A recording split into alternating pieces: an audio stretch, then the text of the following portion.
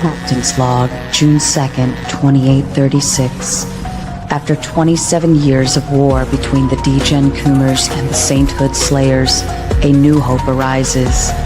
As the battlefield lay weaponized, locked and loaded for destruction, negotiations for a peace treaty are in transition. The moderator has arrived at Station 42. Can this war be ended? Will the Coomers and Slayers find a middle ground? Abort mission. I repeat, abort mission. Negotiation failure. Abort mission.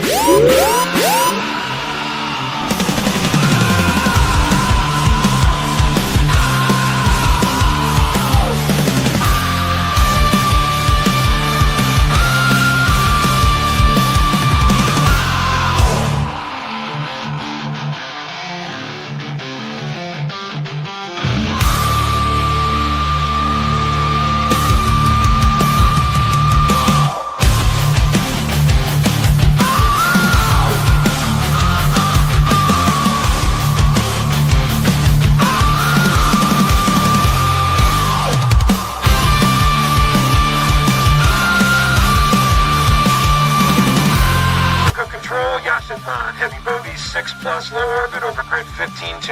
No joy, Yashin-Man. Then go to your window and look up their biggest fracking asteroid. Copy, Yashin-Man. Still blind. Got some kind of system-wide crash in the defense grid. Go on, track yourself right goddamn now, because we got Boku inbound, and they're not carrying flow. Wait one, Yashin-Man. We don't have one.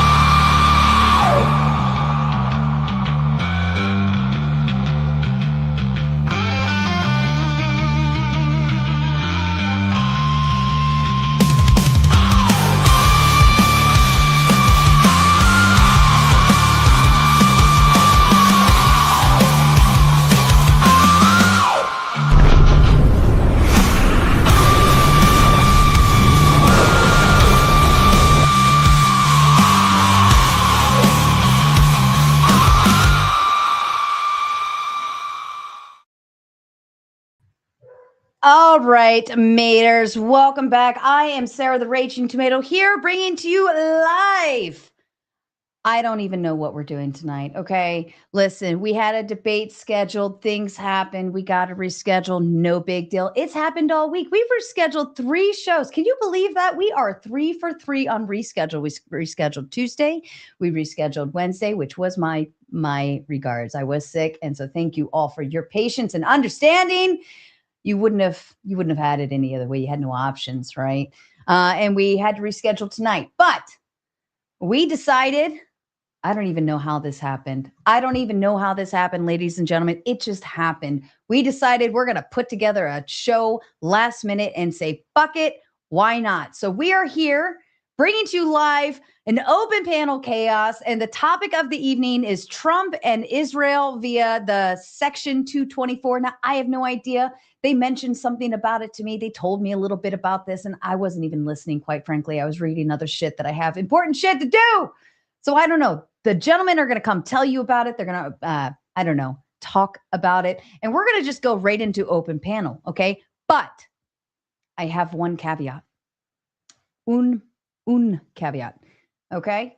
I was deliberating. I made a pot of coffee, but then I thought, man, I've had an incredibly long day. Let me tell you about my day. I got up at 7 a.m. and I was going to go back to sleep because I thought I could go back to sleep. But then I was told I needed to be awake this morning to handle things. Well, things that needed to be handled didn't get handled this morning. And instead they got handled this afternoon when I should have taken my nap because I would have handled things this morning. That didn't happen. So I handled things all day, plus more things.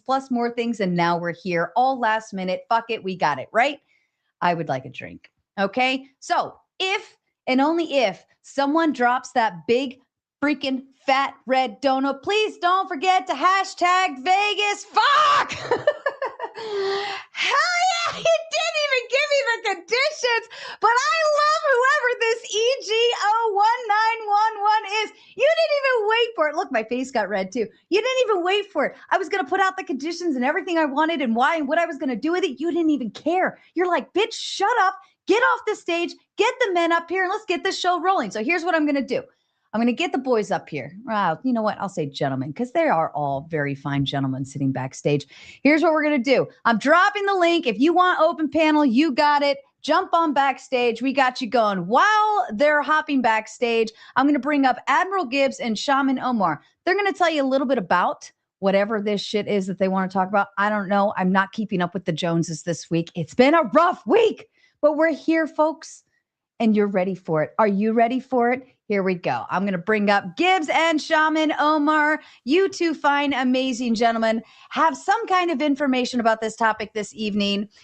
Here's what we're going to do. I'm going to give you, Shaman, a few minutes to say your piece about it. I'm going to give Mr. Gibbs his piece to say something about it. And then as they're all shuffling backstage, I will bring up the panel. We'll get into full open panel gauntlet mode. Yes, everyone is bootable except the two fine gentlemen above me this evening. They are our featured guests and amazing people here to put on a show for you. And then I'm going to step away and I'm going to go up to the liquor store that's 2 minutes up the street. I'm going to buy myself a couple White Claws and we're going to have ourselves a party. Does that sound like a plan, boys?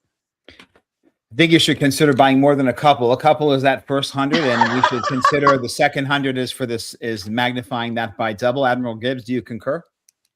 I absolutely agree. I mean, if you can get $100 White Claws, you might as well get several $100 White Claws.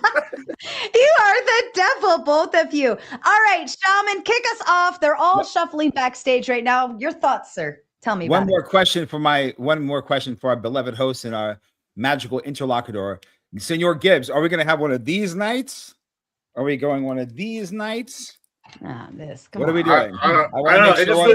It's a class. I would just stay ready so that we can see through the bullshit whenever it comes that time. You know what I'm saying? I'm trying to not be stumbling, bumbling. Stumbling, bubbling.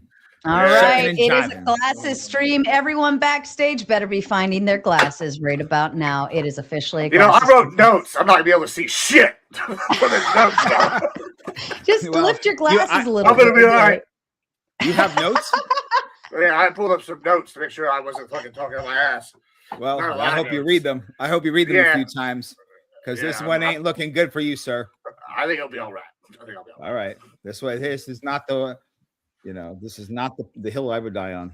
Oh, I don't know. That's the secret.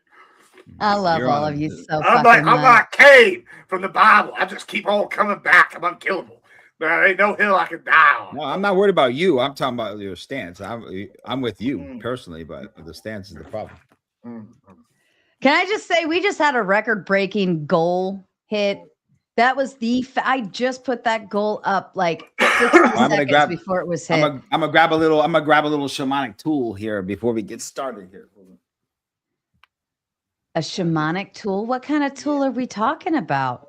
It's probably a breast. He's gonna try to cut my balls off. It's crazy stuff. You gotta watch out. What kind of balls are getting what? It's sus. You gotta watch out for these. And shout out to Mr. Tom Carpenter. I'll count this a half towards the next White Claw. He sends a big fucking 50. That's a pink dono on this screen, ladies and gentlemen. He says, "Happy Friday, Maters." This could be a good fucking night, isn't it, gentlemen? Mm-hmm. This is going to be a great fucking night. I can feel it in the air for what kind of week this has been. I love you all so much. All right, Shaman, kick us off with your Shamanator. All right, guys. Listen, oh my God. Let's make sure Gibbs is going to make it. You good, buddy? What the fuck was that? What was that? Nitrous? It's the smelling salts. We're ready to go, boys. Now let's do this. Was that nitrous? Smelling salts, sponsored by Rocks. Check them out for all your supplement needs here in Texas. I'm in Texas right now. Yeah, Rocks. They sell a bunch of these. They're all different smelling salts. Where's that? At a fucking gas station? I'm not going to put something from a gas station on my nose. No, it's a vitamin store. It's like GNC, but the Texas version. Oh, okay. Gibbs, you have money. You don't need to buy that shit from a gas station. Why would I buy it from a gas station? I don't know. That's why I'm asking you. Smelling salts. Last time I heard about those was in Miami. The guy who took the smelling salts and chewed someone's leg off. That was the guy. I think he was eating the salts. Yeah, he was eating the person. No, he's eating the human. They were eating the cats. Yeah, I think they were eating the dogs. They were eating the dogs. Okay. All right, guys. So just to start out, I'm going to say this one time. I'm not going to get into this whole shit about the apologetics just to apologize here. So what we're talking about tonight is a specific subject, right? And I'm okay to talk about the whole range of things, right? This is about the U.S. Let's frame it like this. This is about the United States, right? As a country, as an independent entity, as a home for all of us, right? Everyone on this panel so far is full-blown American. And we're talking about American sovereignty or not sovereignty, right? And so Section 224 is a 5-page segment within the new National Defense Authorization Act, the NDAA as it's referred to. And so every year they propose a new bill. It's always $1 trillion, right? It's always 1 point something trillion dollars. And inside of that is a lot of different things. I only recently found out about Section 224. You can pull it up. And recently, and I'm surprised it's not actually catching big news. There are certain people such as Alex Jones and, a lot of other people who are talking about it and are completely outraged, as I am myself, because it in plain writing whores out America in this merger of our intelligence agencies and assets, especially in the military assets, with a certain other country. Now, I don't care what other country we're talking about. As far as I'm concerned, I don't want the United States to merge its intelligent assets, its satellites, its drones, its technology. And by the way, it's for the future. It's for all artificial intelligence through all branches of the military, all quantum computing, all biotech, all counter surveillance, as well as, which is also surveillance, and all cyber warfare with a certain country. Now, I don't want that to be the case with Ireland, with England, definitely not England, with Israel, with Afghanistan, with Mexico, none of them. So I find like we are now in an official true dichotomy for people such as my good friend here, the good Admiral Gibbs, who's a diehard American. That's not a question. He's 100% American, pro-America, America first, absolutely. But he also is a pro-Trump, Trump, yes or no, like it's Trump or die, right? And I know half of the stuff that he's usually saying is in the joking realm, but as we're progressing and the months go on with this Iran war and so on, certain things like Section 224 of the new NDAA bill is very hard to argue against. I will pull up some of this here for us to be able to experience this complete demonstration of how we're going to whore out our country officially. It covers out areas like counter-drone systems, anti-tunnel technology, missile and air defense. For all of that, remember, this is for our entire military-industrial complex. All branches, as well as CIA and so on. AI, quantum, autonomous systems, directed energy, cyber defense, electronic warfare, biotech and medical defenses, network integration, the big one, logistics and defense industrial base cooperations. Now that is just a small amount of it. And it's partnering this up with Israel, where we will share the technology, which will be quarterbacked out of Israel. Under the current circumstances, especially over the last few years that we witnessed, I would say that it's pretty clear and obvious that our interests from a geopolitical perspective, at minimum, do not align with Israel as a nation state. I would say it's pretty easy to say what they want to do. They've said it. And it's pretty easy to see what we, the people of America, do. We voted for it. And I don't mean voting Trump in order, because we'll get into that, whether Trump has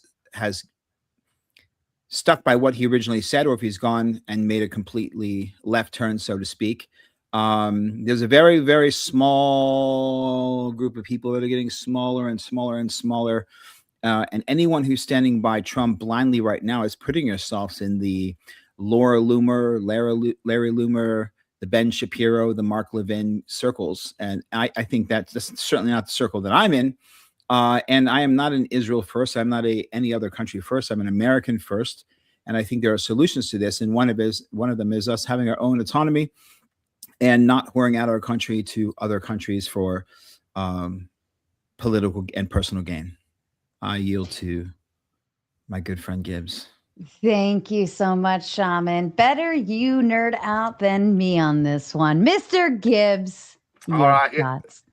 Yeah, I mean, this is a product of what I'll call the Al Jazeera push, which is called fake news. I don't know if you've heard this from Trump before, but he's said this many times, fake news. In fact, you can't win with these people, right? It's real simple. First, they don't want us to give no more money to Israel. Israel says we want to start decoupling and doing things on our own. We say, all right, we're going to slow down sending aid, stop funding social programs, all these things. Trump has called Netanyahu out recently saying he's a crazy man. He needs to tone shit back or he's going to be put in jail, all sorts of stuff. Now, let's just talk about Section 224 specifically. This is actually pretty common par for the course. We have nearly identical treaties with several other groups. We have the Five Eyes Treaty. Participants include U.S., UK, Canada, Australia, New Zealand. We have the same sort of contracts with them. Basically, what we do is, unlike what Shaman has described, this is actually from what the chief of the Armed Forces Committee said whenever Khanna put forth a bill to get rid of this.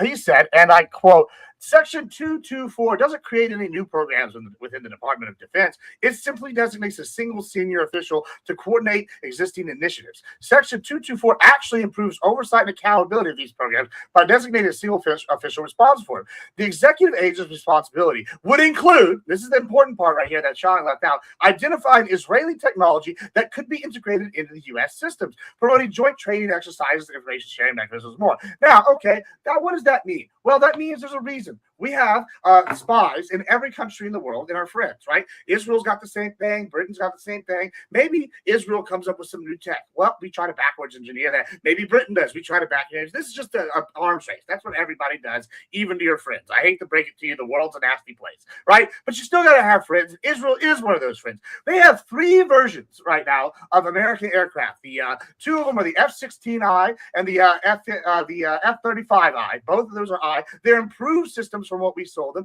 They have a version called the F-15E, which is a F-15 variant, as well as 4 older versions of F-15s. And all of these systems have been dramatically improved. Not only that, they've also implemented all sorts of strategy using these systems and cross systems with our F-35s, et cetera, et cetera. The Iron Dome, you might have heard of that. They get bombed every other week. There's very few militaries in the world with the extensive experience that Israel has due to their constant wars and all the neighbors wanting to kill them all the time. Guess what? I would rather be friends with the big dog that's got a lot of experience, whoops that ass, and has our tech, and that we can already implement and trade with and be beneficial to. I don't see why this is a problem whenever we're going to be picking the bones of their country for the good stuff to give it to us. It's not like they're getting our tier 1 shit. They're getting our B tier, and then we're getting their S tier. It's fantastic. This is a brilliant move by Trump and all these other people to lock this down. This also forces our allies in the region, like Saudi Arabia, to play more ball because they shows that we're not abandoning Israel in any capacity. We're abandoning them in the give them money capacity because, like Netanyahu said, he can stand on his own 2 feet now. And now they have their own independent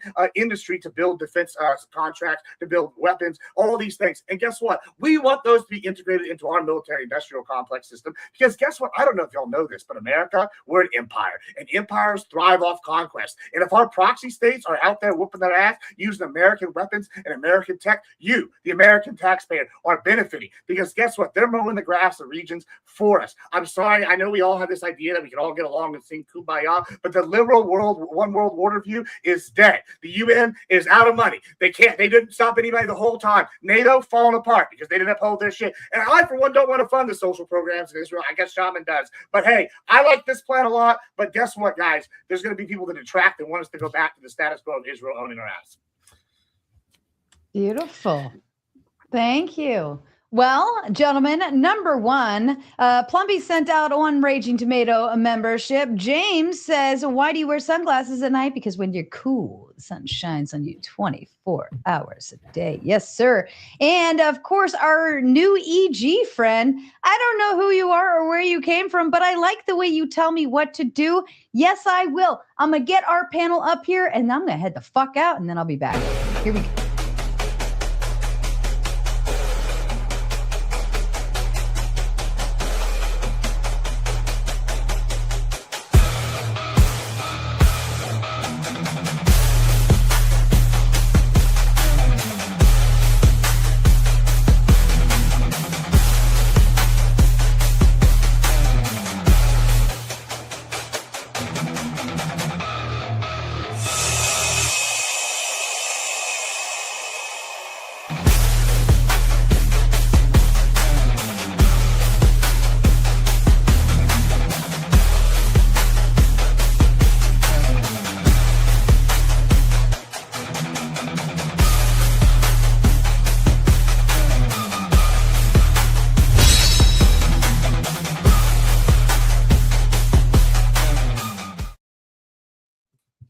And I don't know what's going on today, but I really like the way the day's going. This is great. Fourth Wiseman coming in with another big red dono on my big fat funny screen. I love this. Keep it going, guys. Holy shit, what a weird day.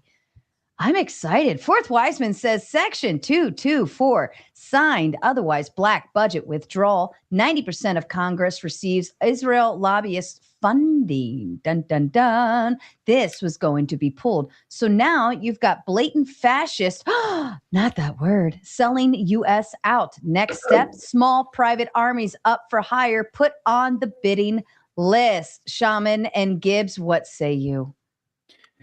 Yeah, I was going to say, I mean, I was going to ask Admiral Gibbs, do you trust the Pentagon as an independent American arbitrator of our defenses? Yeah, one, as responding to the Fourth Wiseman, yeah, private armies base, that'd be even better. I would love that. We could have Walmart with a private army. I can't wait. I'm excited. As for Shaman's question. Oh, yeah, you're right. We should answer it. I'm sorry. Fourth Wiseman. Yeah, I think we already have that. You know, remember, like when we did our war on terror, these were unofficial wars using the word war on terror. Terror is a human emotion. So the war on terror is still going on, right? It's a branding game. You can have a war on terror because you can't defeat a human emotion. You change the face of terror, right? And the majority of the missions that we were doing, whether it's stealing the opium and heroin from Afghanistan or the torture mechanisms we were using Blackwater and other Israeli forces because they're not a part of the Geneva Convention. So it'll just expand more and more, and that's the problem. Sorry. Okay, Gibbs. I think you were getting ready to answer that. Yeah, I mean, as far as Shaman's question, yeah, the Pentagon. Yeah, I mean, listen, do the Pentagon have problems? Have they ever passed an audit? No, not excluding the Marine Corps. They haven't, which is funny because the crayon eaters passed it, but then the other smart branch is good. But I will say this. Hey, I tell you what, Iran, they've taken an L. Like, you know, Afghanistan, you know, if we had stayed, they would have kept taking L. The KD ratio is like 30,000 to 1. I mean, there's a reason why we're number one in the world, and it's because the Pentagon, we can do logistics better than anybody else in the world. We literally have Burger Kings that we can roll up onto a 747, drop off, or C-130, excuse me, and drop off somewhere and have that up and operational. Yeah, I think the Pentagon is doing a bang-up job at whooping that ass. Okay, well, to be fair, I do love how badass America is. Like, the fact that we can do that. I wish we would just be able to do it in more of an American way and less in a corporate American way. Like, you know what I mean? Like America, red, white, and blue, like our foundational principles. I don't want to live in a weak ass country. Otherwise, I live in Costa Rica with no military. But hold on, the Pentagon 7 days ago just increased Israel to the highest level of espionage threat. You're aware of this, right?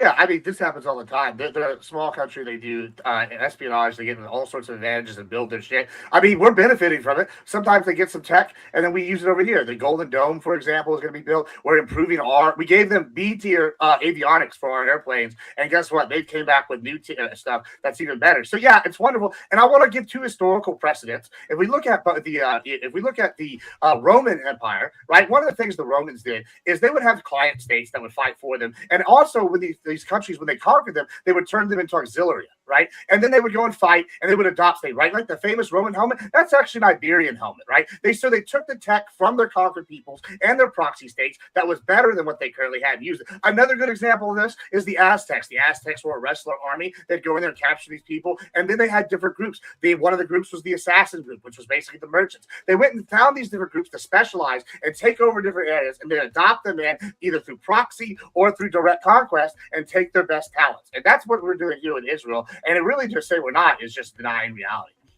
Gibbs, unfortunately, when the Romans left. Gibbs, unfortunately for you, naming Aztecs and other great empires of the past is not going to deflect me from my point. Every single bit of lavender and Palantir technology that Israel is using today on their battlefield is American made. The Iron Dome is American made. The missiles are American made. Their F-35I, the Adir, that's an American made. We gave them a lower version. They made their version. And all they did was add surveillance technology that is implied and sending to their Iron Dome. So that's just a minor modification for their own country. That has nothing to do with America as a whole. I mean, we're talking about the merging through section, and I'll let, because I just noticed everyone's here. Yeah, what I'm trying to say overall is again, I think you and I are both on the same page as far as America. We have a different perspective of what America could be or should be, or it probably is at this present moment. To me, I don't see us winning in the way that we can get hyped. Macho Man Randy Savage is both of our spirit animals, but I think we have a big fucking problem. And the big problem is a complete infiltration of a foreign country through unregistered, unrestricted lobbyists that are blatantly and openly buying out. Why is Massey not in? We have Palantir, we have Lavender, we have this new tech, we have the Adelsons and other people buying out our politicians, and anyone who speaks out against is moving out. And I think we have a problem. We don't have a problem with Iran. Iran had the last time Iran invaded a different country, America wasn't even a country. They haven't invaded someone in hundreds of years, bro. Same with Afghanistan, same with a lot of these other countries. I think that this is Israel's problem. I don't think Iran is our problem. All right, let's work our way around the room. I will apply the boots and the credits here in just a moment. We're going to get our thoughts from all of the panelists first, and then I will apply boots and credits. Spin, you're actually first one up on screen. If you'd like to give your initial thoughts to the panel, sir. My thoughts are, fuck Israel. We have many more problems in the United States than where we should be given technology to other countries. Period. Agreed. End of story. That's kind of my point. Let's fix America. What are we doing with? And just take Omar's position.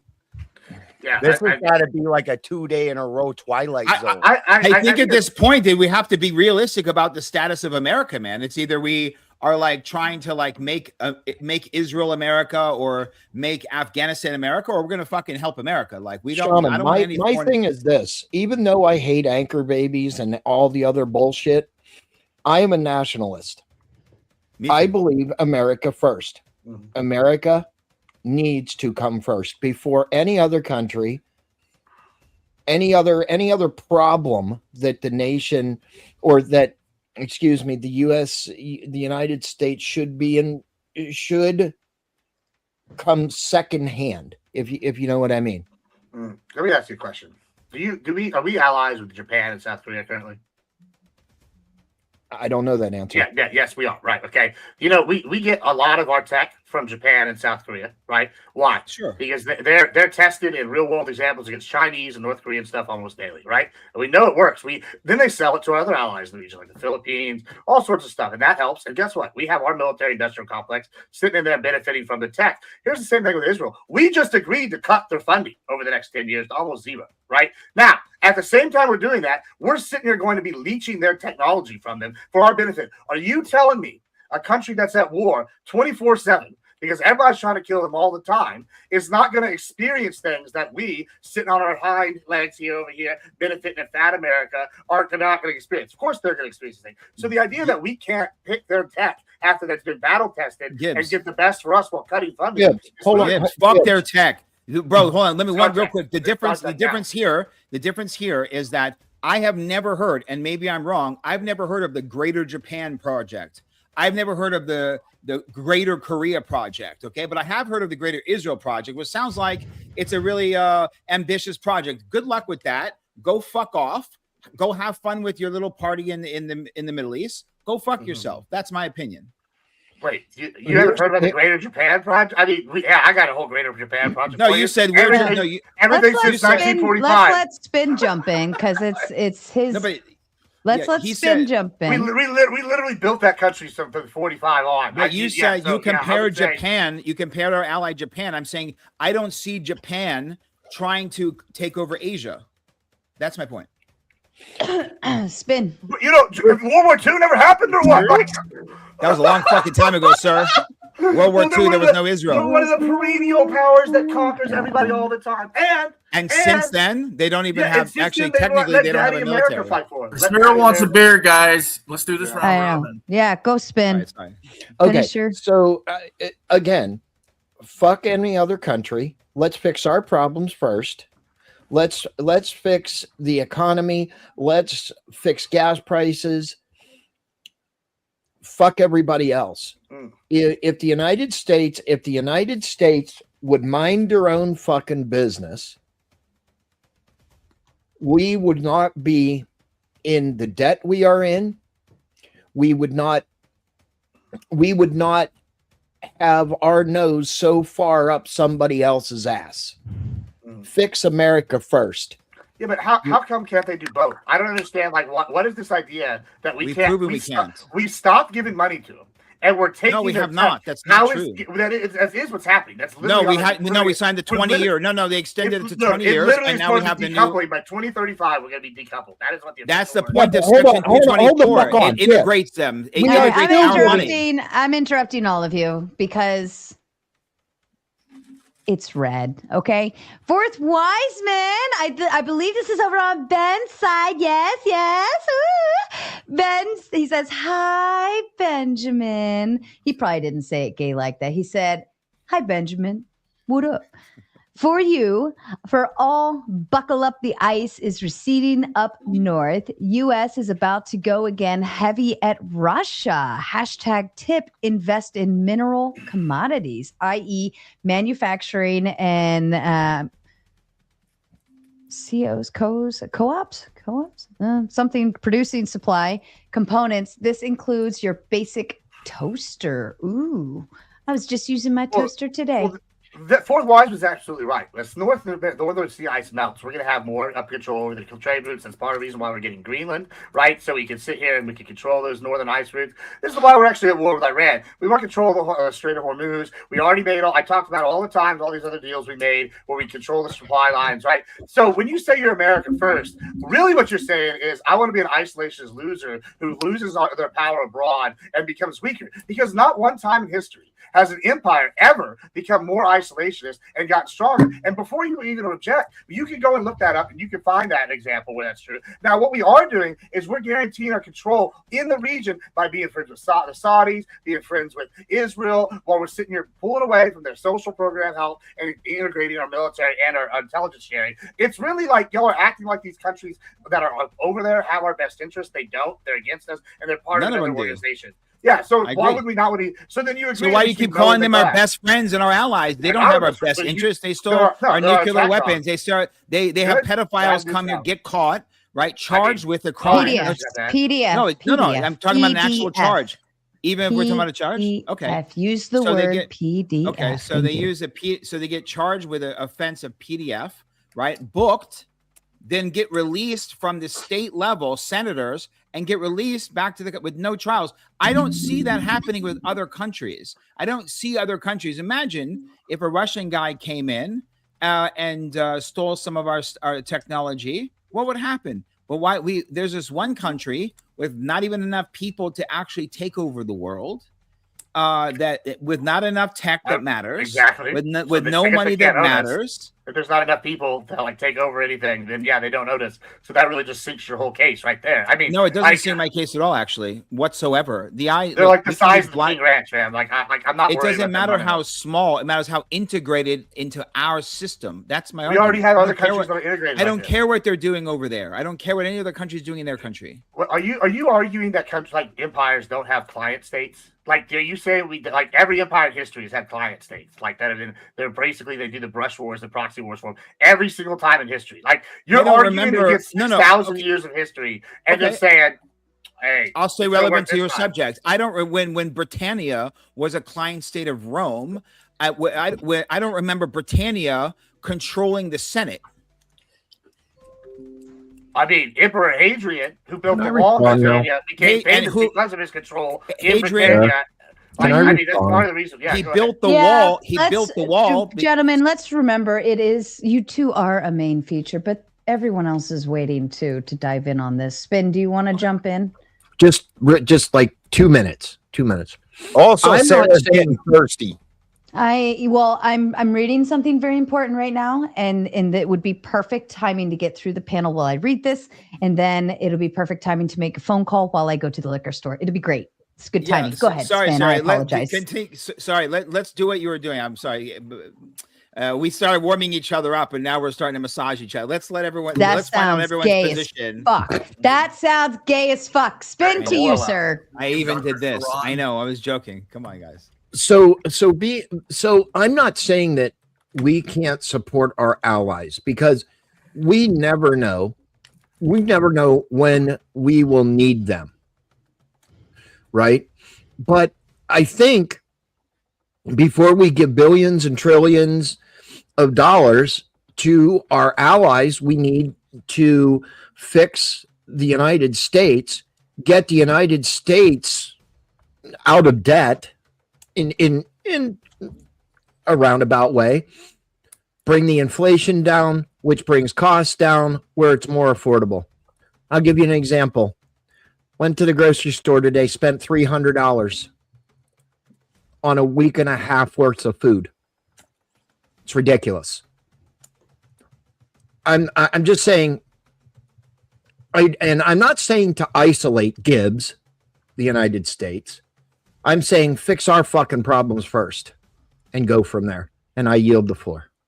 Thank you, Spin. I love you so much. All right, For the Win has to pass for now. We'll come back to him. Doc, what you got for us, Doc? Except for some cool glasses. Are you going to behave tonight, Doc? We're not going to put stupid shit in the private chat. Doc, I know you put a picture up. Now, either play the game or we move on. I think he's frozen, Sarah. Okay, I'm going to kick you. And you go unfuck yourself somehow. All right. I don't think he's frozen. I think he just put a picture up. All right, Mr. Clay, to you, please. Sure. Appreciate this, Sarah. You know, I see the debate didn't pan out for the night. I appreciate you putting on a show because certainly this is a good topic for sure. Clay, I came, Clay. You did. That sounds even more gay. Yeah. Come. So we need to start saying no homos. Okay, fine. Or pause. Keep, All right, fine. keep your hands above the table, sir. Okay. I don't know why showed up. Moment may need to have a gay break every 10, 15 minutes, and then we're good.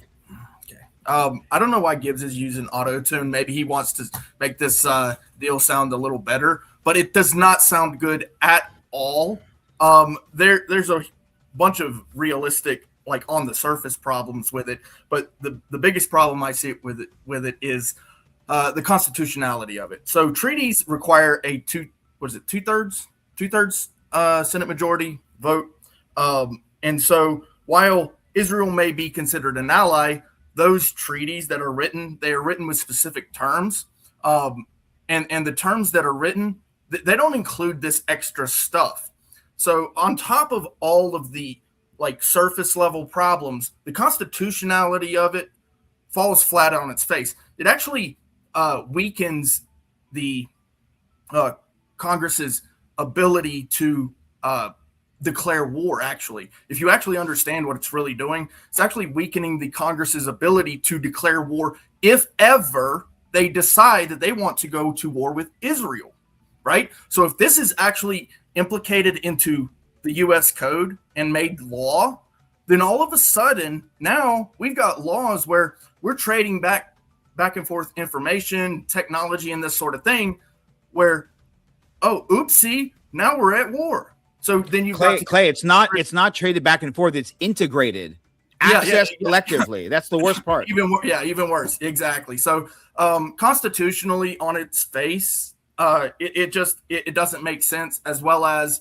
like I said, it absolutely weakens our ability to go to war with any other country. Because what if Israel doesn't want us to go to war with another country, or does want us to go to war with another country? Well, guess what? Now we're asking permission, and we're Americans. We don't ask permission, sir. We just do it. Once again, I guess we just ignored my entire Wow. The auto-tune, and it just fucked him over. Got a case of the Wawas.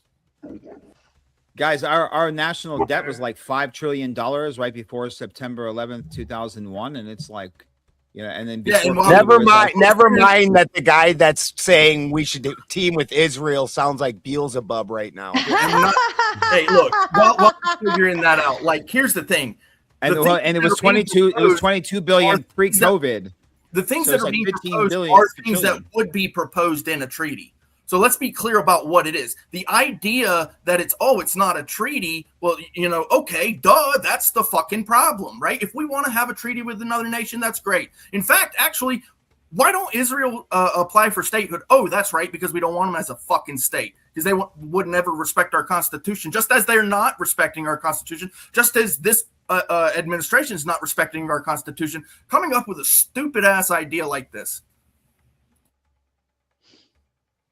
That's it. From either of you? All right. Yeah, it's okay. You want to respond to him?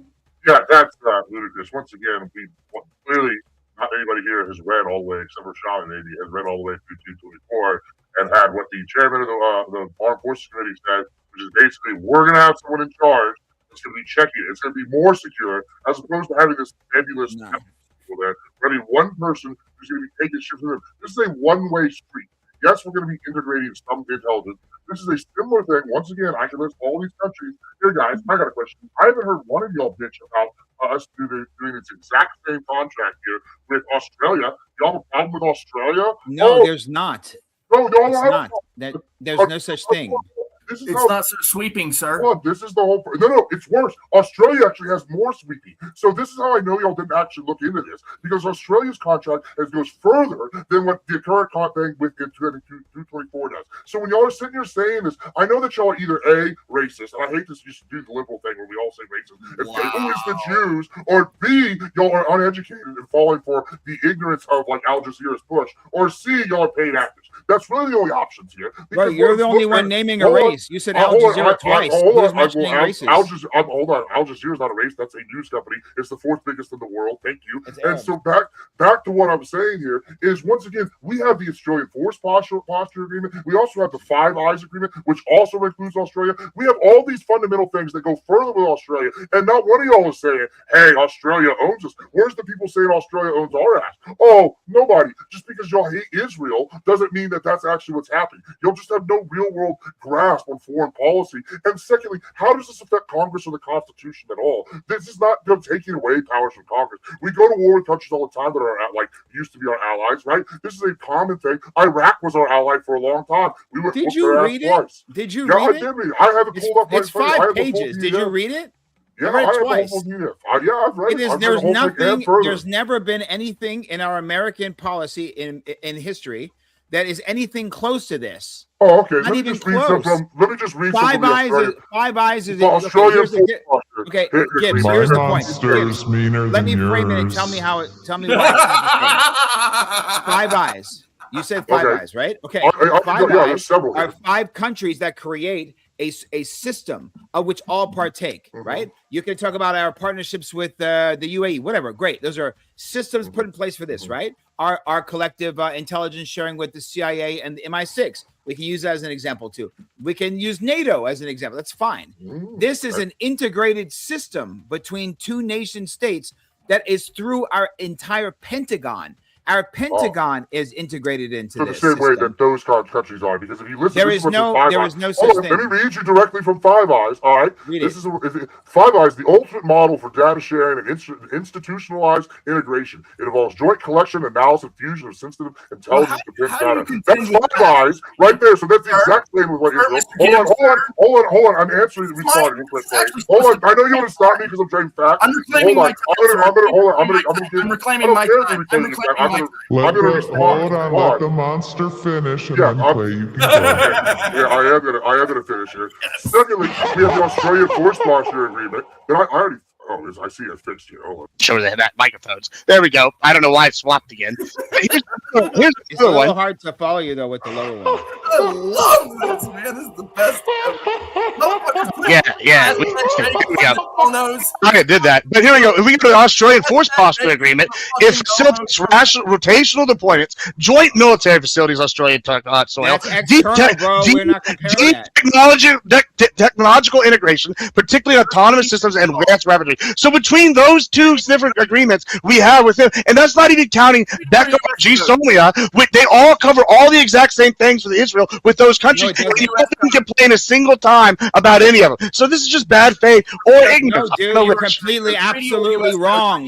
This is U.S. military and intelligence integrate. All right, I can't. You're all going. I can't hear anyone at all. It just sounds. Go ahead, play. This is typical Hasbara. I'm going to automatically apologize to the viewers because I'm in like a I don't give a fuck mode, and I warned everyone backstage that that's the place I am right now. So we're gonna try to work through this, but I have no promises for anything that looks tidy and clean. Okay, Clay, go ahead. Okay, all of those things that you proposed that we are doing with Australia is under treaty. I didn't propose. Those are already facts. Hold on. Stop it, dude. Jesus fucking Christ. Well, say the correct terms. Yeah, let him finish. I reclaim my time.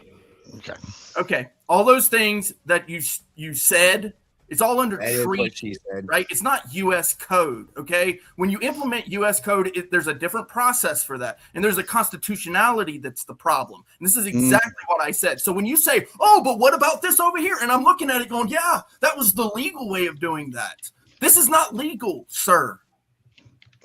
So continue the argument. Wait, hold on. It's not legal. Wait. Where has it been challenged and lost? Treaties have a specific process.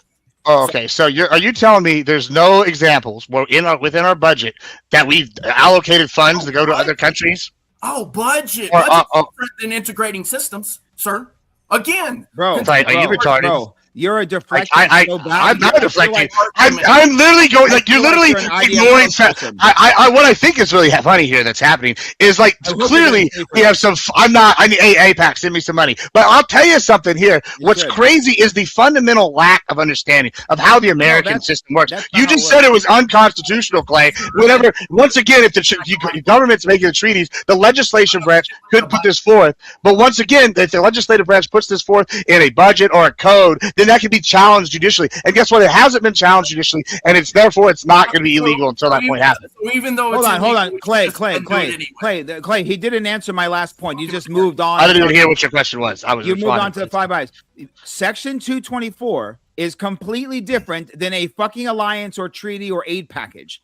It is a 100% Pentagon managed U.S.-Israeli integration. You're using different words, treaties, alliances. That has nothing to do with what we're talking about. It is a fucking integration of all surveillance, all tech. This shit don't piss you off. I don't know what the fuck is wrong with integration. This is integration. This means a foreign country is integrated into our Pentagon, period. That is completely different than England or any of the shit you're talking about. You cool with Israel watching over you? I'm not cool with anyone. That's not what's happening. Did you read? It's literally the opposite of what you're saying. Oh my god, I'm gonna literally pull it up. Jesus Christ. You're cool with I literally read from the head of I literally read directly from the 224 and I read directly from the head of the Armed Forces Commission. And y'all were just saying y'all somehow know more than the head of the Armed Forces Commission, and you know more than the actual document itself. Oh, so the Pentagon put them on the highest level watch list all of a sudden as soon as this gets announced, but let's not listen to the Pentagon either, because that they must be anti-Semites too. They watch the entire population, okay? All these three-letter agencies that you're handing all this information over to, they watch the entire U.S. population. They don't just watch the bad guys, okay? Don't be a dumbass. I'm like, okay, I'm gonna leave it there. I gotta make a coffee. The key word is integration. The key word is a fucking integration. Hey, Sarah, real quick. It's hard to recognize your voice. Oh, am I still in monster mode? Sorry. Yeah, because we're trained to hear your voice, but this sounds like it's the monster math. Mr.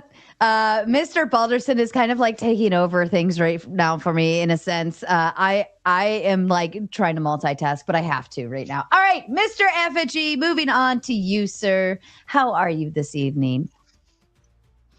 I am well. And I had all these talking points about Paul and the early church. Next week. Now you can build upon them even more. And Shaman will probably, when we get into Gauntlet and we start maneuvering, he'll happily he wanted to do some Christian topics tonight or religious shit, and I was like, nah, man, not for an open panel. No, I'm good with this. I think we stay in a certain kind of vein of topics a lot, and sometimes we miss stuff that's happening in the moment. In real time. I'm glad we switched. I actually agree with a lot of people on the panel. And my beliefs on this has changed a lot, but I agree with a lot of the stuff they're saying. And this is not like the partnerships of the past, right? There are quite a few things, and to me, this whole thing, especially the way it was written, the way it's embedded in this bill, it just reeks of the defense industrial contract corporations. It reeks of transnational corporations just trying to integrate their own shit while sacrificing the sovereignty of nations to do it. Like the idea of creating an executive agent to oversee the integration of two entire national militaries. That's fucked up. Like what kind of like bureaucratic corporate board bullshit is that? But yeah. And the ideas that are unprecedented, it seems, is that number one, this integration is targeting what they like to call their crown jewel technologies, which we usually keep to ourselves in a very, very protected way. And it's integrating our supply chains, like both things that are like extremely important. And I don't know, just to me, it seems like this is like the big push for empire. This is the big push for the finishing of the encirclement strategy that we implemented in the heart of the Cold War. And I think the negatives from it just are going to outweigh benefits for the people of the U.S. Now, look, I am fine with having a strategic partner like Israel in the U.S. Sometimes, you got to have somebody where the shit's going down. But at this point, I think a lot of people in the U.S. are like, I don't want to be the country that financially backs and arms the next country that becomes like the Yazis, basically. Like, maybe they won't, maybe they will, but the fact that their soldiers are walking around with a patch that basically says we're going to take over this entire region, like, does not spell peace for the next who knows when. So I don't want us for the next, 40 years of our lives to have to sit there and watch this and be like, well, we're responsible for that murder box that the Middle East has become. That's us. That's all of our money. All those weapons they've got, all those lasers and independently killing drones, which is going to be fucking nightmare. They're going to just unleash swarms of drones to go out and kill brown people randomly. Like it's going to be a nightmare. And I don't want a single dime of our taxpayer dollars to do that. End rant. Sarah, can I pull up, because Gibbs keeps saying that I haven't read it, and can I read a few of these lines directly from section 224 so everyone can at least be on the same page? Well, before you do, I want to point out to everyone, just as a friendly reminder for the new folks coming in and for everybody else, Tom Carpenter, he wants to pay. He has been a bad boy. And if you put hashtag Vegas on your super chats, he will get a spanking every time and have to pay Sarah some more money. This is all in good fun to try and get Sarah to Vegas to do a moderation at a big live event, and everybody's trying to pitch in on that. So make your money count as double. You can make your money count as double. All you have to do is put in hashtag Vegas on that dono. Thank you, Ben. Outstanding. I just want to. You were going to read something. Okay, yeah, go ahead. Yeah, can I? Because this is neutral, and I'm assuming that everyone trusts. I'm going to read it. So I don't trust you at all. Okay, I mean, look, everyone can look it up. Okay, go ahead. Lines 11, 28 through 30, synchronizing cooperative efforts between the United States and Israel. Okay. Expand and accelerate bilateral defense technology research, development, testing, evaluation, integration, and industrial cooperation. Now, remember, when it's industrial, we're not just talking about all branches of our military. We're also talking about the private, of which Effigy was just talking about. Where the big problem is the private industrial system, right? Facilitating that have no national allegiances. That's our biggest fear collectively. Facilitating the transition of technologies from research and development into procurement and acquisition pathways. Purchased by who? Whoever has the money. Establishing framework for joint ventures, licensing agreements, and the United States-based co-production and manufacturing partnerships with Israel industry, right? Promoting joint training exercises and information sharing mechanisms. Technology and transitioned into United States acquisition programs and fielded systems, partnerships established with United States and Israel industry, promoting the long-term permanent integration of joint capabilities between the United States and Israel. Do you understand? This is merging our fucking militaries and giving it, which is the biggest fear, to a private industrial complex. We've already seen what Palantir has done in Israel. We've already seen where JD Vance, this is my biggest fear. JD Vance is his third name, okay? Mr. Bauman was handpicked at Yale, right? When he was in law school, he was pulled out. He renamed himself. He was brought in as an executive of a big fund.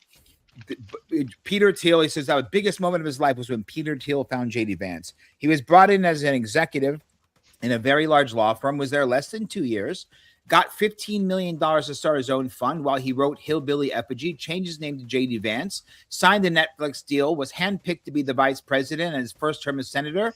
And now Trump, if he doesn't fall in line, one shot, a little bit one way, we have Peter Thiel's chosen bottom, his cuck, JD Vance, to be ruling our country. Okay? And this is a big problem. Yeah, so I mean, I just want to correct some misinformation and fake news that just happened a little bit ago on here, and it actually wasn't Sean that said it this time. It was Clay that said it. So let's start with this. You remember when he said that, hey, we always only do treaties and agreements with other countries based off through the legislature? I'm just going to go back to November. This just literally took me a 10-second search to prove him totally wrong, and so I'm sure there's more examples of this. But do you all know about Trump's Genesis initiative? Do we know what this is? Because this was established by executive order, right? So not through Congress.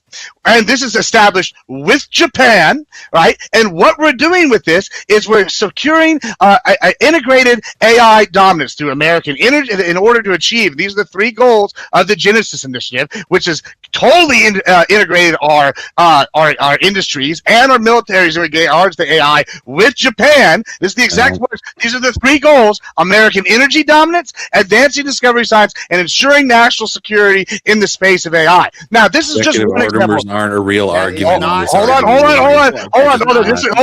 This is what I'm saying. Whenever y'all are saying, "Oh, we've never done it any other way," I can find in 10 seconds of searching. No, it's not a straw man. I guess you don't understand what that term means. This is what the argument that was made. The argument was, "Oh, we don't have any sort of agreements with any other countries that aren't through treaties." I went and found, literally in less than 10 seconds of a search, an executive order that established a policy with the Energy Department and the Defense Department that are sitting here doing bilateral cooperation to the same level with Japan that we are doing with Israel. That took 10 seconds. So you clearly are not telling the truth about this is why you're angry because you're wrong. So let's Israel do it. I just proved you wrong in 10 seconds. Guys, everyone. Right here. Let's celebrate. Let's celebrate. Guys, this is a straw man. 10 seconds proved it wrong. He shall have power by and don't buy into the straw man. Clay, this is not your turn. Clay, this is not your turn. It's Effigy's turn. He's saying it's misinformation. Clay. It is misinformation. Let me have the bigger dick on the panel, Clay. Are you listening to me?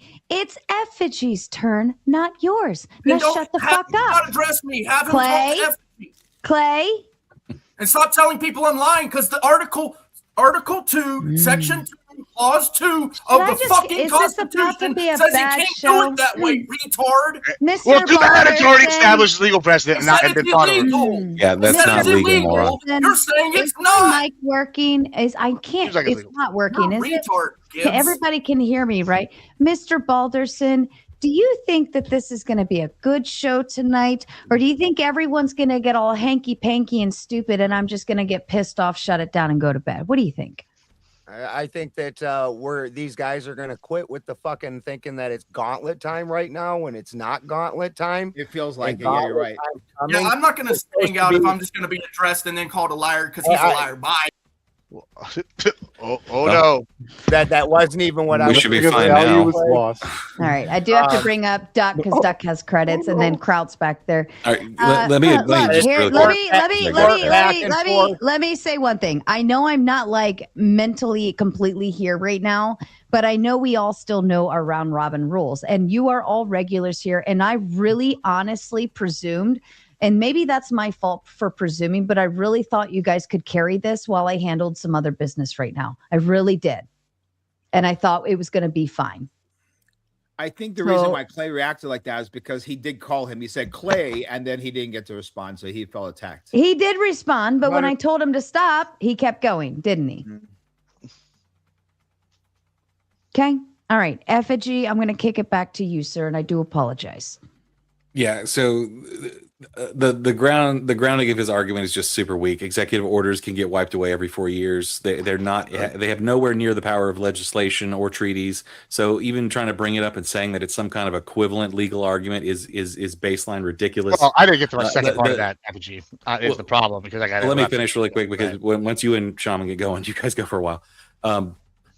Also, one of the problems here, and I kind of agree with Clay on a level about the treaty, but it's not always treaties. The big problem to me is that we're using legislation to perpetually embed Israel's own military budget, which will now come from us, which essentially for us would be like foreign aid. We're embedding that in our domestic military budget. So whereas we would have to vote on that every year and be like, why are we giving money to Israel? Now it's embedded in the argument of, let's give money to our military. And so it's essentially sneaking in money to someone else in our own domestic affairs, which I think is fucking bullshit. It's craven and it's just not truthful. That's what I mean by integrated. That's one aspect of integrated. That's a problem. I mean, yeah, the problem, it shouldn't be a perpetual thing that our tax dollars go to foreign militaries. Well, here's the issue. I agree with we can vote on it and say that we want it to go there. We can have treaties, but it shouldn't be a matter of the domestic military policy that our military says, well, when you give us money, we're going to give it to a foreign country. Like just straight out. You understand whatever. Also, no one has said this either, that the supply chain part also, Israel gets to become the first country ever that benefits from us, but doesn't have to buy our shit. Yeah, just take the weapons and we appropriate it in their direction as part everybody of else, like Australia, has to buy our shit. That's the crazy part. We do a deal with it. No, that's the problem. It's where are they going to buy from anyone else? Like, who else are they going to buy from? They're not going to buy from anybody else. We have the best shit. And if it's not buying from us, they're buying indirectly from our partners like South Korea. So we're still winning with our defense contractors. Also, the reason I brought up the executive order, hold on. The reason I brought up the executive order, FG, is yes, I know it can be wiped out. Now, I didn't bring up anything like the Lend-Lease Act, which is another one that integrated our military and so that was even more thorough for a lot more countries for many, many years. There's all sorts of other examples where Congress did it or where the executive order did it. My point was this is a legal precedent. So when he's saying, oh, it's illegal, well, son, I guess you're wrong. Yeah, sure, they're partnerships, but they can be established a plethora of ways. Some with the executive branch's own authority on its own. There are examples of them working with the legislative, and there are examples of the legislative doing it without the executive's approval. So, like, I just gave you the example of how it's different. I just gave you the and I just gave you an example of how it's changed. No, he just keeps changing. He just keeps. I did not change it. Just because you don't understand how it's the same doesn't make it a straw man. You understand. You said I hate Israel, I hate Jews, and now you're saying I don't understand. Like, come on, dude. We're like raise it. I didn't say you're not. Yes, you did. I'm saying here the facts right here, which is real simple. Y'all are making arguments, and that it could be made for multiple other countries, and yet for some reason the only country y'all are making these arguments toward is Israel. Y'all don't have a problem with India's the problem with the fact that we have integrated stuff with India. We integrated stuff with Australia. We there's examples of killing the Aborigines. Like y'all are making these arguments, and it's specific to Israel. We've got these same sorts of things with other groups of people and other countries all over the world. Like no, it is completely unprecedented. All you have to do is look. It is 100% unprecedented, period. You are completely building a straw man and then pointing at it and talking about how great the design is. It is fucking bullshit. I pointed out multiple, which y'all have not proven. Hold on. I have pointed out multiple precedents which y'all have not been able to attack and disprove at all. So, if I'm building a straw man, then maybe you need to go through point by point about why Lend-Lease, which is a very comparable program that was established, and we go and give place to different countries which meet different criteria and was always changing, or our bilateral agreements with Japan. Hold on, and Japan's an even better example. Japan, we rebuilt after World War II. From square one, just the same way we built Israel from square one. Those are almost comparable countries. Is there a congressional appointed executive agency inside of our Pentagon with Japan, sir? You guys, it's not the gauntlet yet. Q&A is nice, simple, back and forth. Gauntlet's coming. Save it for the ring. That's he what said she said. he said point by point. So I was going to give him 3 points. Why it's different. I keep saying integrated is the difference, and he keeps acting like, oh well, we actually I keep were referencing ones where we're integrated. Hey, we had writers sharing letters with the French during the Revolutionary War. Yeah, that's a little different. I've given dude. 3 examples of how it's unprecedented. I've given 3 reasons why it's unprecedented: the integration into our own domestic budget, the ability for them to access crown jewel technology, which no one else gets, and their ability to bypass the basic rule of every partnership we have with every other military is that they have to buy our shit. Those 3 things still make excluded from our top tier shit. They're still excluded. That's the difference. Is we get their crown jewel technology, they don't get ours. That's the difference. That's straight from the chairman. From what I've read. Like I said, I know there's a lot of confusion and misinformation. You probably should reread it because, like I said, directly quoted when asked about this, the head of the Armed Forces Commission explained that it's actually the reverse. We're going to be integrating like the same manner we have with all these other countries I've listed, and then we're going to be taking their top tier tech, not them get ours. All right, there is no set. Let's move on to Ant, because here's what I think is happening. You two are getting like too tangled up between what you want to say to each other and not really like you're just using the other panelists as a starting point, and then you're forgetting the panelists exist and you're just talking to each other. All right, Sarah, Ant, go ahead. At both of our defense, I think what happened was we built up with our openers and we didn't get to duke it out. So we're like doing it now. So I'll try to step back. But Gibbs, I know we both love America. That's what you didn't want, Shaman. You remember that? I did it because I didn't. Well, because I didn't. Yeah. You shut your mouth, sir. Go ahead. I know. I did it. Shaman sticks his foot in his mouth. All right. Thanks for having me up. I didn't have a lot of time to prep for this, and I'm not super up, but I did read up briefly as much as I could on 224. And frankly, I think this is a lot of hoopla about nothing. This is formalizing and ratifying a bunch of agreements that were basically already being done anyways in a very nebulous and ambiguous fashion. This will hopefully give us a lot more oversight and accountability over what we are doing and what we're spending money on over in Israel. I understand people who don't want to spend money over there. I respect that. I get the America First thing, but we are spending it, and if we are going to spend it, I do believe it should be done responsibly. Wow, both left Ant. You both left Ant. What the fuck? Can you hear me? I know. Knocked him out. Yeah. All right. The question is, has there ever been another country that has an executive agent installed inside of our Pentagon, a new office of a foreign country in our Pentagon? I need to know more details, and I don't know. The answer is no, Ant. It's never happened before. Isn't that executive agent appointed by us, though? We're not appointing them to run an inside of our Pentagon, though, right, Shaman? That's correct. Yeah. If we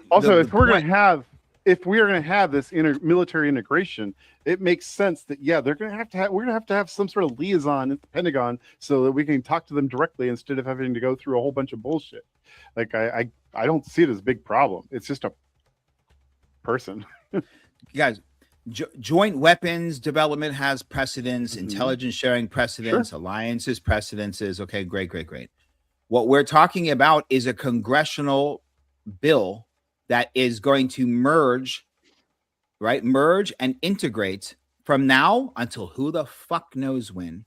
And that's way too in bed for me. Thank you. No, thank you for me. I don't want to do that with England.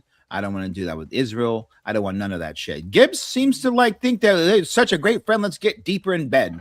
Well, and that's fine for him. But I think the majority of America probably feels the way about this shit as I do. Omar, Jews too, by the way. Omar, this stuff's already going on. Like most of this stuff is already work in progress. If you know that someone's graping someone all the time, do you say, hey, it's already happened, so let it get worse? This isn't criminal activity. This isn't comparable. We're not talking about criminal activity. It's about what? We're not talking about criminal activity. I think it's crazy that you bring this point up, Ant, and you're absolutely right. Like, these people are so upset about us being in bed with you. Then we're going to now we codify it. Both us and Netanyahu say we're going to work away from giving money to them. And then now we're going to put somebody directly in charge to manage this and take their top tier shit for us. And then they're still mad. There just seems like a no-win situation here. You keep making it sound like B to A. We're going to take their stuff and bring it here. No, they're going to get all our stuff A to B, dude. We don't give a shit about their stuff. They use our stuff. You keep acting like Israel. Like, what are you talking about? What is this, a magical stuff we don't have access to? So we need the congressional bill ratified and integrating our militaries, our governments, all of our military and spy and intelligence to get their top tier stuff. They won't sell us if they had it. What are you talking I think about? you're overstating this is it. magical stuff that they have. We're not giving them our shit. We're not like yes, giving we them are, dude. We're not giving them our military. We're not giving them all of our intelligence. This is another new example of Ant not knowing what the fuck he's talking about. Just because you said you don't know shit about something at the beginning. Yeah, I mean, but he did say I tried my best. I give you credit, Ant.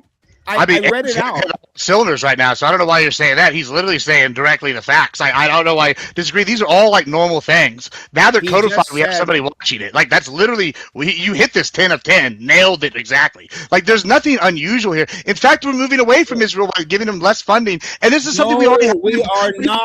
Hold on, we already have this in other countries. We literally, I brought this up with Australia, who are more integrated with almost than any other country, and like it literally they were more integrated with them than Israel, and y'all still haven't shown any objection to Australia. What's y'all's problem specifically with Israel other than Australia? There's no you don't have a 1-to-1. It's not a straw man because you don't have an argument. It is 100% a straw man. I've already said 1,000 fucking times. The word is integrated. What's a straw man?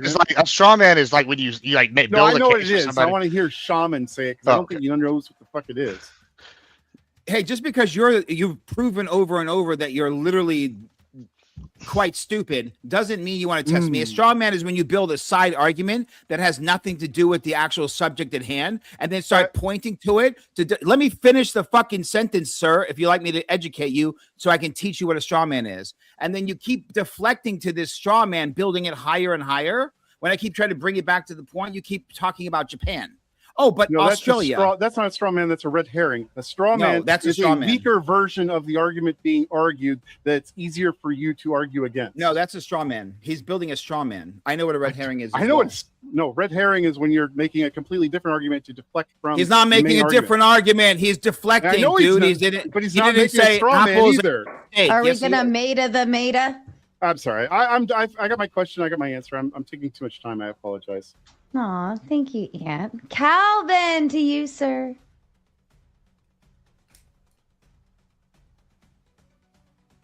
Calvin, darling. Oh, Calvin. Wake up, Calvin. Come home, Calvin. Come into the light, Calvin. Come into the light. All right, we'll move on to For the Win. Calvin can go unfuck his shit. For the Win, your question. Yeah, I got a question. I got a couple of them here too. So this is a good topic in terms of bringing it to the forefront because it's still part of the 2027 NDAA bill. It still hasn't passed anywhere. This isn't official yet. This isn't set in stone, concrete. But this is exactly the type of conversation that we should be bringing to people to listen to be like, well, what the fuck are they actually doing there? Because the last time I checked, I thought that the majority of Congress had a dual citizenship with Israel. There's no other nation that has that type of agreement or Congress is built up like that too. So it makes you wonder. But at the same time, when I come from an America First standpoint, and at the end of the day, you just want to have peace everywhere. I just feel like throughout time, Israel's still just going to be this place that's going to be easily attacked and everything. So I do see from the other side of the argument where if they have defense, they have structures, you don't have countries XYZ that want to fuck with them actually want to fuck with them. There is some good to that part. But then like Effigy said that, well, if they have that technology, they're just going to go and kill brown people. Like, I don't want that to happen either. So it's like, well, what do you do exactly? So it's very interesting on, if this is going to pass or if this is something that is just being put in there because the powers that be want it to be in there. And ultimately Trump has to sign off on this as well too at the end of the day too. So it still has many hurdles to go. I'm just really curious as to what's going to happen because I still think that down the line here with how this Iran conflict is going to go, that there is going to be a decoupling with Israel in the very, very near future. I don't think it's 2035 like Shaman, I think you said earlier, but I think we're going to see that sooner than later. So that's what I've got. Any thoughts, gentlemen? I think he's right. I think it's important to have these conversations in real time. I think the whole pandemic taught us that, right? Because if we just sat back and waited till the whole thing was over, then to pass judgment in hindsight, it may have gone on longer, right? I think maybe the whole thing would have gone on a lot longer if we as the people all didn't, start diving into things. And again, like this is not an attack on Gibbs or Jewish people or Israel. I mean, again, listen, Netanyahu, didn't you just see? I'll pull up his quote. He was congratulating Congress for putting that in there. They wrote that shit. Like, that's not like we're like, hey, I have a good idea. Well, what can we do to make America better? I have an idea. Let's, at this moment in time, integrate deeper with Israel, right? That's what hey, Americans, what we need to do right now is integrate deeper with Israel at this moment, because it's really important for us, right? We don't have enough problems here. Let's make their problems integrated into ours, meaning no more worrying about asking for money for them every year and having American people bitch. When we integrate it into it, the part of our National Defense Authorization Act fund already goes. That's called integrated. There's no wire transfers because it's all one system. Supply chain, we just drop some off. No more talking about it, guys. There's nothing to talk about anymore. We're not giving them any more money. And the idea, and by the way, the straw man, I can name 5 different straw mans that he point, but I just think, Ant, you're just being you're being. Don't worry about Ant right now. Don't worry about Ant. Ant's always Ant. Don't worry about that. Okay. This integration topic that's my opinion sure, on that. Sure. I'll let you guys go. Yeah. Sam, if you want to read that. What? And before this, Santa came in with a 5 that just said #Vegas. Vegas. Yeah, go ahead.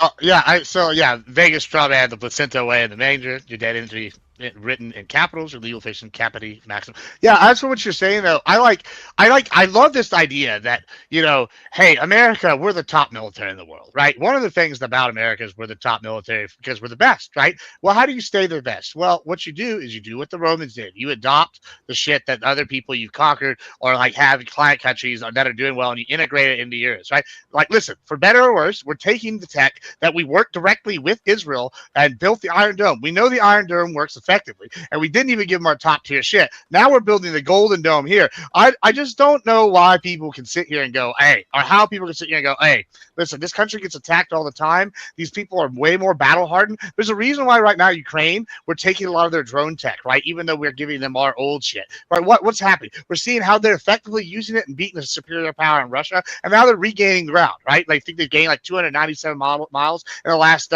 6 months, right? Reduced Russia from 30% to 19%. Okay, we're seeing Ukraine do it. We've been giving them not very much funding. Trump cut the funding, but we've still got a technological trade system with them, right? We've implemented a lot of our rocketry systems, and we have our people and our companies on the ground working directly with their startups. Okay, cool. Same thing with Israel. These people built some of the best versions of our planes. We've got them over there. They've adapted them, they've updated them, and they've had combat experience in the real world. They've invented new tactics we've never before seen with the F-35s, the F-15Es, and the F-16Is, right? We've seen this. We've integrated those tactics in our own arsenal. These are battle-hardened people. Why would we not be using battle-hardened people by fighting Gaza? By fighting civilians are so battle-hardened. Hold on. Y'all were the one. Hezbollah took over all of Lebanon, basically. Goat herders with rocket launchers. They're fucking battle-hardened. Acting like they don't have rockets shot out of my thousands every other month. Hilarious, bro. I mean, you can say that guys with 5 rockets. They beat up 6 other countries. 6-day war. Might remember that. I mean, they beat 6 other countries. Rounding up women in jobs. Fighting. Like, listen, you can argue this, but history is not your favorite. There's multiple wars with this other countries in the region where they whoop their ass. Like, are you denying that? Why would you not want to take that tech? The biggest way to not become a top power is to learn how to be strong. We need to learn how to be men from Israel. I know my voice is always the most powerful voice on this panel. Thank you for the win. Where are we at on this one? Yeah, okay. So I'd like to go around really, really quick. Let's not take too much time on this. But when it comes to the integration topic specifically, I mean, I'm going to assure that if this went through percentage-wise, how much of it is us integrating with them and them integrating with us, because I still feel like they have technology that we don't have as well too at the same time. What are your thoughts on that as well? Gibbs, I'll just real quick. Gibbs spent the last hour and 15 minutes talking about how great their shit is that we're going to get access to. And in his last monologue, he just went on and told us about how we have all the great stuff and they're going to benefit from our stuff. So from what my understanding, and again, Section 224 is about five or six pages. It sounds like it is a complete integration. They have not specified anything pertaining to what products, what things. I think there's only a single person oversight of this thing and has no, like, it's just a black program integrated into our fucking Pentagon and dispersed through our military industrial complex. So I don't know. And I don't think anyone knows. I did look that up. I haven't found anything. Once again, and this is just like an educated guess. Like, I don't know what the fuck we have in terms of technology. Well, what is it then? Well, okay. Once again, Rogers, chairman of the House Armed Service Committee, said once again, Section 224 doesn't create any new programs within the Department of Defense. So that answers one question, part of the question. It simply designates a single senior officer to coordinate existing initiatives. Section 224 actually improves oversight and accountability of these programs by designating a single officer official responsible for them. The executive agent's responsibilities would include identifying Israeli technology that could be integrated in the U.S. systems, promoting joint training exercises, information sharing mechanisms, and more. Now, I'm going to talk about one thing that we haven't even talked about yet, which was the tunneling tech. That was brought up, something Shaman brought up. Now, I don't know if y'all know where I live, but I live here on the border. You know who builds a lot of fucking tunnels? The cartels. They bring weapons, they bring drugs, they take weapons, really, and they bring drugs, they bring sex slaves. I guess y'all are pro-sex slave because you know what Israel's really good at? Finding the fucking tunnels. They've been bombing the shit out of it, Hamas for months and years, and you know what Hamas does? They build tunnels under civilian infrastructure, and then when they get blown up, they claim they were all civilians. This is actually wonderful. If you're pro-America and anti-cartel, you should want more of this. But hey, you know what? I guess you'll like sex slaves, and you'll like Epstein, and you'll like all this other bullshit, and you're going to try to pass it off and say, oh, it's some sort of Israeli Zionist conspiracy. But in reality, we're over here shutting down tunnels thanks to Israel's technology. There's the straw man and a red herring combined there, guys. That's what we just witnessed. You don't stop. Wait, is that not what they said in the? If I go against what he just said, then we're for sex slaves and cartels. These are all. Hey, by the way, if you disagree with what he just said, you're for sex slaves and cartels. Got it. Yeah, well, y'all are the ones who don't want us to take better tunnel fighting tech from Israel. You've never lost a debate according to the. You just keep framing it. You've never. I mean, I haven't lost. First, once again, I read directly from the head of the Armed Forces Commission, and I answered all your questions. You haven't responded to what he said, by the way. So you just saying that let me respond. Let me respond cool. Because you make a statement and you start giving all these straw men, and then there's like 7 other bullshit on top of one statement. So I'll respond to the one statement. It doesn't matter what one guy said. The question was, in Section 224, does it specify? It doesn't matter, because do you remember when Biden said that over 50 former FBI agents have all said that the Hunter Biden laptop was 51. A Russian ploy? Remember that? 51. So those 51 people that were wrong. I don't care what any one person says. All I said was, in the bill, it doesn't specify or have any parameters whatsoever, which to me is a problem. But someone else could say we're making, that's fine. But there is no one, doesn't matter what any one person says. It's not specified. All right. For the win, are you satisfied, sir? Well, I was asking a percentage. I didn't really hear a fucking number from either of these dipwads. Well, there's not, because there's not. We've been making it up. I'm asking for an educated guess. That's what you guys are up there for. Come on. I would say that we're probably going to get most of their top tier, 100% of their top tier. Well, they get maybe 10% of our top. 100%. They're gonna have 100% access to everything. It's all AI integrated, dude. That's the literally that's the danger. Fake news. That's the danger. Everything is going AI, and it's the integration through our Pentagon, through our military industrial complex. That's what it says. That's the problem. Think 5 years from now. Think 10 years from now. Integration means integration. All right. But isn't that a two-way street, though? That's kind of like what my thought was, is that if we're doing sharing of integration, that tells me that if we have stuff to share and they have stuff to share, we're going to share X and they're going to share Y. Okay. Again, it's not sharing, it's integrated. We're not sending pigeons and saying what we want. It is integrated, meaning there is no decisions on what is seen and not seen. It's integrated just across the board. But so you're hold on. This is the problem. It's like saying they're an official client state. As to give what Gibb said, it would be like making. It would be like I would say I would agree with you there. It would be like saying that they're our official. We are their official They are our official client state. But the problem is when someone's your client state, it's like saying someone's a lifelong employee, right? You would never give them the passwords to the savings account. There's certain things they wouldn't have access passwords? I'll give you my passwords. Hold on. I like it depends, right? Like, so I'll use an example, right? Whataburger, right? For a long time, actually not Whataburger. Yeah, Whataburger actually right before they sold and became like national. What they did was they had about 20 years before the family that owned it sold, basically gave all the power to the Atkinsons, right? And the Atkinsons basically did this. They were lifelong employees there, and they exactly did this. There's major corporations that all the time do this. Like, I don't know what you're talking about. Like, this is like a real world like examples of this that happens in the corporate world all the time. Lifelong employee might respect the company more than like somebody's kid who like grew up and just thought it was a meal ticket the whole time. I don't know how that like goes forward. And also, once again, this is the problem. I like really don't like to like lean on credentialism, but if we can't listen to how the U.S. Head of the Armed Forces Commission describes how this policy is going to work when it's described to us, well, then who can we trust? I guess we can't trust anybody at all ever. We can trust what we read. We can trust what we read on those 5 pages. And we can discuss what that means. But anyone who's currently in the power seat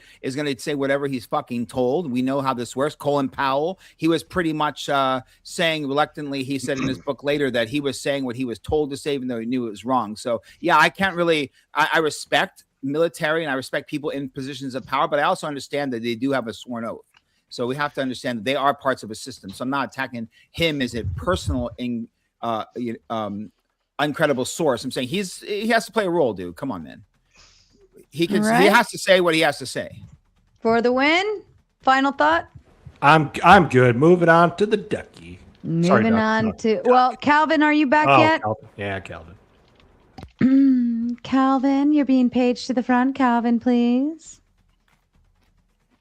Calvin. Nope, not working for you. All right. Calvin, probably leave the stream and come back in. Let's read some super chats. Doc, I will get to you, but because you teetered off earlier, we technically hit our full number earlier. So hold on. Number 1, we've got a boot going on. Boot, you're to the back. Spin, you are to the back, please. Thank you so much. We've got Kraut coming up. Duck, you have exactly 5 big credits in your name, sir. That means if somebody wants to boot you, they'd have to send the 50 plus another 10 to get your ass out of here. So shout out to Kazak. That is actually Kazak, I discovered in the chat. Fourth Wiseman says, grab your luxuries now. No one.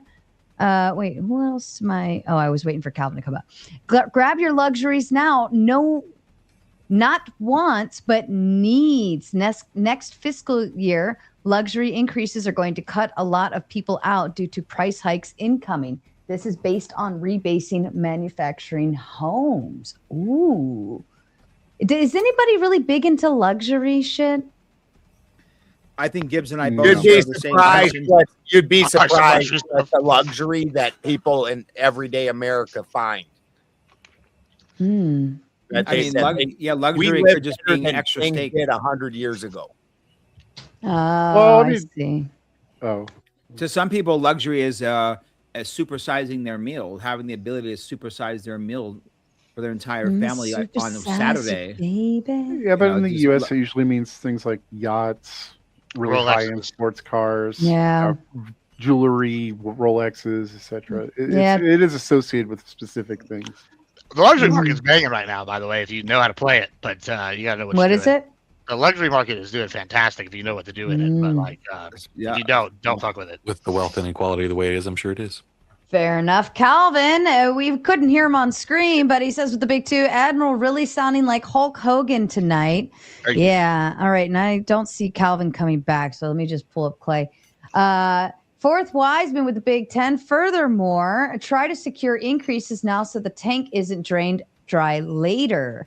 Request wage increases. Also realign input costs now. You'll thank yourself for taking this now. Certainly not next year. I'm going to give myself a pay raise. Would anybody like to assist with my pay raise? Thank you so kindly. Andrew James Barnes, also known as our secret amazing Santa, says hashtag Vegas. Shout out to you, Santa. And hello to the elf. Fourth Wiseman says, #Vegas. Don't fool yourself in blind arrogance or naivety, thinking U.S. has all the tech and know-how. Dun, dun, dun. The innovators who aspire to rise, who have seen a lot, are where the solo U.S. model falls over. Interesting. Gibbs, what do you think about that? Oh, hold on. Let me read it. Yeah, I mean, this is actually like a good point that he's making, right? Like, so, you know, if you stand on your own, like, you're going to fail. Like I said, I keep coming back to the Romans. There's other examples. We can look at the Huns. We can look at the Mongols. We can look at the Aztecs. All the successful empires in history. One of the ways they became successful, excluding maybe Alexander, and this is probably why Alexander's empire didn't last, is because what they do is they take over the area. Like the famous Roman helmet, I'm going to come back to this one, is actually an invention of the people that lived in Iberia, which is now Spain. They took this thing to move forward. After Caesar conquered the Gallic regions completely, they implemented the steelworking of the Gauls into their tech. And one of the reasons why they kept expanding is because they were always expanding. They were always adopting new tech. And part of the reason they're credited with their fall is because they stopped expanding and they stopped adopting new tech. And that's part of the reason why they failed, because there's nothing special about the Romans. They were really good at like logistics, much the same as America is, and they were really good at war, with much the same as America is. And that's probably the closest like example when you look at like back in the past, right? There's some other close examples. I would argue the Aztecs, even though the religious nut jobs were kind of similar with how their economy system was set up, and they had specialized branches that the U.S. is compared to. But I think mostly for the Romans are probably the best. And I think when we're looking at this idea that Israel, which is at a war all the time, or we can look at Ukraine, which has been at war for a steady few years, has created tons of new tech that is being used all the time. And the idea that we can't benefit from taking from that tech is ludicrous. And the idea that we can somehow isolate and make that tech on our own is going to lead to our failure. Okay, so I think Fourth Wiseman was talking about you thinking that we're America, we're the empire. Don't worry, we have the better tech. There's always a little extra we have, and that we're protected. I think that's what he was talking about. I do agree with a lot of what you said, but on a couple corrections, when you mentioned empires rising and falling, you have to remember Alexander the Great died, right?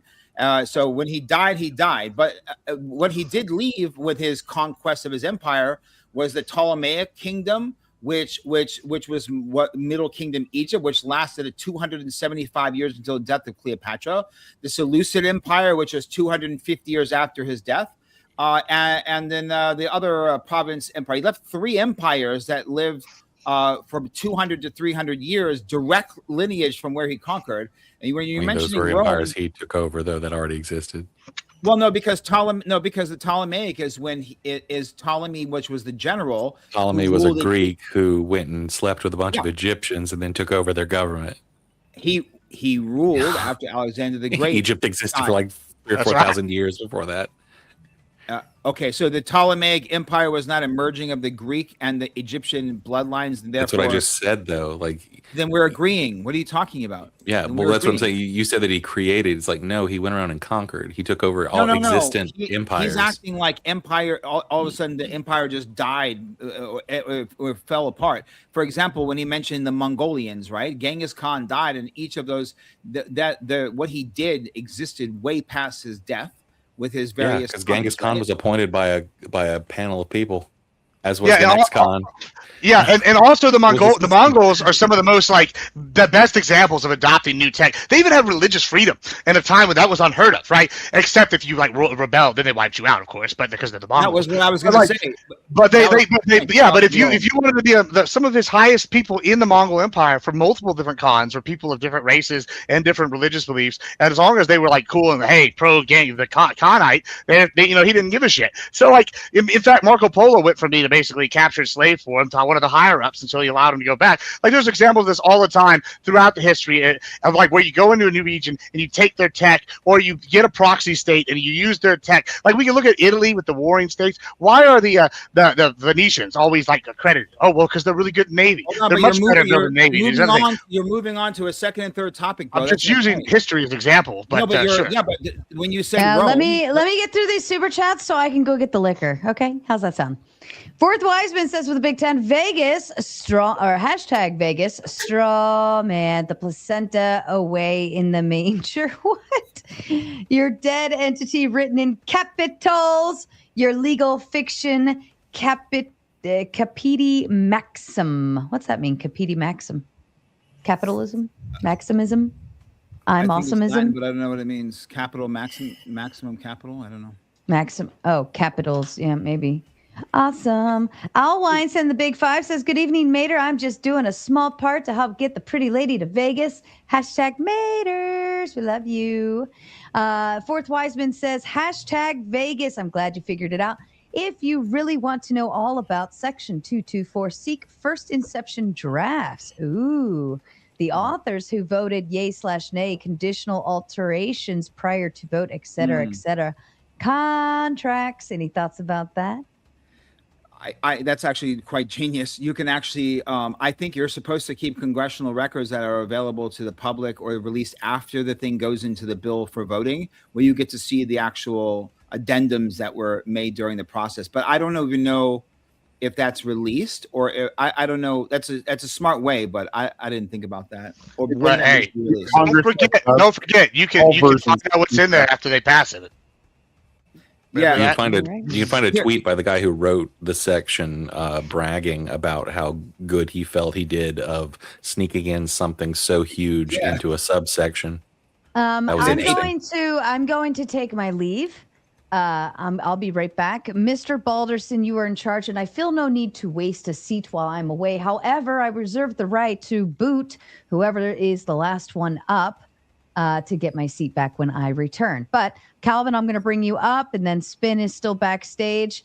Mr. Balderson is in charge, and you will treat him the same way you treat me. Like Skull, Balderson. I love all of you. I'm trying to get less gay. You are officially in. You are officially in Gauntlet open panel mode. However, you know my rules. Don't be yelling and screaming over each other. It's absolutely ridiculous. Let me get some OCD moments going on over here, because that's bothering me. All right. I love you all. I'll see you in a. All right. So I didn't hear either of you guys. I didn't hear either of you guys from the get-go. I didn't hear either of you guys. Real quick, let me just tell Gibbs about the Rome thing. The Rome part. The U.S. military is the global military spend is going to be $6.7 trillion by 2035, 4.7, and that's each year. And so I think when we interpret this Israeli bill, back to the main topic, right? When we interpret this Israeli spending bill in the U.S. as one thing, right? It's Trump's willingness to conduct regional warfare on behalf of other states. This is driving that $4.7 to $6.6 trillion a year. I don't know how you even possibly stay within military reasoning when our military we're an isolationist nation. We don't need to get involved in other nations. Our military expense should be a deterrent to warfare. This is not a deterrent. It's offensive, and offense. Vladimir Putin and Russia have proven these are unignorable threats. I don't think there's any other way to see it. Yeah, I mean, isolationist. The big thing that this is, Doc. Honestly, I don't object to most of your arguments on the basis of like the factual ground. I object to it on the policy ground. I basically think that we should be offensive, right? So, like, I mean, I don't really know how I would go. The way I would justify it is I want us to use our big military and go take shit out. Yours is arguing we're going to be a deterrent. So, like, I don't know that I would argue against the facts of what you're saying necessarily, so much as like I guess the principles would be where we would differ. But Effigy, you were saying something. That is about the facts, though. That is about the facts, because it's either the case $4.7 trillion means something, and when we look at the upper end of 961 billion, 900 and right, don't be a little kid, say it slow, $961 billion on the upper end of military spending this year. The fact that we have a California Rep. Ro Khanna being the strongest voice against this bill shows a failure in democracy. You're not talking about militarism. You're talking about fascism, authoritarianism, and you're talking about neglect. Hold on, empire building is not inherently fascist, or fascist, or like militarism and fascist. Like, hold on, you can be militaristic and not be fascist. We have many examples of that, and like that's not really even a point. You can empire build and not be fascist. There's tons of empires that are not fascist. That's not the school of Michael Hayden. That's not the school of General Petraeus. There's a lot more someone ought to say, and there's a lot more someone could say about just what you're talking about, but it's not even worth it. In fact, you want to hear something really crazy? I actually read a paper for one of my dissertations here, where we tracked 224 different conflicts. Of that, 18% of those conflicts were started by the fascist or the totalitarian, whether they be right-leaning or left-leaning.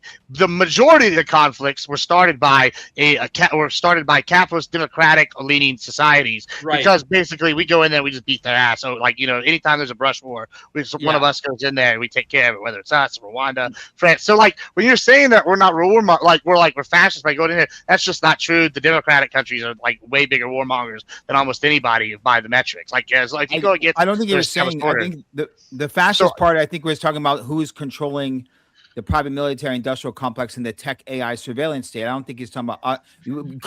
Duck, were you saying America is acting as fascist, or the system of control? Yeah, which Sean, one? Omar's right.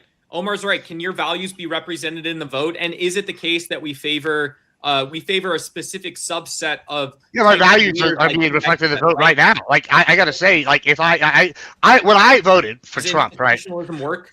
I think it is working. I think it's working as intended. When I voted for Trump, I had hopes that he would do all these foreign policies, right, that he's doing. But I had no belief that he would. But instead, he has blown me away with how he has nailed every foreign policy prescription that I would prescribe, and then some. Like, I have been dramatically impressed, and I would vote again solely for his foreign policy choices so far. It has been amazing. Now, there are some that I disagree with, like some of the beef stuff, right? And I had some questions. There's people after the last 20 years who would actually admit that, after being in the Middle East so long, who would be like, yeah, I'd vote for the guy. There's new papers coming out saying Bush has been vindicated, right? The Ba'ath Party has completely been eradicated from the region when they were forming a trilateral country between Syria, Libya, and Iraq, which is going to be the military backing. They're going to have the port access to Syria, and then Libya. What they were before the British separated them in World War One. What they used to be before Europeans changed everything and made warring tribes for 100 years.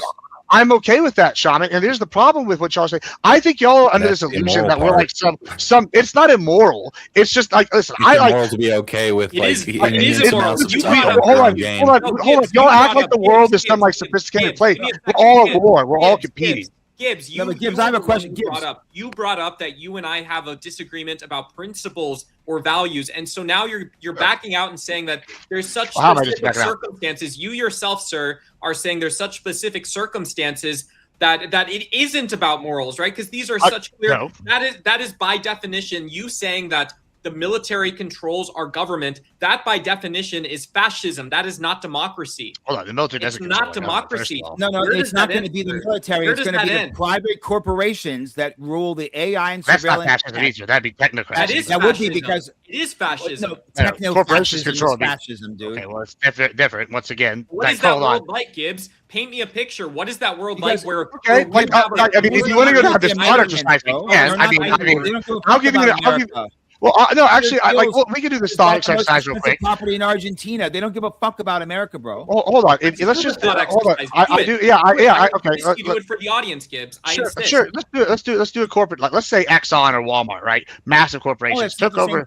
Bought Mill. I know. We're gonna come back. Don't worry. I just want to do this real quick with Duck. If Walmart came in and bought a private military, let's say BlackRock, right? They came in, or BlackRock decided they were going to buy Blackwater, right? I don't know what Blackwater, Palantir is what they're calling that. That's right. So they've got Palantir, and they got the PMC, since we made it legal to do PMCs now, basically, and they went and took over Somalia, right? Somalia is war torn. It's dog shit. It's a problem all over there, right? Like, okay, do you think the average person's life would improve under a system where Walmart comes in and takes out all the warlords, and then now decides, hey, Walmart's going to open up the ultra-capitalist version where they decide the banking laws in this country, where they decide like the finances, where they decide all the economic policy? Obviously, I think we can all agree, after an initial transitory period, these people's lives would probably benefit greatly from that situation. So I can see even the Catholic Church. It's not fascist. We're going to go spread the Bible and make everyone's lives better, and if they don't like it, we're going to kill them, and the only people that will be left is the ones that like it.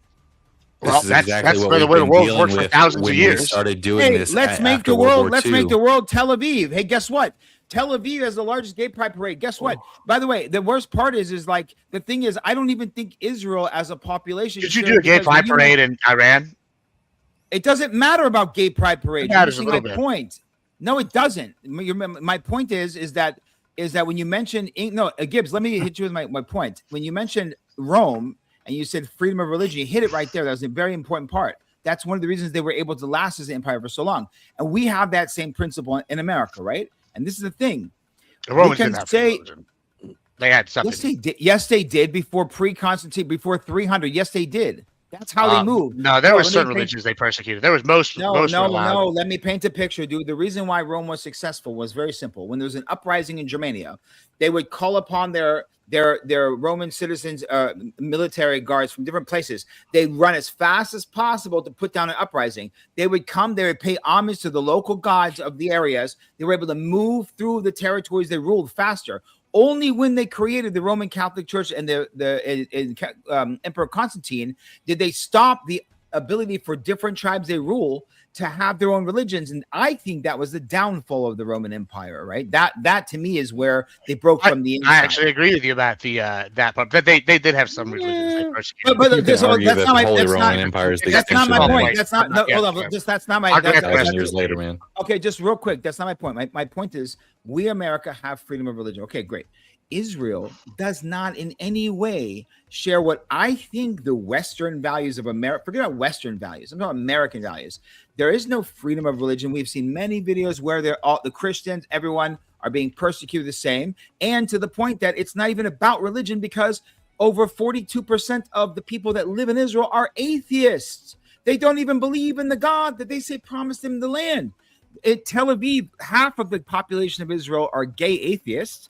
And I don't think that has anything to do with the religious. Bro, okay, Israel has how many people? Hold on. Non-religious or the non-believers. Hold on. It's not about that. I don't give a fuck what they believe. My point is they are not sharing the values of America. If we started to go, I agree with you we're there. a Christian country, and we said, fucking Mexico, look over here, either accept this or whatever. We start doing what they did in Gaza to Mexico. There was a guy on CNBC from Israel just yesterday or the day before saying that we need to get rid of the First Amendment. And I was in there. I was like, if we did to Mexico what they did right now, I'm telling you, China, Russia, someone would fight us. Do you know our history with Mexico? Yes, of course I know our history. We're forever buddies with Mexico, right? But it's not about Mexico. Never. Okay, because crazy. Never been any conflict. I said right now. I didn't say in history. Again, your worldview is basically the Catholic Church. Hey, these are not even full humans, and we're going to go import our views, and they're going to love NFL, and the NFL send a ticket and McDonald's, and if they don't, we'll kill them. Then the people who like it will be alive, and everyone else won't be here. That's your worldview here. We're going to. That's the worldview of humanity. Like, I'm sorry, that's how it's been for. I think the worldview of humanity is want to be left alone. Actually, I think the worldview of humanity would just be left alone into their own population, but that's not the reality on the ground, of course. Oh, really? So the whole world wants to be like Israel or the United States, or they want to just be left alone to where the fuck they were doing before? Yeah, I mean, all way worse. Yeah, all of human history would disagree with you. Like, I mean, that we're killing each other for like. So then why amount of resources? Then why is other countries fighting back to keep their independence from us? Why did Vietnam fight back? Because they want to be like us? Listen, I don't disagree that countries have their own interests and they want to have their own national identity and they don't want to be absorbed by the empire. I don't disagree with that. The problem is that we are an empire. Hold on, the issue is listen, if we're not keeping these people down and mowing the grass, and we don't have allies and proxy states and client states, the Catholic Church. Got it. Yeah, sure. Yeah, the Catholic Church. Listen, if there's one group of people that we have to pick in history, maybe the Catholics wouldn't be my first draft, but they probably won history too. Look at all the shit they got. They got all the stuff, and they got millions of dollars. That's a pretty good one to pick. World history shows that there's never been one ideology to rule the world, and there never will be. People will always fight back, and we can call them terrorists or insurgents or anti-Semites or whatever the fuck we want to call them. We can label them whatever, but people are going to fight to the death to defend their homes and their ideologies no matter what. And there are three civilizations. How would it work if there's three civilizations? There's the West, there's Asia, there's the Muslim world, the Islamic world, the Arab world. If there are three civilizations, 3 times over people planning how to kill other people, 3 times over people planning how to kill each other, how are you going to funnel more money to another country you don't live in and believe this is policy that is moving us in the right direction? The level not for you, Gibbs, you're doing an amazing job defending the position, but for people that believe this and you're shopping at Walmart, you're filling your tank up with gas twice a week. I don't understand how you possibly conceive of this world working. 3 times over civilizations planning to kill each other. It makes zero sense. I personally am so fucking sick of it. I'd that's say the let plan, them right? go. The entire push right now is so that we leave the Middle East to Israel and we don't have to worry about it, right? So No, we the US support just has it. to No, worry we help about- them. Yeah, exactly. And then the U.S. military industrial complex just has to worry about Russia, China, you know. Well, we have an example. We have an example joining us. Well, we have an example of this working right now. Sorry, I just got up. But Rwanda took over all the defense contracts from France and the United States in Africa, and they're fulfilling those defense contracts all over while having a closer strategic alignment with us and France. Like, this is a proven concept that works. If you want us out of these regions, this is how you do it. I just noticed Clay's back. Balderson, Clay's back. Can we give him the mic? I mean, I just don't want to be called a liar when I know exactly. It's Sorry. gauntlet time. It's gauntlet time. Yeah. Clay just put his elbows up. I just don't want to be called a liar when I know what the constitutionality of this problem is. You know, if Gibbs wants to read Article 2, Section 2, Clause 2 of the Constitution again, then he can explain to me how it is that you can write essentially policies into these laws that are really just treaties. These are like, this kind of sweeping legislation is insanity unless you're doing actual treaties or statehood. Like, I'm okay with statehood too, but of course we're not going to do that because, you know, you can't get that kind of majority on board with this thing. You just can't.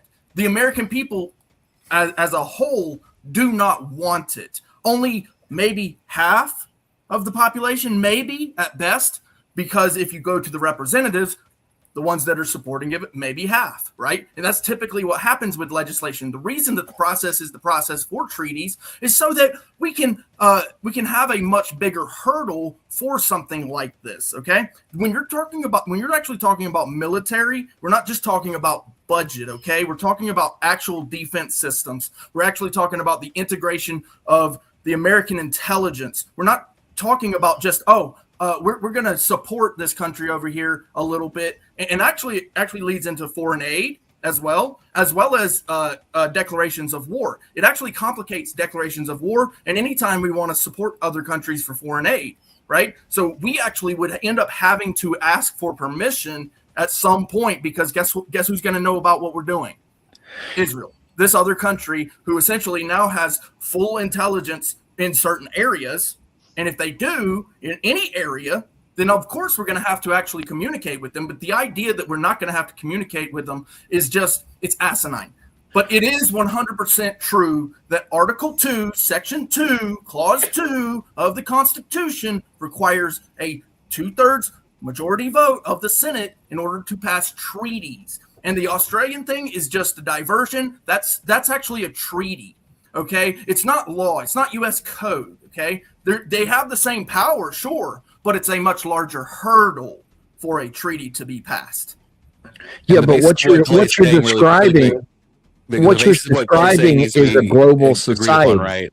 That there are a difference between internal domestic affairs in a country and external affairs with other countries. Like, we can all agree to that, right? Can we all agree to that? Territory is fine too. I'm okay with making them a territory. Territory, statehood. Hold on.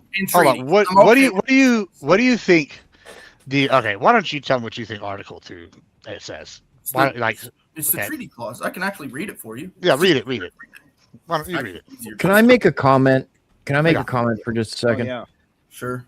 It sounds like you are describing a global society. If people want a global society, we are fucked. No one's talking about that. That's what they want. That's the plan. Hey, Clay, after you read that article. No, a global society would be cooperation. This is empire.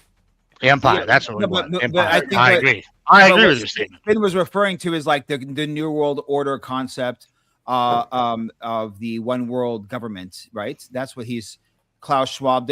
Yeah, I think that faction's out though. I think this is different. I think the faction that's running shit now is a whole different mentality. I think they're about empire. They're not about everyone kumbayaing like the New World Order was. You're right.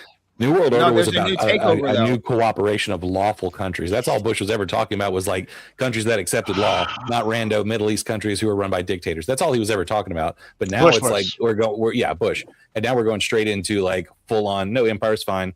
We'll set up puppet states. Israel can have this entire chunk of the world. Yeah, it's well beyond. Yeah, I'm out on that, dude. I'm out on that. I am on that. You're right. Let Israel and let the neighbor, let them all argue over who's the real Middle Eastern, and go enjoy yourselves, guys. And I'll watch, and let's see how that works out for everyone. I don't know why any American would be defending that we should have our fucking nose in there. Why? Because half of them live here, and they think, you know, like, I don't understand. I don't want to. But here's the thing. Hey, wait a minute. Involved in any of them. Society is established on money. If there's no money, there's no power or authority or voice. Who's the biggest funder of our Congress, Senate, and President? United States taxpayer. No. Who funds? Who lobbying? Who? Oh, I'm sorry. Yeah, I don't have an intelligent answer for that. Israel first, people and organizations. Is that negotiable anymore? Is that guys? This is like when Kanye West stood up and said, "The Jews run the music industry." They invented the music industry. Of course, they run it like that. Why? That's a stereotypical statement. They invented Hollywood, right?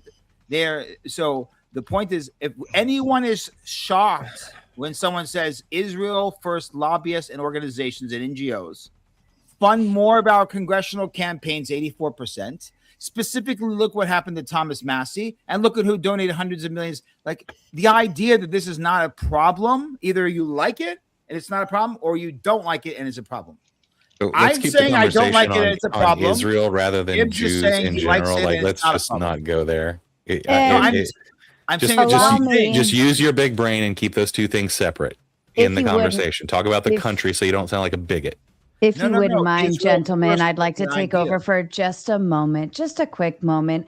I want to just give a big, huge fucking shout out to Mr. Balderson. This man right here, he has been like a warrior by my side, especially the last 6 months. And I just want to say I could not have done any of this without you. And tonight is exactly what I'm talking about. I was able to focus on something else that I had to do, but we were still able to get the show going and up and running without delay. And everybody got what they wanted, and everybody's happy, and I'm happy. You're happy. We all scream for ice cream. Fuck yeah. So here's what we're going to do. You guys know how I normally run a dono goal on my end, but we're not doing that for the next hour. The next hour, if you want to pay to play, you have to go send it over to Mr. Balderson's side.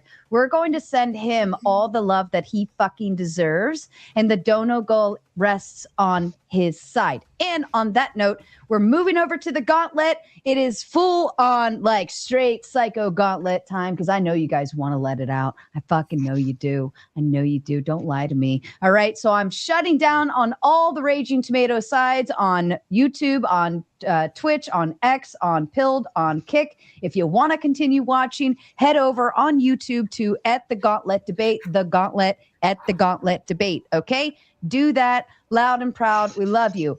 But again, all right, we'll catch you over at the Gauntlet side. But again, if you want to continue the show after this hour, you better fulfill that dono goal over on Mr. Balderson's side, because we deserve another hour, but he deserves all the love that you guys always send to me, because I couldn't do this without you. I just want you to know that tonight was very special. I want to go over one thing that was just said here about AIPAC. Listen, AIPAC, all right, as far as money sent, they rank third according to PACs. They would rank fifth if you include biggest organization contributors like SpaceX, Addison Clinic. But then when we go to biggest donors to like all Congress and political figures, they wouldn't even be in the top. Hold on, 25 is what did I like. say AIPAC, or did I say Israel First Lobbies, NGO, private lobbies such as AIPAC, so, and hold on. two others? Okay, okay, and when you include those as well, that's fine. They still don't rank in the top 25, and they're not even in the top 30 as far as organizations, including those as well. If we go look at, if you can go find all this information on OpenSecretsDonoTracker.org, it's very useful. They track all the donations across multiple campaigns. You realize lately, though, AIPAC has had to stop donating to people and form subgroups to donate in different names. Exactly. The brand is poisoned. Effigy, he knows this, dude. And by the way, Effigy, thanks for pointing that out. I could have said that's like saying that the Arabs control global oil. The analogy was just the point of pointing something out. Again, my point was, it's not about AIPAC specifically. It's about the entire system of our. And by the way, it's our fault. We, the people, our elected officials, are the ones getting bought out, and it's up to us to put different people in office. But I think we have a system in control that we're seeing it go south, right? And we have the mechanisms to fix it. We have independent people coming in through our Congress, Senate, and people are starting to wake up to this. But the idea that and I'm saying Israel first, meaning that lobbying money through NGOs, private citizens, as well as lobbying firms going into our public election officials to run for and pass legislation pointing at one place called the country of Israel.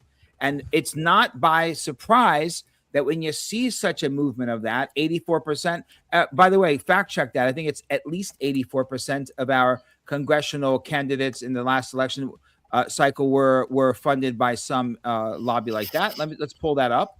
It's 84. Look what happened with Thomas Massey. Thomas Massey was clearly not for any AIPAC or foreign lobby money. And guess what happened? $34 million. Oh, AIPAC didn't have nothing to do with that. Okay, but it all pointed to the Israel lobby. But hold on. All right. I would just real quick, just so for honesty's sake, because I think you're an honest guy, right? I don't think. Do you think that Thomas Massey was voted out just for his stance on Israel, or do you think it's more likely Thomas Massey got voted out because he has been consistently going against Vance? Because I could go back 9 months and find quotes from Vance, not Vance, from Trump. Oh, excuse me. Yeah, going against Trump. I could go back 9 months. This is where the Vance thing came. Were quotes from Vance saying that he's probably going to be targeted. This is before any of this other stuff by the Trump campaign to get out. The biggest sin in a cult is always disloyalty. Well, let me answer your question. I would say it's both of those, but I would say that he voted 94 or 95% with Republicans. And the one main thing that he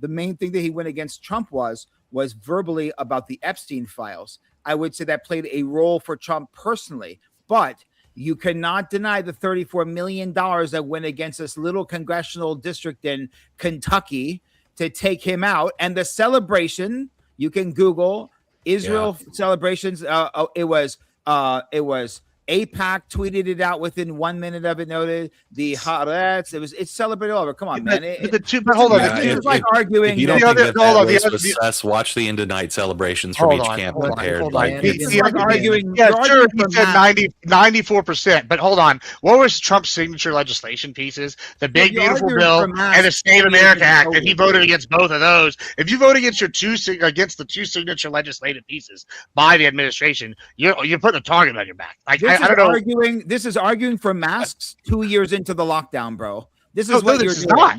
Okay, hold on. This is double masks. Follow the science. 2 years later, everyone's done with it. All right, hold on. The Democratic Republican Party both have a fiscal conservative who didn't want to be wrapped into being responsible for Spin and I agree. Hell froze over on this argument from the beginning. Hold on. What you're saying is, hold on. This is what's we don't care about Israel. Yeah, sure. I'm glad you don't care about Israel, but Massey went against He's Israel. over there eating his Hold on. I was letting him go. Yeah, he's no. Hold on. Massey went against Trump on all of the future legislation. That is the key thing. Thank you so much, Carpenter Tom. Thank you very much. We really appreciate it, brother. That's love. We're already 5 out of 10 on that dono goal. Keep it moving over there, folks. I love this. Can you answer the same question you asked me, Gibbs? Because I answered. I would say to be specific, I would say that it was 80%. I would say 80% was him going against Israel, and 20% was him specifically going against Trump, namely about him being so verbal about the Epstein. That I would say 80-20. Sure, yeah, I would say. I don't know. Maybe I'll give Epstein 15%, but I disagree. According to Open Secrets, which is what Gibbs is using, over 90% of U.S. senators have received funds from pro-Israel political action. Yeah, that doesn't surprise me at all. And individual donors. And I say 84%. Hey, groups like I'm not disputing that. Specifically Open Secrets, groups like AIPAC have donated to over 80% of congressional races in recent election cycles. Yeah, I don't dispute any of that. That's not what I said. All I said was that they were not the highest donator, and all these super PACs fund both sides all the time. No, what my argument is, no, is for your percentage thing, I'd say maybe 15% Epstein. But whenever you go against both the Save America Act and the Big Beautiful Bill, there's a reason why these organizations have like both the Democrats and Republicans. Then what's the other 85%? No, I'm about to tell you. I'm about to tell you. Right? Have a position called the whip.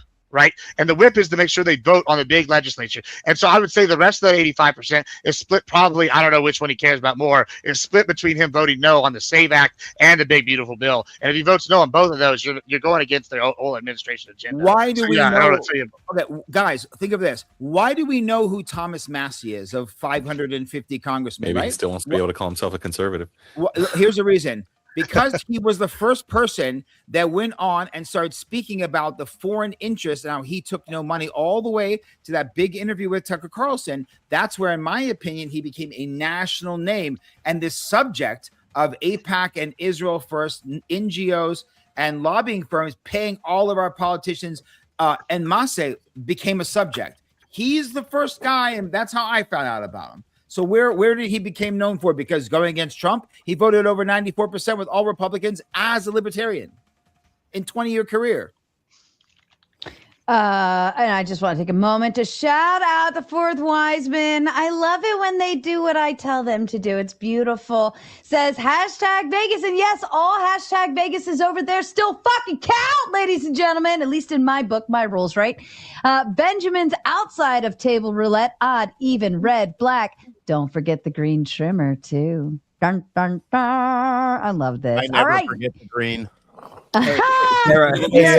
Yeah. When Gibbs gets back, because he's using a phone and he has a new phone out, it followed him. His room looks awesome, by the way. We should ask him if he has a new iPhone 17i, which is with the new chip made in Israel. And if not, then he's not backed up with his bullshit. I don't have a phone. I'm not using the phone. It's my AI fucking. Gibbs, do you have a new phone? Do you have the new Israel chip phone or not? I have the this is not a phone. This is the look at my wonderful clothes pile here. It looks awesome. Yeah, you like this? One day I hope like that? Yeah, that's Mossad exposing me right here.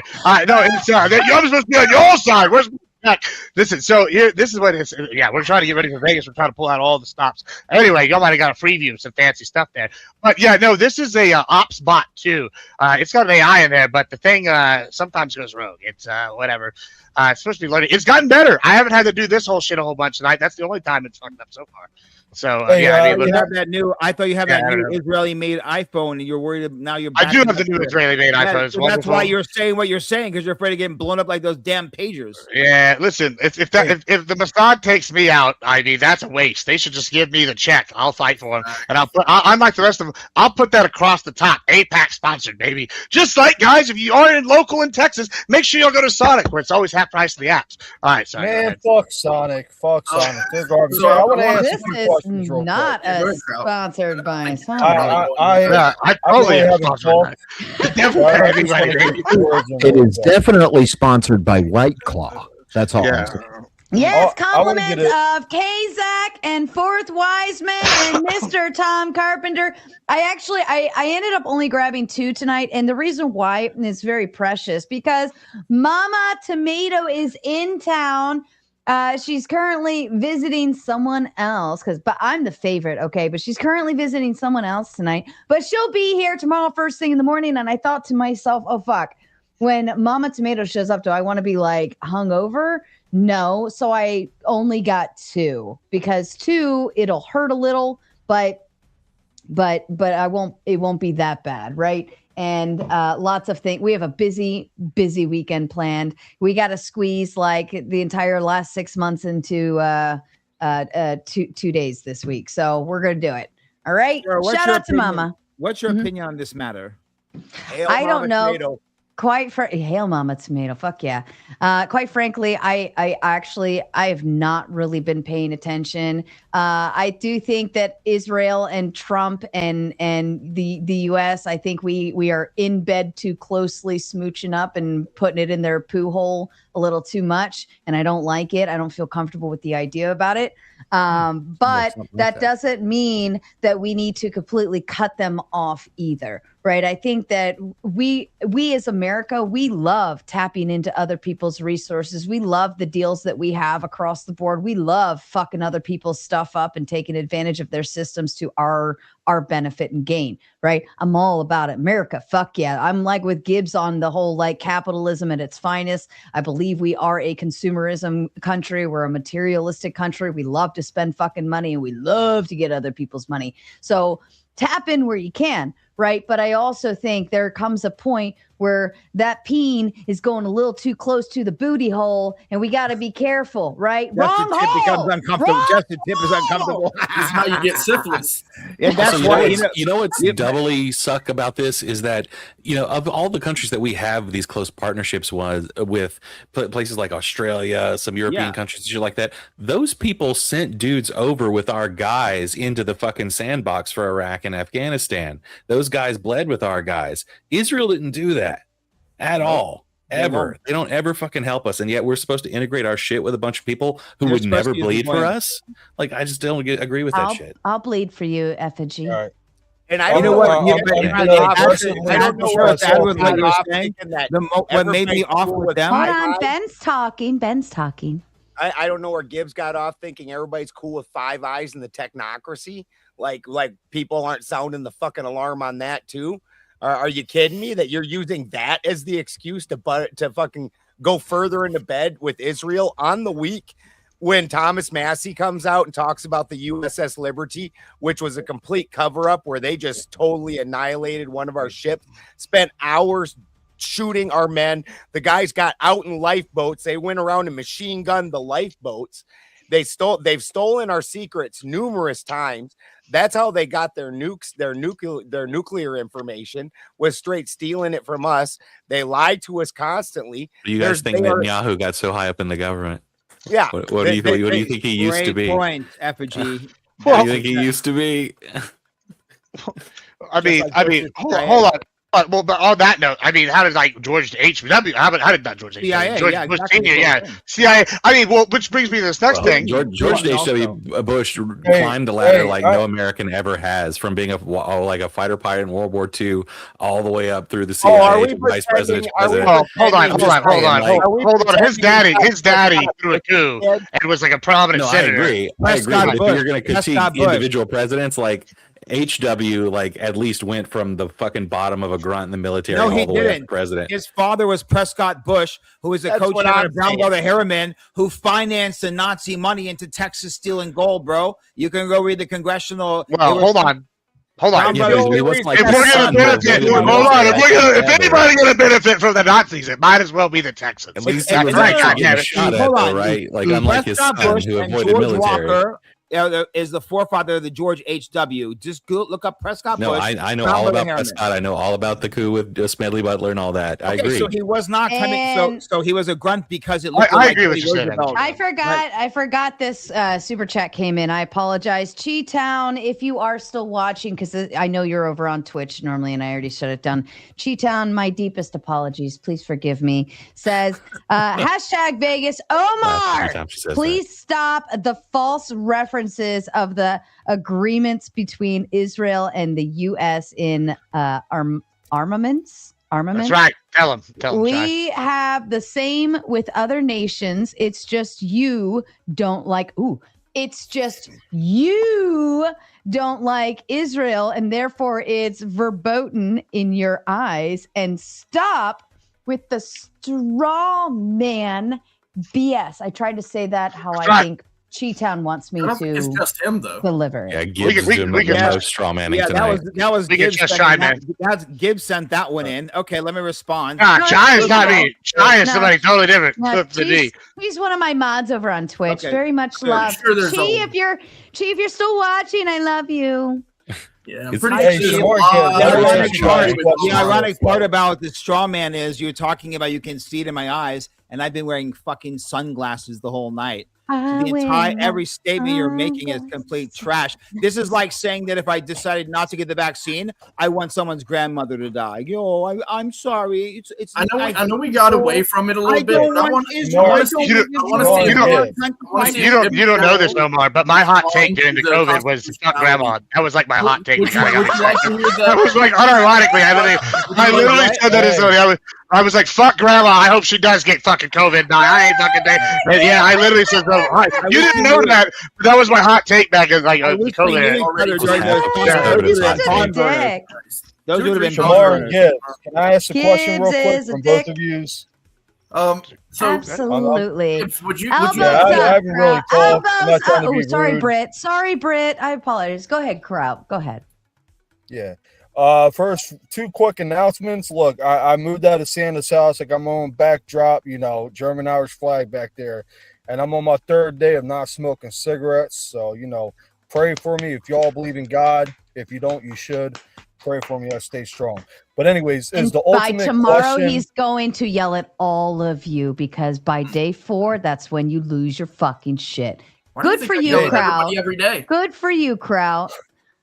Thank you, Sarah. Is the ultimate question, should America interfere with international shit? Is that the ultimate question? No, it's the other way around.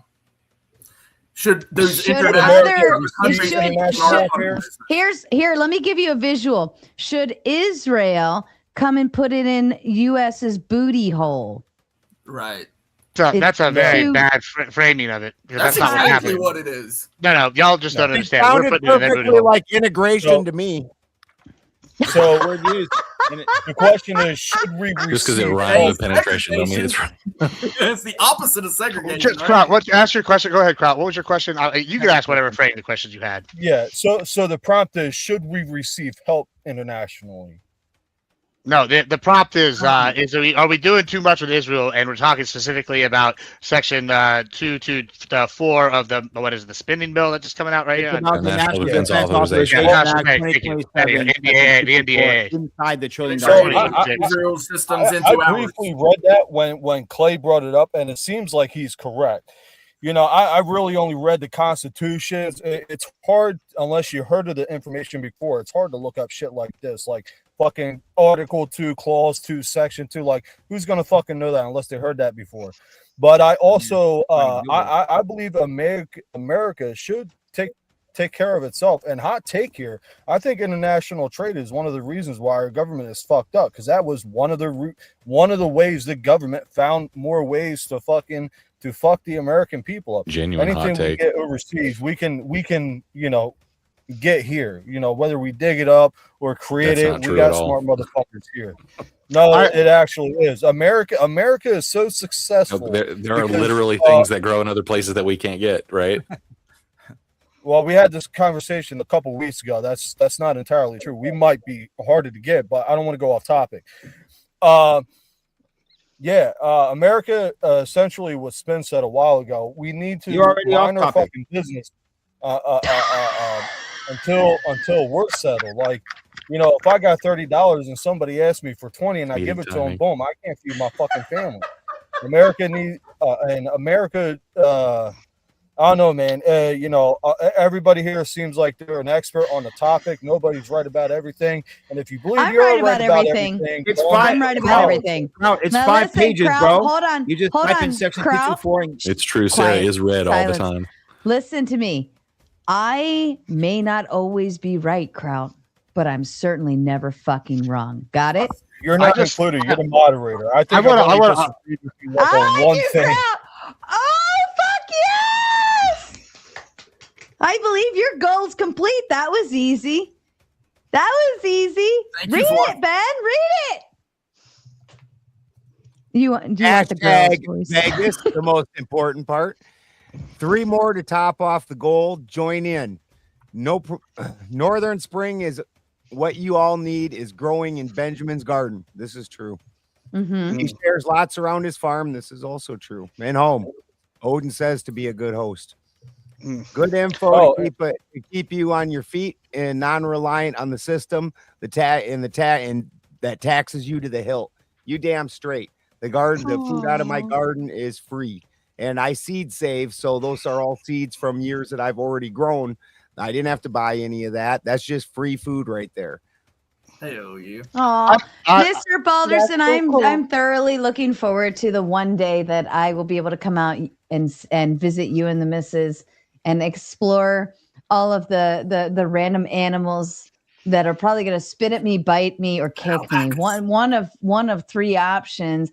And then I'm going to play, because you're going to have a lot more kittens by then. They just keep happening, right? So then I'm going to play, and we're just going to put me in like one of those little kiddie pools and put all the kittens in the kiddie. Get it? Put the kittens in the kiddie pool, and I'm just going to lay there and play with kittens in the kiddie pool, and that will be my experience. And then I can die a happy old lady by then. If anybody tuned in right there, I want one of those kittens. I need for a kitten for my daughter. Hey, Crowd, I just sent you a message real quick. Just copy and paste that, and you'll get the overview real quick. And then it's only 5.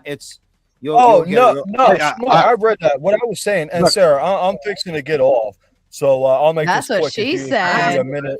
That's what she fucking said, Kraut. Damn. I went straight to the booty hole. I don't mean to interrupt, but can I get a turn real quick? Oh, hold on. Let Kraut finish his thought, and then we'll give it over to you, It's Britt. easy to look that up. All But right. the clause that Clay pointed out, which I did look it up afterwards, not everybody knows that. You know, like I said, it was Section 2, Article 2, Clause 2. Who's going to know that unless they heard of it before? So I briefly skimmed through it, but I'm actually going to read the full thing once I get off. I misunderstood the prompt, and especially when other Way people easier to kinda got off- concentrate after that pressure relief. I get it. Yeah, wanna so read you know, it. I wanna try read it not to add my input because if I don't know what I'm talking about, I look like a Kraut, fucking can you jerk read off. it? Because we never did it. Kraut, can you read that? Because it's actually very short. It's actually very short. I love it when everyone says I didn't even read the prompt, but I'm here to tell you what I think. You never No, want to I hear said it the a little too opposite, short. actually. So I don't know who just fucking said that, but you need to open your ears. I said I'm going to get off because I misunderstood the prompt and I didn't want to talk about a subject that I'm not prepared for. Stop being Well, a I don't know why you thought I was talking about you. I didn't say your name, Oh, did I? all right, my fault. My fault. That's my fault. Yeah, I didn't say your name, dude. Kraut. If I know who you are. If I thought if Hey, it was for that's- you, I would that's say, my "Hey, fault. Hey, Kraut." No, you're I'd doing say, it. "Kraut, That's next what- time." give me some slack, all right? Yeah, no, we're good. We're good. I didn't. I would have called your name. No, I'm you're familiar gonna with you. fucking do this now. But we You weren't- started shit. I don't want you to finish it like that. I want you to yell at Okay, each other fine. and We'll get argue mad. about something. We'll create an argument. We'll create an Well, argument. no, I actually my closing favorite statement color was is gonna be red. an No, F, Kraut, to be we're honest. good. We're good. I wasn't talking about. I swear to God, people come on and I'm familiar. Anyway, let's pick. We have to make an argument. I say fucking vanilla ice cream is the best in the world. Yours? What's the best? Say that one more time, please. I say vanilla ice cream is the best flavor ice cream in the world. What's yours? Black cherry and chocolate. Okay, I fucking disagree. Black cherry. Now she wants us to argue. Fuck black cherry. No, I mean, black cherry is good. Yeah, black cherry. Black and cherry is chocolate, good. I can't argue with that. I like black cherry. Is terrible. Anything cherry is terrible. What are you I talking like about? black cherry. Well, hold on, you argue with No, us. Then anything you argue with us, raspberry Sarah. is terrible. Anything raspberry is terrible. That shit's fucking Gentlemen, bitter as hell. It's I fucking am. more bitter than cantaloupe. I am the cherry on. Oh, okay. Well, what are we supposed to do? Argue about that? No, you're not. No, you're not, Sarah. Get back up here and defend yourself. Nah, honestly, I think It's this like is Andrew one of Wilson. the. No, Sarah. Even if I misunderstood the prompt, you did say something that I agree with, and I always find it nice that when people with mostly opposing views can agree on something. I believe you were with Spin, where America should mind their own fucking business until they get their shit together. Brother, I'm with you on here's the that. thing. Here's the thing. Like, if it was a country like Australia, for example, then we have like very similar ideologies. in Ideas, society. yeah. Yeah. So for example, they're a Christian. I'm not a Christian, right? They're a Christian country. So us aligning with a Christian, how are you aligning with a country that doesn't even, you think Jesus is God, they don't even recognize him as a prophet. Like it doesn't even, it's not even, because aesthetically they're European. It doesn't make any sense. Like that we were not the same align. And again, I don't even want Australia either. My family's from Afghanistan. I don't want Afghanistan either. Put Afghanistan, Australia, Israel, England in the same box of no thank you. That's my view. Now, let me ask you a question real quick. You said you're from Afghanistan? No, I'm from Washington. I'm from Arlington, Virginia, but my family's thousands of years Afghanistan. Yes. I'm born and raised here. Okay, never mind. I'm American. But my blood is so your Pashtun, family so- immigrated from Afghanistan, and they conform to American ideas, right? Yeah, bro. Look at me. Spin. I'm No, gonna give you an because the other opportunity. day somebody told me that, like, I told him most immigrants who Hey, come here Anchor Baby, legally what? conform to American ideas. I'm not saying they adopt a Christian nationality; they just I have conform four- to American ideas. yes, and they said no, societal you're ideas. wrong. I agree. I agree. Yeah, I agree. yeah. Well, it was a That's fucking why, but liberal. So of course I couldn't agree. people who came, yeah, my family. So people who come here naturally, like, and through the right ways, they're the most people. They're super American. I was raised in American school from the beginning, but my parents taught me like even more. So like that's the difference. Like that's why they have no mercy with people jumping over borders and shit like that, because they're like, well, then in that case, what made me take 5 years to go through? You know. You heard about that motherfucker in Ireland that tried to decapitate that dude? Oh, they should That's decapitate why I him in don't want public illegal now. immigrants here. Huh? They should decapitate that guy, catch him on the spot, let everyone know, and burn him alive in this town square. That's Fucking what they should crazy, but liberals will tell you illegal immigrants aren't a fucking issue. Yes, they are. You and I mainly because agree. they don't That's what- conform to American ideas. No, you and I agree. That's because they're going to get them to vote in their next election. They're playing games with votes and power. It's all Game of Thrones, man. And we're being hoarded out on both sides, by the way. I'm not in any way Democrat at all whatsoever, but the Democratic Party hoards us out as well. And there's just the problem is the people that whore out in the middle to both parties is all small groups of people, right? And there's a single, like Arab money. Of course, Arab money is trying to influence lots of things, but I don't think we're over there in Iran because of Saudi Arabia. Like, don't you realize? Like, people don't realize, like, Shia Muslims and Sunni Muslims are the arch enemies of arch enemies, and Iran is like the Shia Mecca.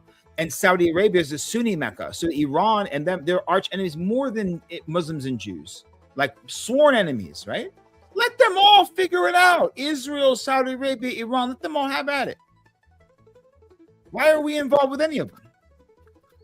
$22 trillion. Brother, $22 trillion, bro. From Hey, 2001. are you on 22 Sarah's trillion. Discord thing? The Raging Tomato Discord? I hope so, man. I'm on He Discord. is, but he I'm sucks gonna at add you, fucking man. Discord. It's funny. There's been a few times where, like, I would first be on a panel with somebody and we didn't really agree. We might have bumped heads. Yeah, and then, us, like, we the disagree. second, maybe even the third time, we find more common ground. We understand each other more. I No, find we're that men. shit We is should be able to talk. We should be able to communicate. Men Facts. communicate. You and I are Facts. not supposed to agree on everything. We're not gay lovers. Nah. We're not brothers with the same. We're brothers in humanity, and Debatable. we're American. Debatable. But hey, Omar Shamar, has- or yeah, Omar Shamar. I'm dyslexic as fuck, bro. I'm gonna just too. call you Omar, man. It was nice Did he talking to say you, bro. for real. dyslexic, but he Sarah, said thanks for letting me get my time. Sting, Clay, Balderson, everybody else. Have a good night. I'm out. But don't leave. Don't leave. I want to. You actually touched on something, though, Crown. He's gone. Damn it. All right. Aw, man, we talking got about him. Simon for you. That's fine. Simon, I You just touched want on the same I just- fallacy of composition every bigot does. Well, hold on. I'm not a bigot. I want everybody to be American. I don't care what race they are. So that's about the least bigoted you can be. Secondly, Israel? yeah, especially Israel. All of them to be part of. Why don't you have them? Well, hold on. I would actually, Clay. This is actually perfect because if you do something for me, Clay, and then I can make my point because you were going to read the Constitution real quick. Read that for us. Yeah, read that for us. Then I want to respond to what he says. No problem. Article 2, Section 2, Clause 2 says, he, this is the president's talking about, he shall have power by and with the advice and consent of the Senate to make treaties, provided 2/3 of the senators concur, and he shall nominate, and by and with the advice and consent of the Senate shall appoint ambassadors, other public ministers and consuls, judges of the Supreme Court, and all other officers of the United States whose appointments are not herein otherwise provided for, and which shall be established by law. But the Congress may by law vest the appointment of such inferior officers as they think proper in the president alone, in the courts of the law, or in the heads of departments. Now, All right, since I'm gonna give you a little background now, since we've done this, right? So over here, this is a degree from Texas A&M, and I have a minor in history. My major is poli-sci. Now we're at Texas A&M. They have this cool thing, and I highly recommend y'all go to A&M and y'all see this. It's the George Bush Presidential Library, and they have like a walkthrough of his entire life. It's got some cool stuff like how he survived on an airplane and how he went all the cool stuff, how he escaped in the POW camp. Guy's a badass, certified, right? Now let's talk this. What was he the head of? He was the head of the CIA. A&M, coincidentally, has a sister school in Qatar, right? Qatar, all right, also owns Al Jazeera, the fourth largest publication in the world. Now, George Bush Sr. was part of what we'd call a neocon, right? They allied with the neo-libs, and that is this uniparty that Trump is trying to get rid of. What y'all are kind of not realizing is that with the death of NATO, as NATO's falling apart, we're making individual alliances with like Poland, we're making individual alliances with Israel, we're making individual alliances with Japan and South Korea and some of these others that have actually burdened their defense contracts and they're burdened like that have been useful to us. We are actually rearranging this under a, like I said, we're going to be talking about this next Wednesday. I believe it's next or next Thursday, one of the days, correctly. Fortress America and why it's not isolationism. We're going to be sitting here going into this. Yeah. I'm gonna hold on, but I'm going to. I swear to God, this is the one debate or interview, I don't know, throwdown that I will prep for, Gibbs. I will actually prep for, and I'm. I hope so. You can try. I mean, I'm definitely going to dominate. And so when I'm sitting here, like I said, to get one of these certificates in modern political thought, I did this analysis of who the most, I mentioned earlier, who the most aggressors were. Now, when I look at this, okay, obviously, if you were voting for Trump, right now, I'm going to just discount all the people that didn't vote for him. But if you voted for Trump, you got on board with at least partially with the idea of the popular system of we want to get rid of the uniparty, of which Massey was one of them, of which like the Cheneys were part of it, of which some of the Dems are, of which a lot of these people that like MAGA pushed out were, right? And so what he's done is a strategic rearrangement in a line with this idea of empire building. As Effigy said, if you don't like empire building, you're not going to like any of the moves he's made lately. But this is all part of building a Fortress America strategy, right? And that's why I'm so happy about it. And so when we're sitting here arguing over Israel and stuff, I come back to my thing with Qatar. Right? Qatar, I do know what I'm talking about. I actually, like I said, I have 3 certificates in political theory from a presidential library, which are equivalent to minors, and I have 2 doctors. You tell me what your education is, and you tell me if you know more about this. But hey, when I'm sitting here talking about this, I see those strong men. Dude, when I'm sitting here seeing this uniparty like be destroyed and this liberal agenda for the world, it's a new world order be destroyed. This is part of it. No fake news. It's not being created. It's being destroyed. Dug out. My apologies, Nunny. My apologies, Nunny. Hashtag Vegas fuck yes. Keep them coming. Whether you don't know on Ben's side, my side, wherever the fuck it comes from, just make sure you add that hashtag Vegas, please. Right? They said shaman. This is for shaman. Cheetown loves you and the crap you toss. We know the truth hurts. LOL. Great reading of the chat. Chi-Town. I love Chi-Town too. Do a nice pose or something. We talking about Chicago? No, Cheetown. The super chat. Pardon me. I'm sorry. Simon, did anybody say your name? No. No, so shut the fuck up. Okay. Nunny is calling out the dono that I read earlier from Cheetown, and you were like, Cheetown's probably Gibbs or whatever shit you said. And Nunny is coming in saying, this is for shaman. Cheetown loves you and the crap you toss. We know the truth hurts. LOL, Sarah, great reading of the chat. See, I know you guys so well. I know how to read your supers. I love you all. Chi-Town comes from a much more volatile place than this. He's got a thick skin. Do you know why I call Cheetown and not Chi-Town? I like your song. Because you butchered it the first time and you just stuck with it? Yes. Now, let me respond to Chi-Town. I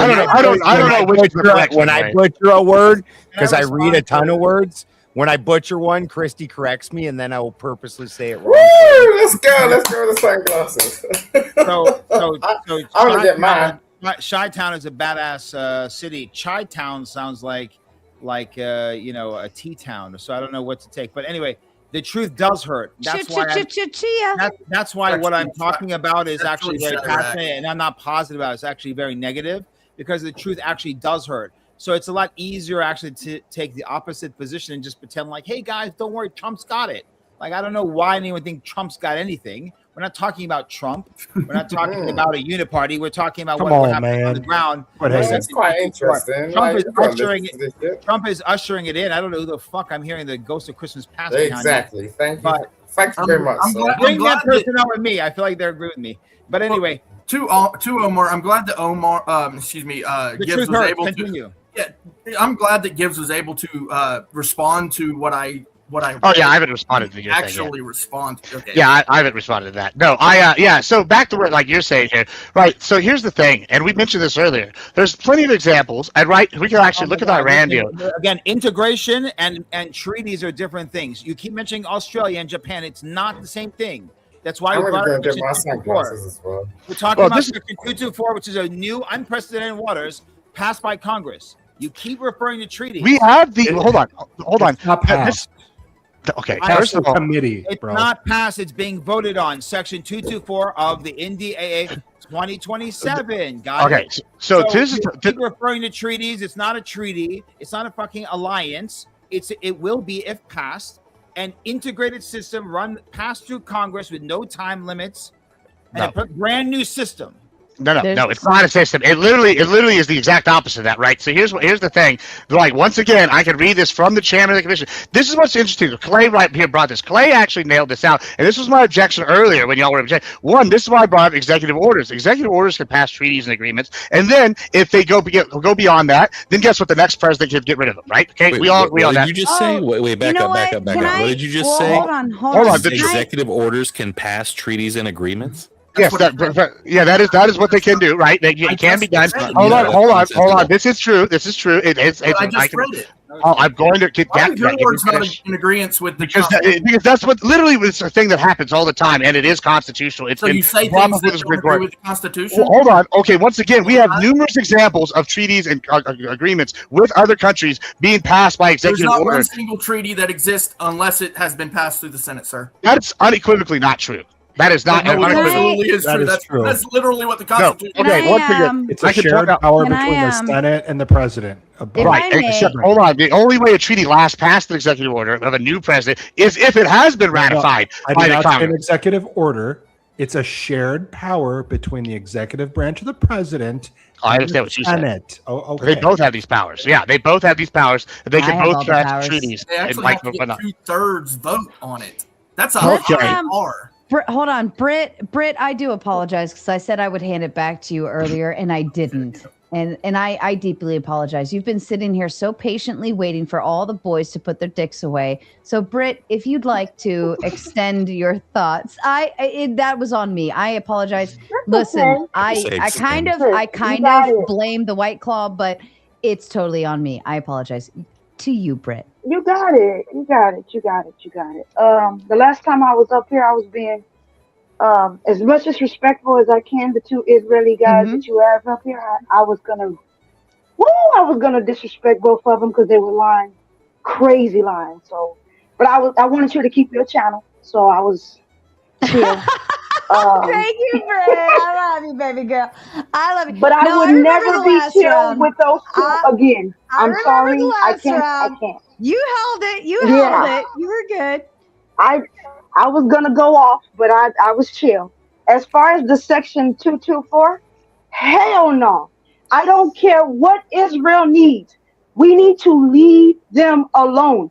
I don't care if Iran decides we're just gonna blow up Israel. I don't care. Do it. Take them out. In order for humanity to have humanity, they have to go. Period. I am so sick of these people who go to other countries and invade it and kill it. And they go after Christians a lot. Okay? They go after Christians. They love to kill Christians. And out there for my Arab friends, they're Muslims. Even my Arab friends, they might be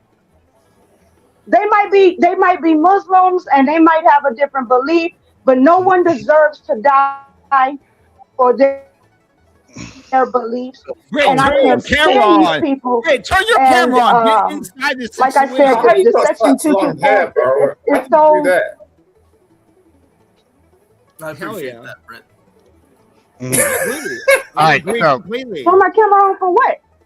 How you gonna ideologically partner with people who don't believe But in anyway, it? so I I'm not gonna believe. make her cam up. So I believe Britt, we should leave these you have people alone. established your place here. You ain't got to turn your camera on to prove your point. No, Fuck them. We got effigy. We got for the win. We got all these other Thank you. I'm the motherfuckers that homie come in on here. I'm the homie in in here. fucking panel mode. Yeah, they come in like No, with I their was little saying for avatars awesome. talking shit. No, I was Hey, saying Brett. that's gonna be awesome. I think She was Omar. dropping Hold on, I got a question for you. He recognizes. I would like to expound upon what I was trying to say though, because y'all once again y'all jump to conclusions without finishing. Let me finish the thing. There's a difference between an executive agreement, which is established. We can actually look at once again. Here, I'll post this in the side chat. Saying it in a mean way. An executive agreement, a congressional act are different things that have no relevance to each other. An executive Well, agreement is hold not on. the president. Well, hold on. Once again, the executive agreement. I'll just read it from the USSenate.gov. Executive order. All right. Once again, in recent decades, presidents have frequently entered the United States in international agreements without the advice and consent of the Senate. These are called executive agreements through no not before the You know, not all the. This is from the U.S. I just posted this. This is from the U.S. Senate. Let me just finish. These are called executive agreements. No, not before. I gotta finish. Hold on.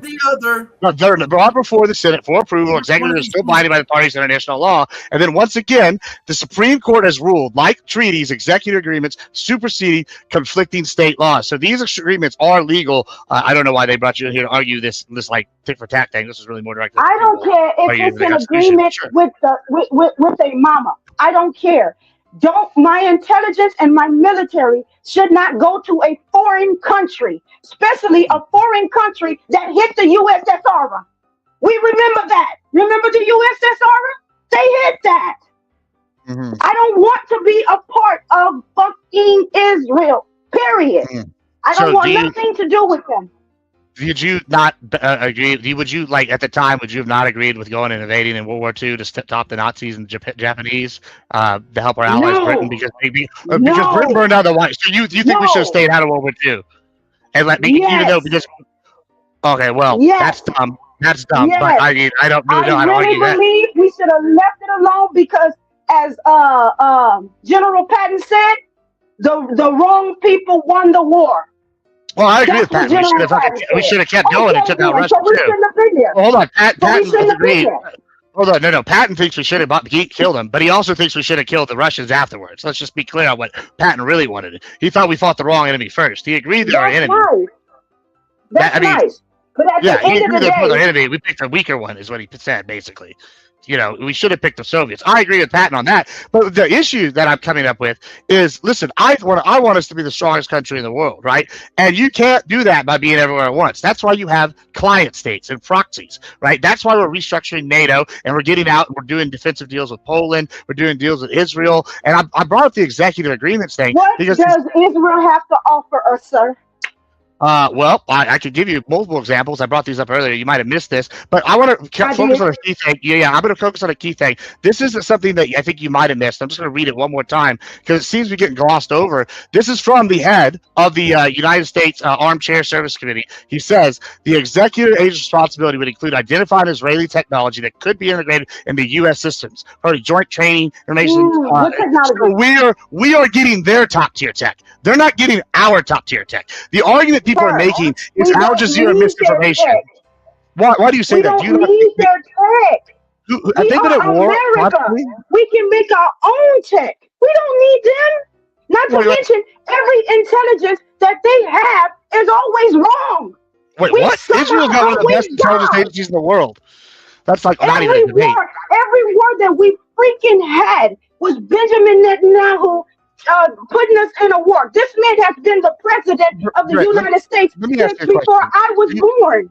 Do you think that? Let me just I'm gonna sound like I'm changing subjects, but I'm not. Right? Do you think that Ukraine has pioneered drone warfare? like when fighting Russia? I don't care about Ukraine. Okay. Well, I know you don't, but it's pertinent to the thing, right? Hold on. You said we're America, right? We don't have real world experience with a near power, right? We haven't had a near peer adversary fight since like the 70s, right? So we're watching right now near peer adversaries in Russia and Ukraine fight, and they're learning all sorts of tactics that we never had any idea about. What you're basically saying is, we're not fighting. They're fighting the Russians, right? Not Ukraine is, right? So that's cool, good, right? And we're still supplying them. Here's the thing. You're arguing that we should just not learn these lessons from these other countries and just sit here twiddling our thumbs. And then when someone else comes up that is working with these other countries, we're going to get our ass kicked. Why do you want us to lose? No, you're not understanding what I'm saying. They're fighting. They can go do them. We have homeless people. We have illegal immigrants. We have education system that has failed our kids multiple times. We have all these problems in America, and we're looking at Russia and Ukraine. And do you not understand that even though Russia's in a fight with, have you seen Russia? Russia is beautiful. It is beautiful in that country. And why we struggling the way we are in our country? Because we're too busy fighting wars for BB Satan Nahu. And I'm tired of it. That man's been president since 1989. The year I was born. Hell no, no more. Period. No more. You know Russia's got like a third of the population we do, and like 3 or 4 times the land mass. You're talking about Russia. Russia didn't blow up the boat. Russia didn't blow up the USSR. All the things you just said that you didn't like, the homeless, the illegal immigrants, all these things, these are Democrat policies that have led us here on those problems. That has nothing to do with Trump trying to sit here and make a fortress America. Trump has stopped illegal immigration and he's kicking people out. Hold on. Trump has stopped illegal immigration almost completely from here in migrating in. He has not stopped illegal immigration. I am in San Antonio, Texas. So am I, Mama. What are you talking about? You're wrong. I'm here too. I'm gonna, You're wrong. We've shut down multiple facilities here. You need to open up some news here locally. Y'all are both probably right down the street from each other. Legit, go hit the bar and hang out for fuck's sake. Sure, yeah, absolutely. We go do some drinking. I'll tell you right here, you're definitely wrong. Hold on, I'm not wrong. You shut the border. Shut the border when everybody already crossed the damn border. They're already here. Ain't nobody trying to cross if they already here. That's because Abbott stopped it. Listen. We literally stopped. What was it? I can't. Liberty Park. No, what was the name of the park? We shut it down from 1,500 a day to 3 a week. Yeah, that was Abbott and Trump. What are you talking about? And now we're getting deportations. I'm trying to explain to you that my whole neighborhood, which was a black military neighborhood, has moved out and completely turned it all from people from Mexico. They completely, all my neighbors is Mexican. They have completely took my people out of the homes that they bought here. They went up on those prices, so they, what? Yeah, that's called gentrification. We're getting a lot of rich Mexicans moving into San Antonio. No shit. Imagine if they never crossed the border, we wouldn't have had that problem. These are not illegals for the most part here. These are mostly rich cartel people. But like whether that's a problem or not, that's a different problem. You can't tell me that. I talked to my neighbor. She's straight illegal. She was gonna try to do the test. Call ICE and get you some money, I guess. Then call up on ICE and get some money, I guess, because you're harboring fugitives. I don't know. Let me tell you something about ICE. You can't call ICE because guess who answers the phone? Hispanic people. And they're not going to call ICE on their own people. No, I know tons of Hispanics. I know a guy that's Hispanic that turned in his mama and daddy. What are you talking about? That's wonderful, but not all of them think the same way. Most of them stick together. Hey, let me ask you a question, bro. Let me ask you a question. Hold on. What ethnicity do you think I am? I don't know and don't care. I'm Mexican. My dad's illegal. And guess what, Papa? We said kick their ass out. I'm an American through and through. So, not all Hispanics are sticking together. By third generation, most of the Hispanics here in Texas vote Republican. By second generation or first generation in Miami, most Hispanics vote Republican. Republican. That's not good. That's not good. Look at what the Republicans are doing now to our economy. I don't want somebody to blindly vote for a party. We just had more millionaires. Hold on. We had more millionaires made today than in any other time in recent history, just with SpaceX becoming. That's the problem. That's a good thing. That's the problem. They got so much money that they're taking the cafeteria lady at SpaceX is the problem. Why is she the problem? Why is the welder at SpaceX the problem? Like, why are they problems now? They're millionaires. What are you talking? Are we still talking about illegal immigration? I'm sorry. Say that. Or Yeah, you we're just talking. went somewhere else? Yeah, I'm talking about it in general. You're talking about the economy being bad. I'm saying this is the best time for the economy in recent memory. Like, we just created more millionaires today than almost any other decade in ever. Like, not ever, but in recent memory. People are losing their jobs left and right. Yeah, because it's a transition period back to manufacturing away from the service industry. This is something we voted what for. the problem is? Because people like you don't understand that when black people like me come up in the world, one thing we cannot compete with Hispanics on is because they're dual languages. They have Spanish and they have English. Language. I can't compete with that, bro. Why? You can't we can't learn Spanish? compete with that. You can't learn Spanish? I learned Japanese and I still don't understand how to actually speak to somebody in Japanese. That's not the point. You think black people have time to learn Spanish? Yeah, absolutely. This is my country. This is my country. I learned it in the restaurant. I don't know what you're doing. I'm kind of with Brett on this. You need to learn the fucking language of the country, which is English. Hold on, you can learn more. The signs are in English. They're not in Spanish. Nobody said don't learn English. And they're going to be in English, not Spanish. All the signs. Yeah, all of them are learning English. I don't know what you're talking about. You think successfully changed the subject again. Fourth Wiseman comes in with the Big Ten and says, I'm glad that hashtag Vegas, the border got closed because administrative bonding has to catch up. Otherwise, it'd still be a torrent of foreign inputs still entering. Yes. And do you know that when we went to the border and all of them was entering and they had the military down there, the military was not to stop the illegal immigrants. It would stop the American people from reacting to the illegal immigrants to stop them from crossing. In fact, Sarah can confirm this because we had a woman on the all women's Wednesday panel named Anita, wonderful lady, doesn't do politics, but she did share about her experience in the military on the border where they were using logistics and helping transport illegal aliens to the things and talked all about this. So I can confirm that we have at least anecdotal examples that they were doing exactly what they were supposed to be doing from panelists that we've had here before. Do you agree that if you go onto somebody's property without permission, or if it's explicitly put on there that you're not supposed to trespass, that's a trespass? You agree with that, Gibb? I'm not the most anti-illegal immigration guy here, for the record. I don't know that. Yeah, I agree. It's right. I don't know what. Yeah, if somebody's like trancing through your yard, even if it's a big old wilderness out there and it happens to be on the border, essentially that's an illegal immigrant. I mean, I'll even go further. I'll say if you're trying to cross the border illegally, this was my first hot take. The second one was fuck grandma. My first hot take, we should start drone striking people on the border. And guess what? When there's always die when you try to get across, people are gonna stop trying to come. And people are like, God damn, that's harsh. I'm like, well, it's gonna save more lives in the long run. I'm not even finished with you. I'm not even finished. Hold up. Did you even know? I say goodnight? I'm not finished because you have no idea what these people did. It was illegal. All right, can I say goodnight real quick before you talk about the Mexican border? Or can I say goodnight? Can you do what? Can I say goodnight before you continue talking about the border? Whoa! Goodnight. You're leaving? Yeah. You're the one that asked for that. I mean, it seems like everyone's having a good time. Sounds Bro, like Sarah's drunk and you're leaving her. Come on, man. I'll Stick around for another hour. I'll be back. I just gotta check on, Oh, okay. Well, all right. That's what she said. They all tell me that, Shaman. And Omar, they you better be back. I'm gonna be You back. better be back. I have my. Listen, I You have a go- debate. Listen, I had a debate handle. plan tonight. The gentleman had an emergency, which we believe he had an emergency. We wish him well. By the way, we wish Vocab Malone well, and hopefully it's nothing bad. And if there's anything wrong, hope it becomes good. Okay. Even though he and I will completely disagree on the topic, but we were looking to have a theological debate.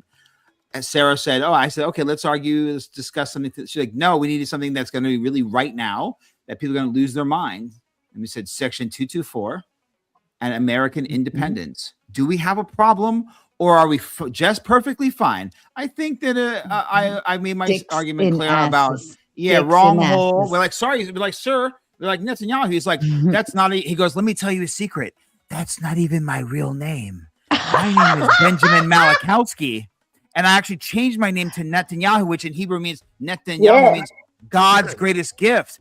Oh, how ironic! I'm going to change my name to Netanyahu. I'm God's no greatest problem. gift. You could just Maybe make you APAC money. Well, I don't know because Sarah means princess, God's princess. I'm a princess, so I kind of like that a little Persian, better. right?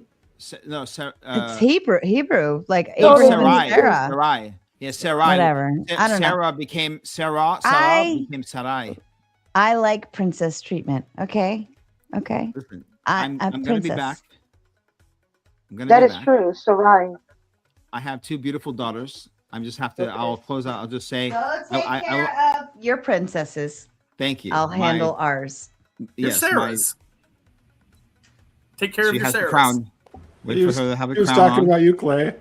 Now we have the crown on. Everyone's fine. Have a nice night, Anchor Baby. Gibbs, I can hear what's going on. I'm gonna respectfully back out, and I'm please spin. I'm expecting to hear America. Bye, Anchor Baby. Clay, Balderson, Sarah, Britt for the win. Effigy, Gibbs. I'm pretty sure everyone's on the exact same page except Gibbs. Gibbs, literally, I love you, bro, but right now you're arguing double masks are better than single mask. You're arguing you need to get the vaccine so mine works, and you're arguing that Russia collusion. History will show. Right. This is the same shit, and I love you though. I do. He loves you. How do you feel about that? Oh, When you find out that when we are being fleeced and it's not going to work out for any of us collectively, we'll all be in the same surveilled people, then we will pick up arms together. Sure, I agree with that. We go fight together. Together, okay. Fight. Sarah? Together. Whatever the weather. Wait, we lost Balderson. We did. It must be his power thingy. I don't know where the maid generator. Bitch. Whatever. You have a crown too? I got a bunch of crowns. We can't both be princesses. Oh, no, don't worry. We got several kinds. Ah. We'll find it later. Very right now you nice. got to continue with this constitutionality argument. Oh, yeah. I mean, back to what I was saying. And this is, I'm glad that we can get back to that. We got off subject there. But yeah, these are once again, hold on, let me pull up my notes here. I had written down once again, are executive agreements. And this is, if you'd read the thing I just said, okay, I think I posted it. Did I post it in the side chat? I think I did.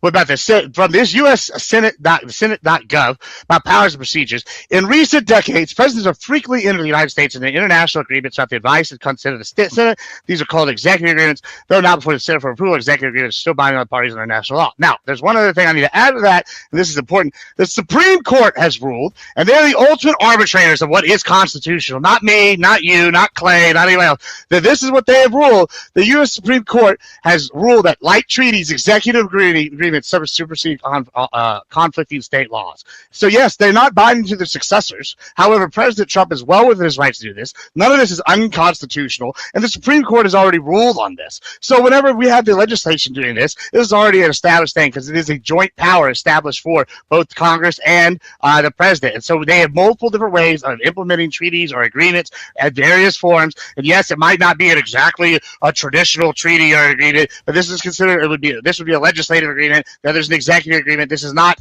any kind of new thing. And I've listed other agreements that we have that are almost nearly identical with multiple other countries that we have. And I know that y'all want to be isolationists, but we get direct benefits from working with these countries and seeing this shit. Like, this is part of the reason why we're arguing to get rid of NATO, and we've at the same time got more in bed with Poland. Poland's a little tiger. They were sitting there buying all of our shit. They're trading all their info with us, and we're sitting there doing all sorts of stuff with it. There's a reason why Turkey wasn't included in the F-35 program for a long ass time. I still think they might not be included, right? Because we didn't trust them, even though they were part of NATO, right? And we have examples with Israel where we give them B-tier avionics, they improve it and adapt it, and we can take it. Yeah, these are all wonderful things, and they're all constitutional. None of that is an argument to exclude the actual American people from having their say in whether or not this thing is done with a foreign nation. Wait, hold on, did we elect our Congress?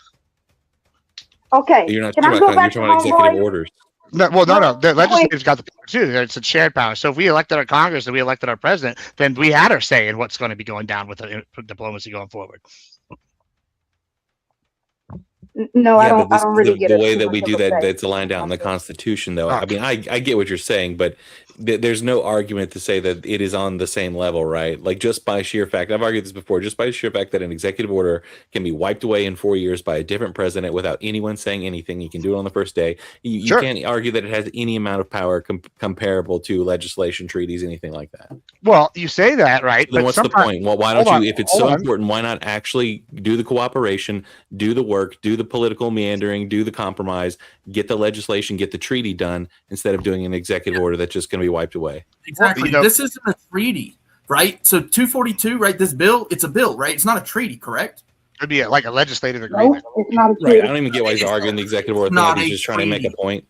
That's I'm kind of making my a point. There's non-traditional ways to make an agreement. So which is I a- agree. a I treaty. agree that yes, Congress has essentially handed over a lot of power. But here's the thing: if he's willing to do an executive order that is considered a treaty, and you go about it that way, right? The Senate still got to consider it. They actually still have to consider it. It's not like you can just sign an executive order and then all of a sudden it's a treaty. That's not how it works. Okay, but even if he does that, right, that's a treaty. But what we're talking about here isn't a treaty, and my problem with it is that he is doing things that would normally be included in a treaty as law, as U.S. I agree. That's the problem with the constitutionality, because the Senate isn't going to consider it. It's going to either have to pass through the Congress, the entire Congress, which isn't a problem, right? But then the problem is that it is things that normally would be considered in a treaty, like the Foreign Powers Act, right? Wait, hold on. So this actually, hold on. This would be the opposite of what you're upset about, right? So let's just say, okay, all right. The way I see it, right? We voted on our congressman, we voted on our president. This has been put forth. It's made it out of committee. It's not been voted on. I think it made it past one of the branches. I think it's passed the House, right? And it's in the Senate, right? I could be wrong specifically. It just passed the committee. It hasn't even gone through the whole House yet. All right, perfect. Thank you. All right, so it just passed the committee. First check, maybe not the first check, but it's passed a few of the checks. It's still midway through the budget. If this is passed by Congress in both House and Senate, then what's going to happen is it's going to go where? Going to go to the fucking president, where it's a bill to be signed, and then that's codified going forward. That is the same exact process as a formal treaty. What is your issue if this is the same process? It's not the same process. That's what I'm telling you. They're going to pass that, A treaty would still require definitely gonna 2/3 pass of a it. Senate majority, Gibbs. Correct. Right. And it would actually, it would at least have consideration, even upon what you're talking about. I agree that and look, that's what they chose to do, is to have it where this foreign committee considers it. That's fine. But guess what? That is still the Senate having to consider it. Wait, how is this any different than a country funding money to go to other countries? Can I finish with you, homeboy up there? Can I finish with you? Because I really wasn't done. I dead ass was not done with you before my stuff got messed up. I wasn't done with you. Can you just grab a beer with Gibbs tomorrow? That'd be cool. Unfortunately, it can't be tomorrow. It could be Sunday, but it can't be tomorrow. I'm gonna be doing a subathon to earn for Vegas starting at midnight for the next 12 hours. So we're gonna be going 24 hours. Yeah. So I've almost got the hotel paid for by y'all wonderful subs, and so if y'all can keep subbing. And by the way, all these subs help me put new my partner push. We've got the viewing numbers. I just need the sub count. So help me out, boys, on Twitch. Make sure y'all sub, all that good jazz. And if you're on YouTube, you're stealing my money. But And the what rest that of it- means right now, if I might anybody's sub watching you. over here I might on the sub you. I don't gauntlet, have no beef with you, bro. open up a second tab. You'll be all right. Open up a second tab on Twitch. Go to Admiral Gibbs. Watch from there too. Hit the sub button, all that fun shit, and get this. Listen, Gibbs was the first call I made when I said #Vegas. All right. And Gibbs is going to get us even more amazing content. So we got to give back, maters. We got to fucking give back. Get your asses over there now. Yeah. And if y'all do good, if I get a few subs here, guys, on Twitch, I will surprise y'all with a sneak peek of something from Vegas. Oh, wait. Yeah, wait, there you wait. Can I also comment that Oh. I like White Claw Sarah a lot? This should be like every night. All right, Gibbs. I have to say this. I really want to say this, and then we can go back to the. Can we finish it up, Gibbs? Yeah, go ahead. Out of respect, I just want to finish it. Yeah. Okay. I got So when nowhere I to was be. talking about all of them coming in, I don't know. Say that again. Oh, nobody said anything, honey bun. Anyway. Oh, okay. When I was talking about them coming in, they also got this help. I don't know what this it was a part of FEMA. It was the craziest shit ever. Where they funded these people individually. They gave them all kind of assistances, and people from El Salvador, they was able to afford apartments in New York, bro. They was able to afford apartments. I've been here all my life, and I've never been able to afford an apartment in New York. So, listen, I'm against all of these things you're saying. Don't worry. I mean, we're not familiar with my content. I'm very everything you're saying. I'm against, for the record. It's two different arguments, though. Those are asylum seekers. We're having to wait. We don't need to go into those are not asylum seekers. You're not asylum seekers. It's a whole different topic. We can dive into that. They were not. You know, also, he's right, but what he's saying is very dishonest, right? Because they redid the asylum process to make it so you could easier get in via the app. So, like, yeah, it was asylum, but it was like asylum with a wink, so yeah, of course, yeah. I think it's all legal when it's like gray areas, Yeah, I mean, when these people were coming across the border, they were coached on what to do. Dump your IDs. Don't have any identification, and do the exact. Don't worry, Brett. I'm on your side with all the things you're saying, Brett. Don't worry. I'm with you, Mama. That's my top topic I come up on like every week. Illegally. If they have an illegal immigration panel, they call Papa Gibbs. I'm with you, Mama. Don't worry. Was it a legal process or was it entering illegally? I'm cool with that, but I'm also saying what I'm also getting at it's one of is the same people that are helping these people get in are the churches. Who are on the board of those churches? Who? It's an organization that are ran by what fucking churches? Allies. There's a lot of churches our churches help them get in. We're just getting weird. Our churches helped them get in. That was Yeah, I guess they were asylum seekers. If you guys get on the courts, they would get through the courts faster. It's really all it is. That's why they had to get a permit, because the courts are so fucked that they were going to be there for a while waiting for their actual due process. That's nice.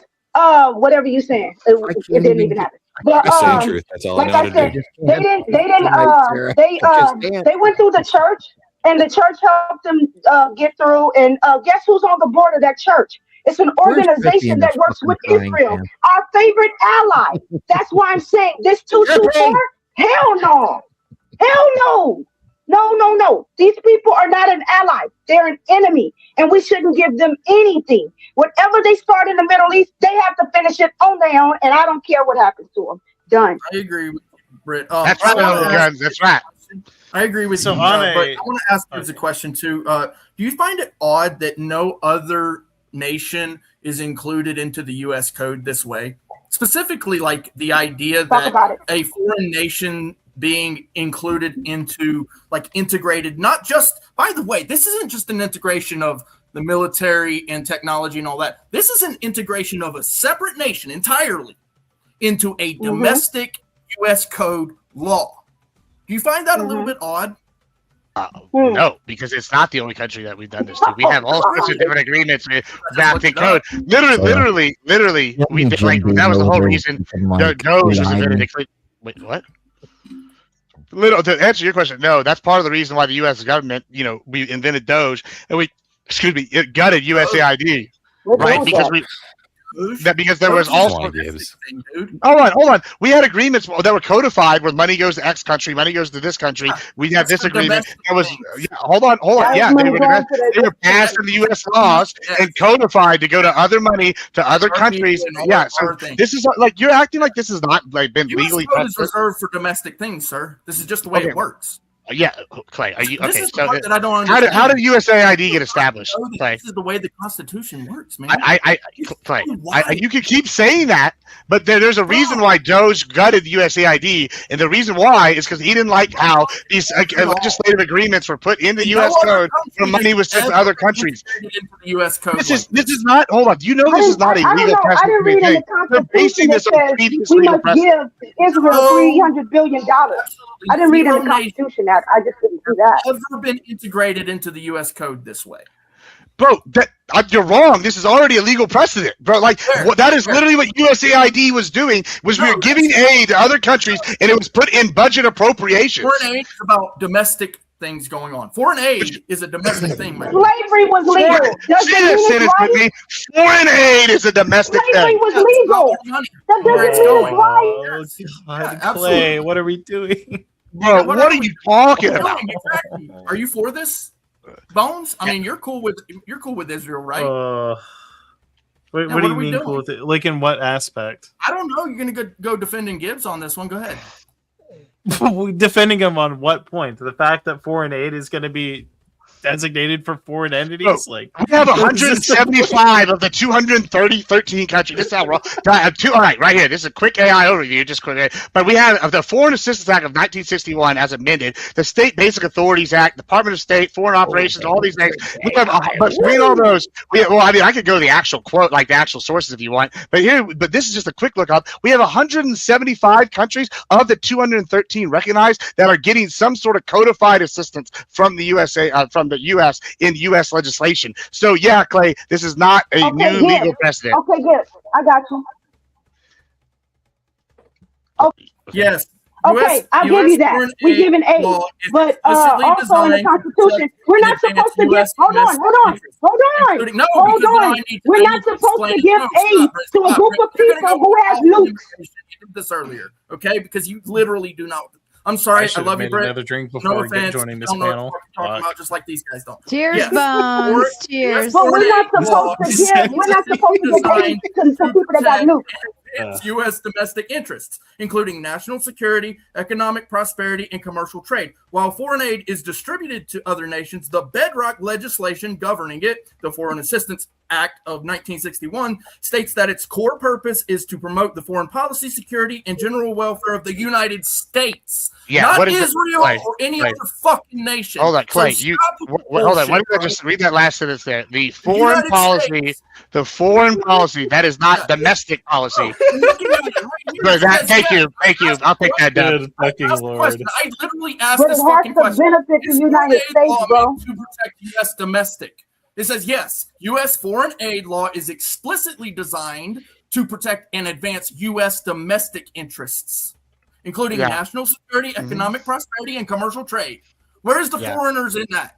Excuse me, sir. Yes, we give foreign aid to people. This is one thing. Yes, it's true, but it's for us domestically. It's not to advance Israel. It's not to advance Russia. It's to advance. In that case, no policy is a foreign policy. Then, and every policy we do is domestic in nature. No. Hold on, Clay. I'm not a retard. I understand words. You clearly don't. You just said foreign policy is domestic policy, but you good one. I mean, every policy is to benefit us domestically. But you're right. Always the same. We Gibbs, have I have a question for you. Okay. Yeah, if they want to become a state, Clay makes a dumb point. Clay gets rebutted. Clay spurs, rinse and repeat. The next big red dono, I'm going to take a shot. I literally fucking take a shot. Dude, you're already spurging. I've said like 7 words. I don't know why we're spurging here. You can just look shit up on the phone. Why? Clay, we can all look it up. But you have to understand what you look up. Whenever you say something like domestic policy is the same as foreign policy, it's a fail. Yeah, you sound retarded when you say shit like that. You are a retard. Wow. In other words, it was supposed to benefit us, and it's not. Just right here. I got my phone. Just look it up. Just look it up. Quiet. Excuse her. It just sounds like static. Protects and benefits domestic population through several strategic mechanisms. Go to sleep, my little child. Quiet. We're going to give Clay his moment. National security and border defense.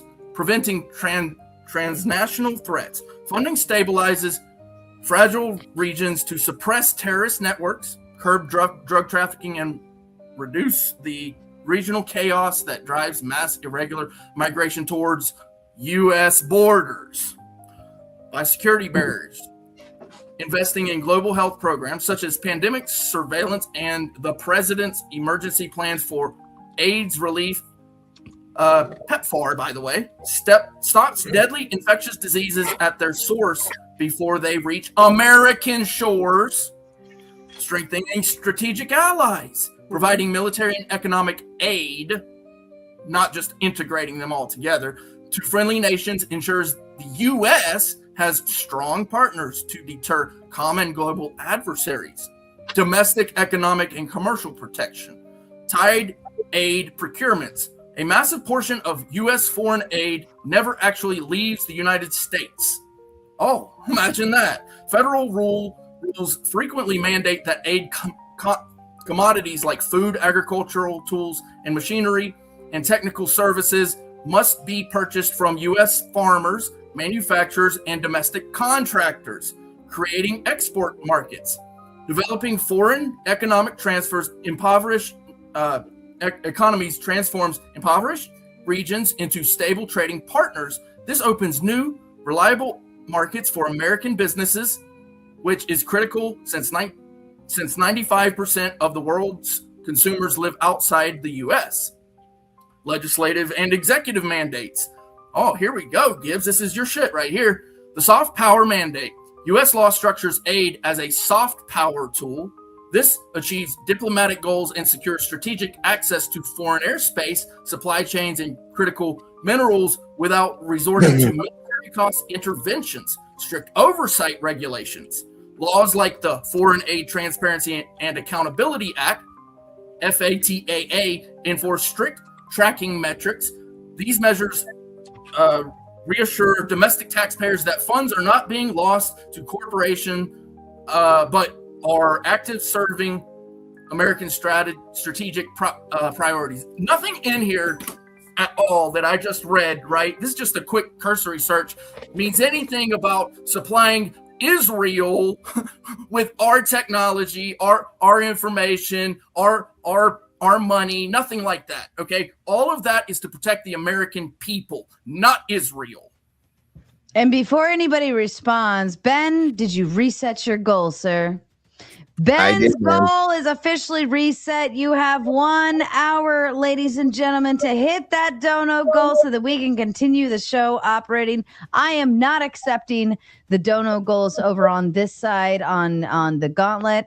We are only accepting dono goal hits on Mr. Benjamin Balderson's side. And also, Fourth Wiseman is about to hand out a bunch of free memberships. So if you haven't gotten the word in the chat, head over to Benjamin Balderson's, hit the subscribe button, play in the chat, and you very well may win that lucky lottery. All right, respond to Clay. Go. I know you got a lot. Yeah, I think I'm going to start with one thing. No, I know Bone, I do. Oh, hold on. Gibbs hit it first. I just want to respond. Why do you think I disagree with Hold you? on, Brick. Gibbs hit it first. All right, I just want to give you a quick definition of foreign policy as defined by the Georgia Tech professional education system. But we could pick any definition of foreign policy, but because they're all going to be pretty much the same. Foreign policy. Foreign policy.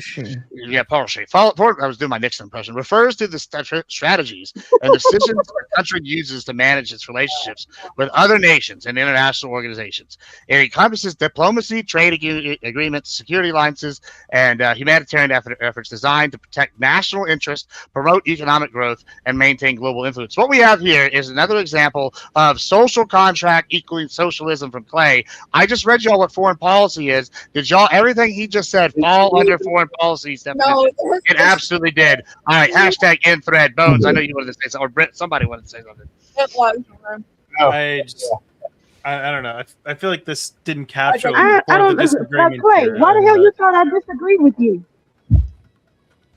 Me? No, I don't. Clay, no, why you thought I disagree with you? No, I know you don't disagree. I just know that you guys were going to go off on a tangent, and I didn't want to get that to happen. I didn't want the immigrant. You wanted to get your. Oh no, I wasn't going to go off on I wasn't going to go off on a tangent. I was just going to say, in order for us to even be allies with a country, we normally don't help with countries that have nukes.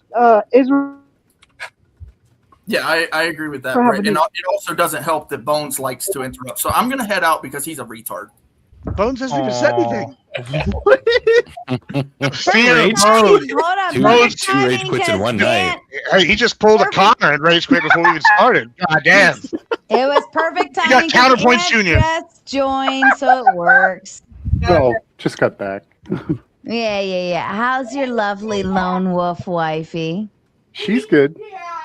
Very nice. Here we go. Let's hit this shit. Wait, did this one just come in? No, that one came in earlier. Fourth Wiseman, as promised, Mr. Benjamin. Sing it. Thank you so very much, Wiseman. That's absolutely amazing. And Nunny is in the chat and won one of the memberships, which is awesome. Oh, good. Yeah. You're the man, Wiseman. You're the man. Memberships in there. Shout out to you and all the lucky lottery winners this evening. That was well worth the trade of simply going and subscribing to Mr. Balderson, our hero. That not all heroes wear capes. No, he wears like llama furs, I hear. Is it the llamas? Alpacas. Oh, sorry, alpacas. I always confuse the two. Clay's back. Clay? Yeah. Clay, Alpacas are 150 pounds and pretty gentle. Llamas are 450 pounds and they listen to heavy metal and will stab you. Which one do I get to play with? The alpacas. Okay, so they're gonna be nice to me. Which ones do you like more? Okay, I like that. Okay, I get to play with. I have the fuzzy little things. teddy bear ones. They look like teddy bears. Do they really? Yeah. Oh, I like little fuzzy teddy bears. All right, Ant, kick us off. You've probably been listening while you were driving. Let's go. I was trying to listen to it, but I missed it for about the last. I have a question before we change topics about something Gibbs said a while back. All right, sure, why not? Gibbs on your little tirade about USAID. I just have to ask, just because of you and what you do. Do you realize that USAID was one of the primary financial backers for all the fighting of the New World Screwworm in I'm Mexico? so glad you brought that up. I was hoping somebody would bite that top that day. So if you know, I believe, and I might have the numbers about like a few million off, but the point is, the general numbers are right. I believe we had 100 and I think it was 87 million funneled to USAID that was going to go to the eradication of the screwworm in some of these areas. Well, Trump cut that funding, but then simultaneously 3 months later, quadrupled the funding. It's upward of 800 million now, going towards a joint facility grouping with Texas, Mexico, and all the other states. But Texas has already got infrastructure in place for this, thanks to the Texas Farm Bureau from decades past. And Trump did the most amazing thing by appointing, I can't think of his name right off the top of my head, the guy for the Texas A&M Board of Regents to be his lead guy on the screwworm, and he's quadrupled the money being spent because, unlike these others, there is an isthmus in Mexico that we potentially can block the bringing in of the screwworm, and we're building facilities. So Trump has done more for the screwworm infestation with a less amount of time than USAID did in decades. So yeah, You're talking about funding spent here, though? No, it's spent in conjunction with Mexico. The big reason that we have all this is because of the failures of the governments of Belize, Guatemala, and I believe it's Honduras. And then all these governments, all these people have mass migrated under Biden's policies, and the screwworm moved up with the pets and the cattle and the livestock and the people all moving because screwworm does hide in the mammals. And once it did that, we were screwed. So yeah, if you want to talk about why we're getting fucked, it's because the mass migration event that occurred under Biden that got it all the way here to the border. And so yeah, that's what happened. I mean, Yeah, the mass migration event that happened years ago is the reason that we just had the screwworm up here, like in the last few months. Well, that's a good point, except for the fact that the screwworm has been in Mexico for about 2.5, 3 years now, and it's been within the side of the border for 12, for like at least within 12 miles of the border for the last year. So yeah, Trump has been able to stop it dramatically. We would have already probably had it sooner. Blaming it on human movement is wild, bro. It's not just human movement; it's mass migration. It's not human movement at all. All right, hold on. Do people not bring their pets somehow with them? screwworm was dormant for like 2 years up until now? Yeah, It's not. I wasn't dormant at all. It was moving steadily up through the corridor from Panama and Central America. And it just so happened that now was the time where like screwworm, yeah, I mean, it doesn't just so happen. I mean, I can guarantee neither one of y'all that y'all have been following this for years. If you go back and watch my earlier debates, some of my earliest debates going all the way back to before Trump was elected, was me talking about the terrible fucking policy under Biden that was mismanaging the screwworm epidemic in Central and South America, and how it was steadily coming up northern due to the mass migration. Yeah, this is something I've covered in depth for years now, and you can go back and watch my IRL. Destiny, you can go back and watch me from panels on Wix. You can watch me on any of these panels. I've been talking about this 2-3 years. And when you're fundamental flaw is that none of this just actually like inspires the idea that Biden's policies were somehow the cause of this. No. You haven't given me a start of the mass migration up under Biden. Yeah, that would be directly related to his policy. So that's not his policy. That's just an event. He literally told them to come. And like, what are you talking about? And it made it easier. Okay, so again, redoing of asylum laws, and where anybody can claim via an app. These are policies. That is a policy. Asylum. Redoing the asylum policy. That is a policy. What?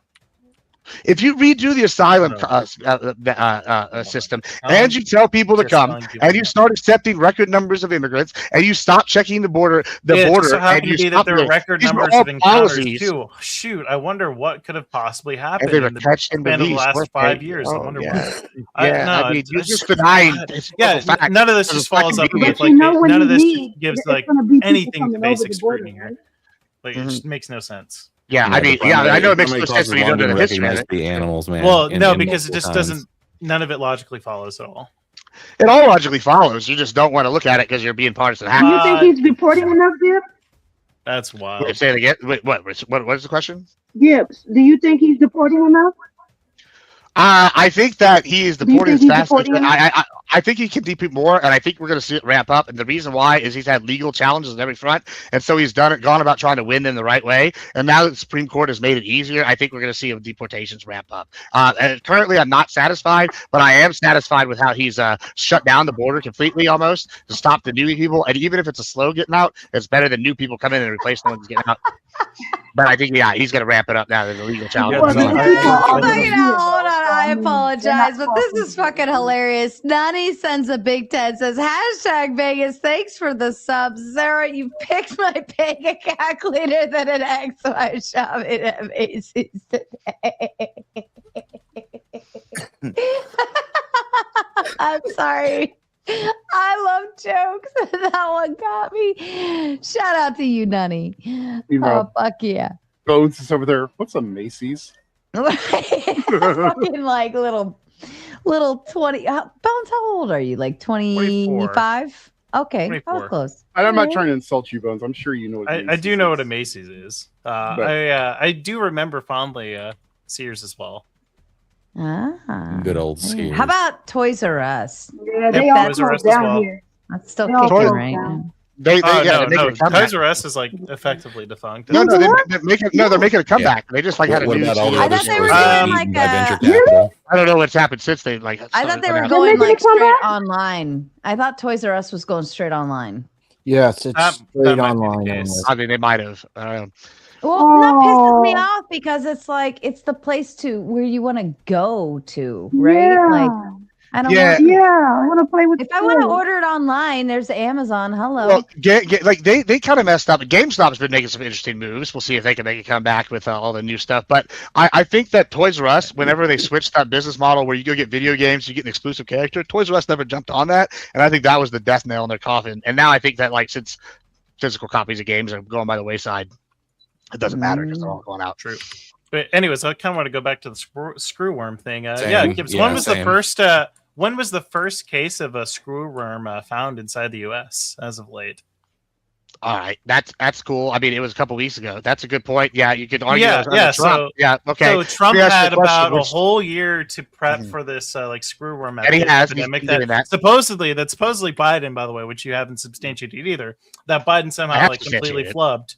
No, you haven't. And that's the point I want to go back to. Is that the cause for the moving of the screwworm is animals, four-legged animals, because it burrows into their skin, and humans, when they feel that, they can pull it out, right? Okay, well, yeah, that's if they have. Well, that's not totally true. They can burrow deeper than people can pull out a lot of times. Clearly, you've no experience with screwworm or anything. But the whole point is that secondly,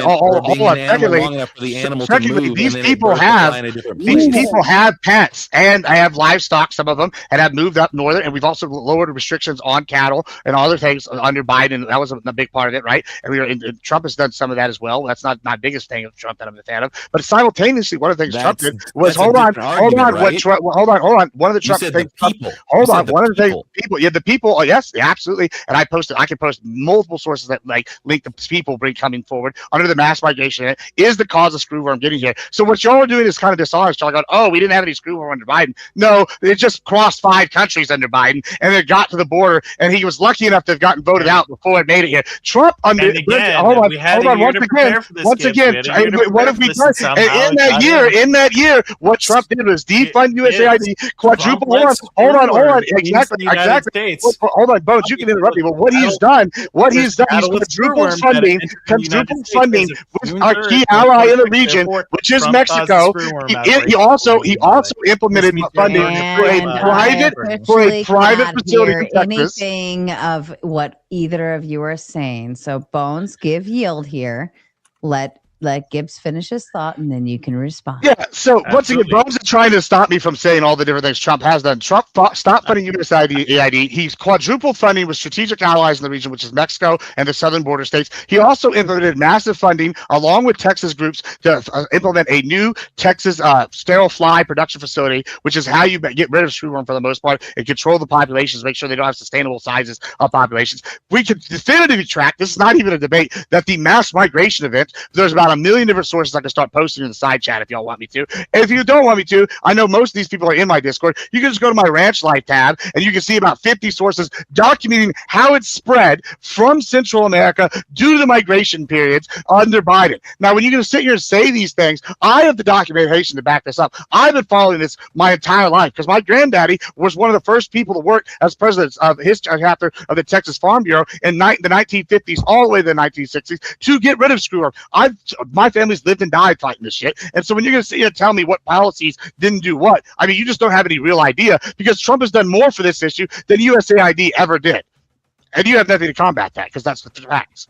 Gibbs, when I was kind of Mexico 18 months ago. No, hold on. Let Bones have his rebuttal. And yet screwworm still entered the U.S. And apparently since Biden did nothing, according to you, and that all of the mass migration events was due to Biden's policies, which none of which you could outline. You think that somehow the asylum policy somehow accommodates for all of the influx and migration events, which, by the way, is probably better explained by the fact that COVID happened and that we happen to be a very strong country after COVID. By the way, you can thank Biden for that one. So, I mean, I just have no reason to believe that, Biden, for one, caused this outbreak to happen on its own. Oh, okay. So would you believe it if I told you the CDC says it's due to the mass human migration?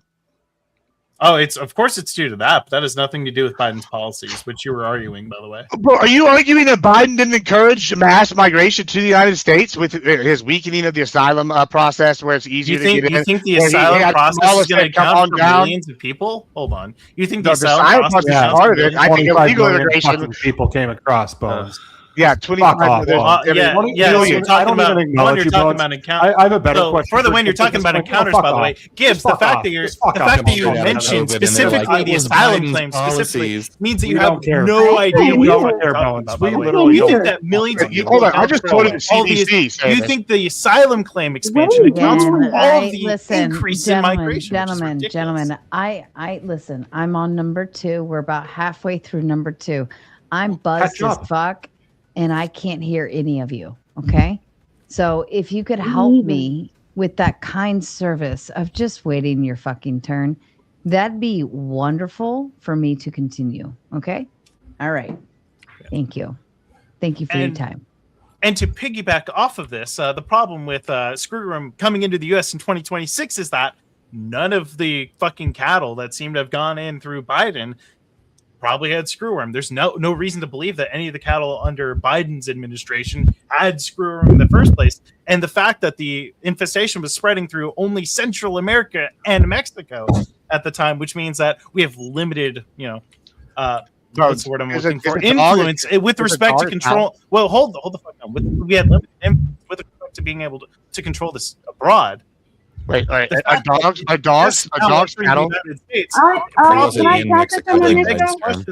Something probably just got let through, and there are dogs proper vetting at one point. And that's not an issue with the Trump administration necessarily. That's not an issue with the Biden administration necessarily. That's probably just something got through, and guess what? Now we have an outbreak. Wait. Fail-safes aren't No, I agree with Gibbs on Mexico this. until 18 months ago. Hold on. Once Go again. ahead. Go Go ahead, Can I Britt. say something real quick? Yeah, go ahead. Yeah, I agree with Gibbs on this. Biden did encourage people to cross the border. He did do that, and yeah, so that's that. He did encourage a lot of people, and he did not stop it, because when we saw it, it was like a flood of people, going Yeah, because towards Trump that border. was hurting their It was during children. his administration. Oh no, there's more people. Trump was They not were in waiting office. for the next president because Trump was no. literally hurting their Yes, children. we don't if he need got more caught. people, sir. We don't Just need saying, more I'm people. just telling We you why really the don't. glut happened under Biden. He just wasn't hurting their kids, so they waited But he until said a it non-crazy didn't person was happen there. under Biden. So I'm correcting that, sir. No, He he's said saying it the never policy happened didn't under Biden. cause So it. I said it did. No, No, it's the not mass a migration was policy. happening He everywhere. encouraged it. His COVID mouth caused a mass migration encouraged event. it. Economic failure across the No, world it caused a didn't. mass migration event. Yes, it did. That's what COVID was. It was a mass economic No, failure across the world. COVID did not. COVID didn't do that. His mom Okay. did. Your mom COVID didn't do did. that. Okay. This is Keep such telling a yourself Yeah. that. take, Britt. Oh my god, dude. Yeah, we can What move are we? on, 'cause What are this we is fucking dumbass. doing? And don't forget, allow me to take the time to tell everybody you're all stupid. And if you would like COVID to didn't keep do that. continuing, if you would like to keep on continuing the show, I am not accepting your donos to continue the show tonight at this point. We are sending them all over at Mr. Benjamin Balderson's channel. It is pinned and linked in my live chat. Go over there, send your $10 donos. You need $10 donos to continue the show. I don't even know at what point we're at, but that's where you got to go. Okay. All right. Britt, go ahead. Lay out your thoughts, darling. Britt. Yeah. If Britt doesn't want to take it, I'll take. I could give you specific examples of migration policies under Biden that caused this. Also, first of all, what his policy rollbacks, he ended remain in Mexico. He caused strain on the system with the automatic release and process of asylum systems. He changed the asylum system. He also put a temporary pause on certain deportations and changes to interior enforcement priorities. He was lax on border security. And here's a big reason why we have a screwworm: is the illegal cattle trade is the secondary, or is either the primary or secondary reason. Hold on. Yeah, it goes, and we have over 800,000 to 1 million head of cattle annually across Mexico's southern border from countries like Guatemala, Nicaragua, and Honduras.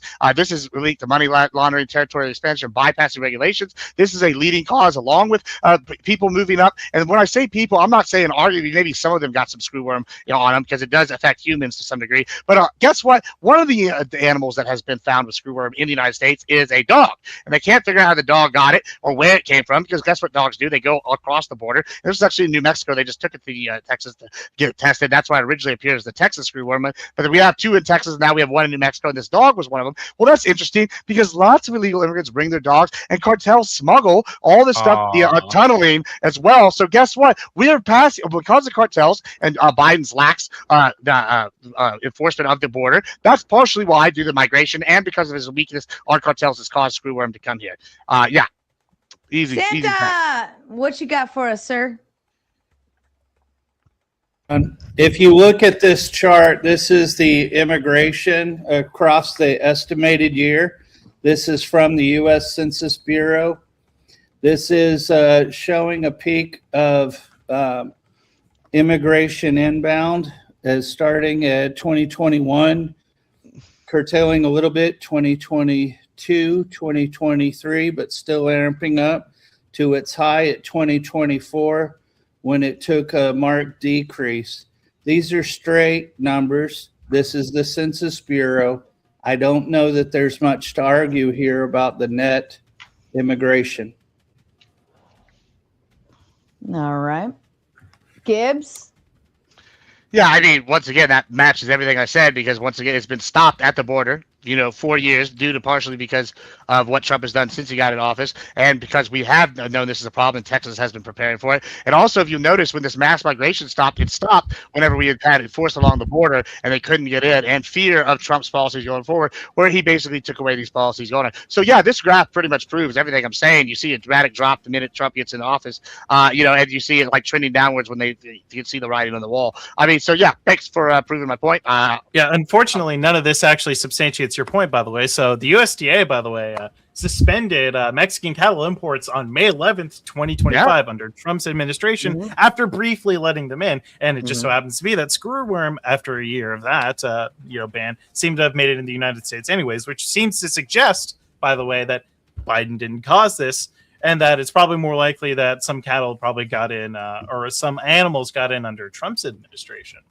I'm not arguing they didn't get in under Trump's administration. They only were able to be only over 2 years later, only 2.5 years later, by the way. Hold on, this is once again, you're just ignoring all the factors that led up to this and being bad faith. You're going, it got in under Trump. It's got to be 100% his fault. So what's how did immigration somehow cause this, despite not even listening to a single one of Biden's policies, which would have accounted for millions, by the way. And instead, it's probably more likely that it's probably more likely that just something fell through. There's way more priors to suggest that. I presented a nonpartisan report, and you unfortunately, just it's a non-sequitur. away. Yeah, he just ignored it. It is a non sequitur. It is a set, bro. Hold on. When the CDC says mass migration is a part of mass migration under Biden is what caused this. I gave you proof. This is not proof. This is a complete non sequitur. It is completely non sequitur. Not relate. Just trying to prove the CDC says they relate. That are unrelated. You know more than the CDC? Yes, I guess you know more than the CDC. Shut up for a second. Yeah. The worm did not enter Mexico until 18 months ago, which is the first month of Trump's, the last month of Biden. So during that 18 months is when it got all the way from the bottom of Mexico. So if it was the mass migration that you said was happening during all of Biden's, it would have been through Mexico and all the way up to the U.S. already, right? Hold on. Most of those people were sitting in Mexico. Hold on. If it got to Mexico by the end of Biden's term, what does that mean? That means all during his term, there was mass migration happening in Central and South America, and the CDC confirms this. I can give you the link for that. CDC says mass migration is one of the key reasons. So you're telling me that the CDC, the Center for Disease Control, the experts on this don't know. You know more than migration. You keep doing this fucking Mott and Bailey. I'm going to call it out one more time. None of this has to do with Biden's policies. This has everything to do with the influx of migration post-COVID. It is more explained by that than anything. I don't know why it's aided by Biden's policy. Mott and Bailey. I've been called out twice. Once again, I list all. Hold on. Once again. Let me list the policies. Hold on. Unlike you, I actually have data. Unlike you, I actually can understand what policies are. I can understand. Hold on. You can understand shit. Rhetorically steamroll me. Completely fucking lying. You said that Biden's asylum policy is what caused millions of people. You haven't addressed any of my policies I listed. You haven't addressed any of them. Once again, policy rollbacks, remaining policy Mexico, policy border construction. That was the policy under Biden. System strain because of automatic release. That is a policy under Biden that encouraged it. Asylum reform. You haven't addressed a single one of the policies regarding asylum claims somehow accounts for millions of people, by the way. It's part of millions of interactions. What was the automatic release? Automatic release. We had to put pause. I can list 5 more policies. 18 months ago is when Screwworm entered Mexico. No, you know what's bad faith? It's ignoring the 5 bad policies. To suggest. I've listed 5 other policies. Hold on, this is once again the CDC. I don't know why you think I don't know why you think I'm arguing against the CDC. I grant that the CDC says that there are the mass migration of people is probably a main factor into what caused this outbreak. What I'm contesting here specifically is the policy. Okay, so did Biden think? Oh no, we're gonna ask yes or no question. We're gonna see how good faith you are. We're gonna all right. Well, is this a policy of Biden?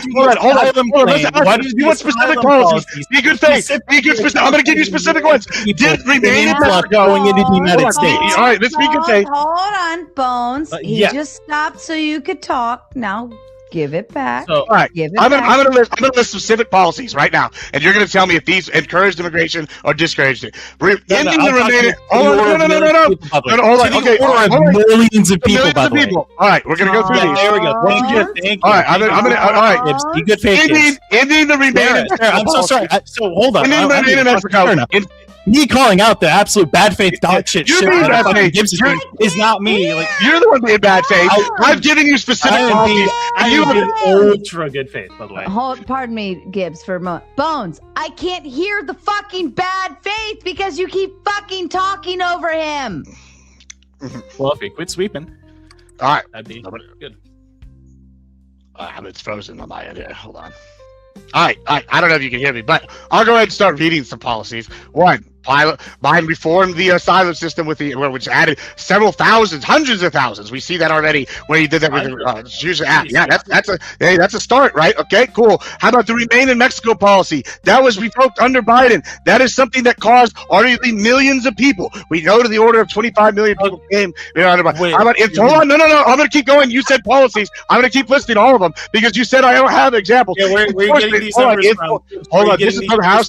This is House. 25 million from Gibbs. We're getting this is House.gov. Border encounters? No, I'm not talking about border encounters. I'm talking about the estimated number of illegal immigrants and migrants total that came across the border. How about enforcement? Hold on. You're not going to dissuade me. Hold on. You said list policies. I've listed two. These over right there. Leftly listed over millions just between those two. Enforcement changes. A temporary pause on certain deportations. The changes to interior enforcement policies led to an increase in unauthorized entries. That's under House.gov. All right, that is a policy under Biden where they took a temporary pause on deportation. Systems trade, the automatic release and processing of asylum seekers. That was a policy under Biden that was implemented, right? We can keep going to further and further, all these down. The app under Biden where they made it easier to get. All these account for millions. Kamala going and being the head of these areas, going down there and telling them, come on down. That is a Biden policy when you have your vice president go and set that forth and then put a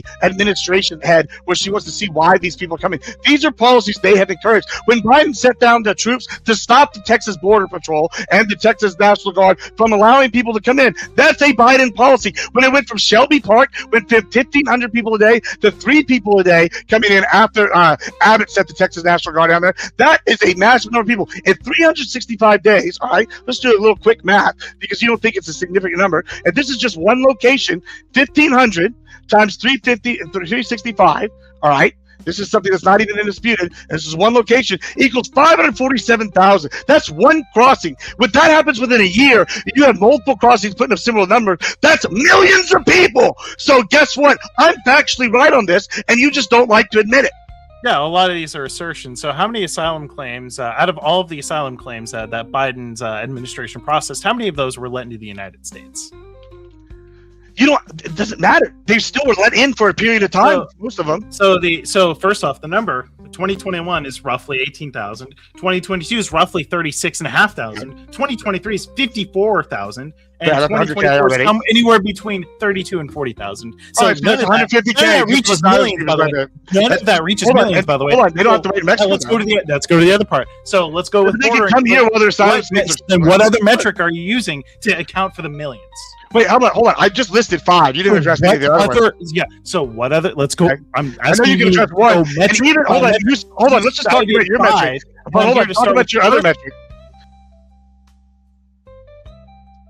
Isn't that much better? They were going for a while. Look, they don't know how to let each other have some space and talk. So I'm going to come up for a moment. I'm going to shout out to our darling lone wolf. She's working on some special things for y'all. With a big 20, she says, for my darling Sarah for her Vegas trip. Hashtag Vegas. I added it to the list. It will be matched, my lady. I love you so much. I love you so much. Is this better? We're nice and quiet. I'm buzzed. I'm buzzed as fuck. Okay, we're on number 2. We're halfway through number 2.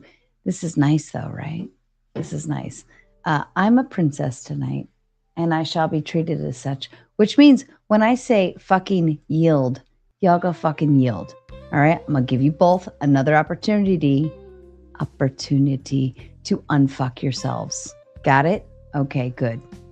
Well, once again, Bones is not addressing the Maine and Mexico point, which has something directly to do with the asylum seeking process. Here's some metrics.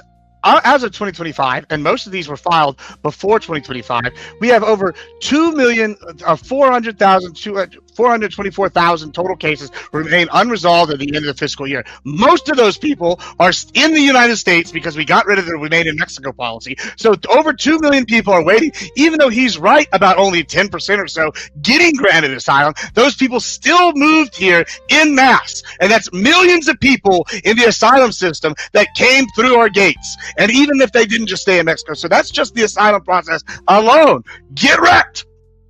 So going off of this, do you know how many claims were actually processed by Biden? I just read it. I mean, about 9.9% total is the average for asylum people is getting passed. You just so not just 9.9% getting passed. I'm talking about the total claims being processed.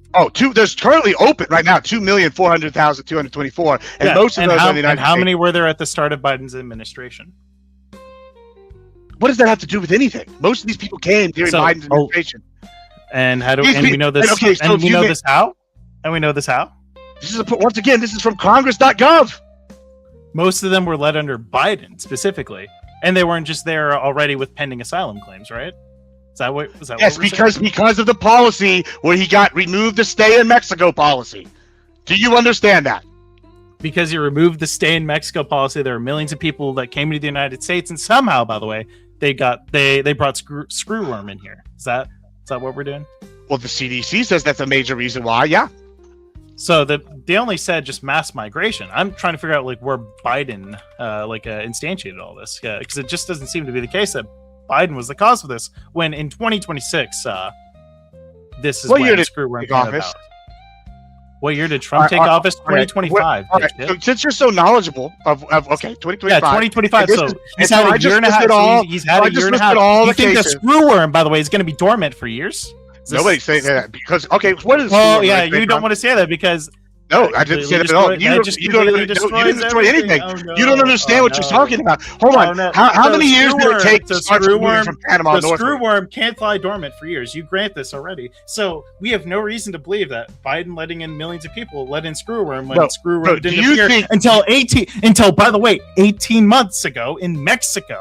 Okay. So the idea that Biden's fucking stay in Mexico plan or removing the fucking stay in Mexico shit was a cause of this, by the way, completely unfounded. Hold on, that's completely unfounded because the timelines do not fucking they absolutely match. Hold on, this is how it's done. They do not line up at all. Let me explain what you just said. They do not. I agree. You're telling me that the stay in Mexico plan somehow. So you're telling me that the stay in Mexico plan suddenly there's all this screwworm that was in Mexico prior to 18 months ago that the government just didn't report on.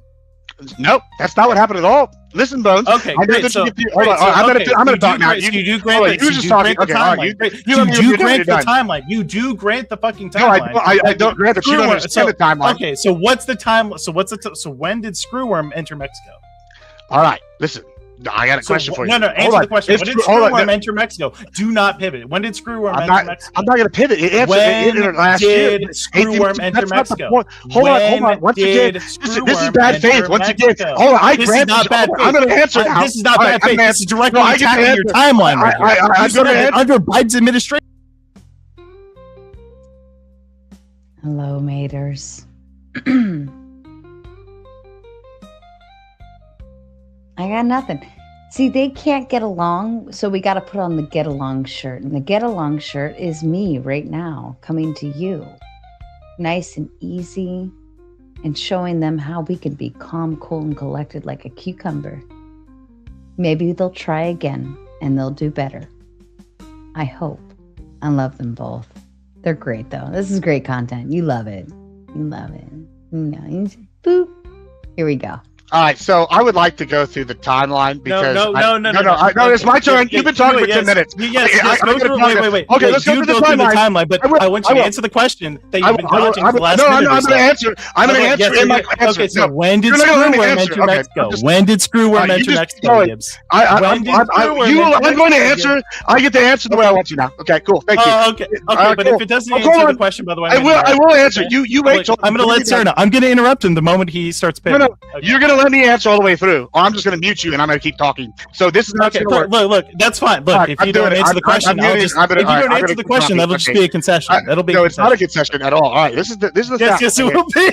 Nope, it's not because you don't understand what you're talking about. All right, this is the screw so worm. you should be able to answer this. Then. You should be able to answer this very simply. Okay. Let me so I want your first words to be when screw worm entered Mexico. I want the first. It's not going to be the first answer. You're not going to like it. So guess what? Shut up. Okay, that's fine. So that's fine. That's fine. So that's just a concession. You can either mute him while I talk real quick, or I'm just going to mute real quick because I'm going to talk now, and I've been waiting patiently for 5 minutes here. So here we go. Here's the mute me. A mute is a concession. I don't know what he's saying. I haven't muted. That's a concession. You don't want to answer the question.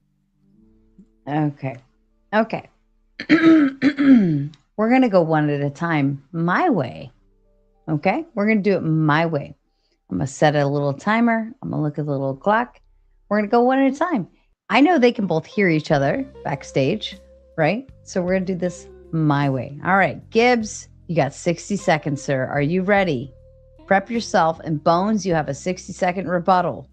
Are you ready? I hope you're fucking ready, because here we fucking go.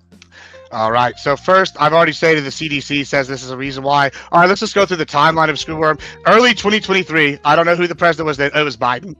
The biological barrier at the Darien Gap in Panama was breached, allowing an outbreak to spread north of Central America. November 2024, also Biden. The parasite was detected in Southern America, indicating an accelerated spread. All right, so those are both during Biden. It spread across the Panama border and moved forth. Summer and fall of 2025, the USDA tracks further spread north of Mexico, confirming cases in Nuevo Leon, and others, it would hit the United States in 2025. These are predicted models due to outcomes that already happened under Biden. I already mentioned these other things. February 2026, before our first one was done, USDA shifted a stale fly dispersal operation to southern Texas to establish a biological buffer zone. The June 23rd, 2026, the USDA confirmed the first cattle outbreak. So yeah, all these can be traced back to the policy. CDC says I'm right. And if you look at the timeline, the Darien Gap 2023, that's under Biden, and November 2024, Southern Mexico, that would be under Biden as well. So these are both from the American Farm Bureau and American Veterinary Medical Association. Go. All right, Bones. And hold on, let me get it to the full 30 seconds. And then I will bring you up. 4 seconds. 3, 2, 1, go.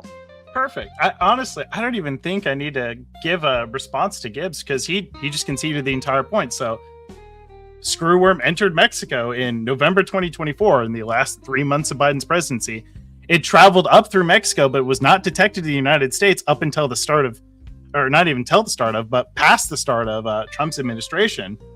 And so, I mean, at this point, there was already a moratorium on cattle going into like November 2024 anyways, up until February at the start, near the start of Trump's administration. So it just seems to be the case that Gibbs agrees with my timeline. So it can't possibly be the case that Biden caused this outbreak to happen when the Remain in Mexico policy wouldn't have been the cause of this, considering screwworm was not really like near those encampments by that time, and most of those people are already in the United States, which he grants. So I mean, none of this makes sense. He's just completely flailing around, which is fine. All right, thank you, Bones. Gibbs for the rebuttal. Go. Yeah. I mean, this is like the bad faith internet tactic right here. I mean, the argument. Oh, okay. None of these policies. I listed policies. This is why he's pivoting. That caused mass migration under Biden. I showed the timeline. Actually, the timeline shows November. This is according to the Veterinary Association. Was November Mexico? That's under Biden. Right? So first case for Mexico under Biden. So basically, Biden leaves office, leaves a mess on the border, and then Trump cleans it up. All these things are indicative that it was caused due to mass migration and the illegal cattle trafficking. Yeah, I mean, I don't know how he can sit here and argue with a straight face and be like, oh, yeah, but it happened under Trump. Ignore all these other things that happened first because Trump bad. Like, that's a typical Democrat person. They don't have anything of substance. They just want to attack Trump because they have TDS. He's not even arguing. He's arguing a timeline that proves I'm correct. So thank you. Okay. All right. Easy peasy. One more, and then we're going to the whole panel. So I don't know why Gibbs is saying that it's bad faith to like challenge the timeline and challenge his logic with respect to the timeline. This is just, again, a complete like rhetorical flailing on his end. But to go back to this, Biden did in fact implement policies on this. You could argue on whether they were like too weak. I would say that maybe Biden's policies could have been too weak. But it seems to be the case that he did actually like attempt to stop the screwworm outbreak. And it also is the case that Biden's policies really shouldn't have an effect on the screwworm outbreak, considering that the Remain in policy, Mexico policy, was ended in the middle of Biden's administration, and only in 2024 did the cattle start getting screwworm into Mexico, not the United States. So it literally cannot be the case that Biden's policies caused this when there's a big, massive gap between populations here and the movement of said populations. None of that follows. So and I'd really hope to hear for something that's coherent coming from Gibbs, but who knows? All right. Thank you, gentlemen, for playing. That was fun. We worked it out. We figured it out. We got there. All right. And I've got Britt and Lone Wolf backstage for the record. And Mr. Balderson, can you tell me how much time is left on your goal timer, sir? You are muted, sir. 11.5 minutes, and there's 2 on the goal. All right. Before we let Gibbs and Bones like TikTok into this crazy level, Mr. Effigy. Now remember, we are not sending donos on the gauntlet. We are going over the link is pinned on my live chat, but we have to send the dono goals over to Mr. Balderson. Mr. Balderson, can you tell us where we stand? I think we're like 1 out of 10, maybe? 2 out of 10. 2 out of 10, sir. 2 out of 10. And you have less than 11 minutes to do so. Mr. Effigy, can you please inform the audience what they need to do, sir? All right, everybody, this is what you need to do. We need you to send some donos over to Ben Balderson, but please make sure to send it in bottle caps and seashells, which is the kind of currency that whatever the fallout, middle of nowhere, a post-apocalyptic landscape that he lives in, that's what they use for currency there. So please make sure to send it in the correct currency. I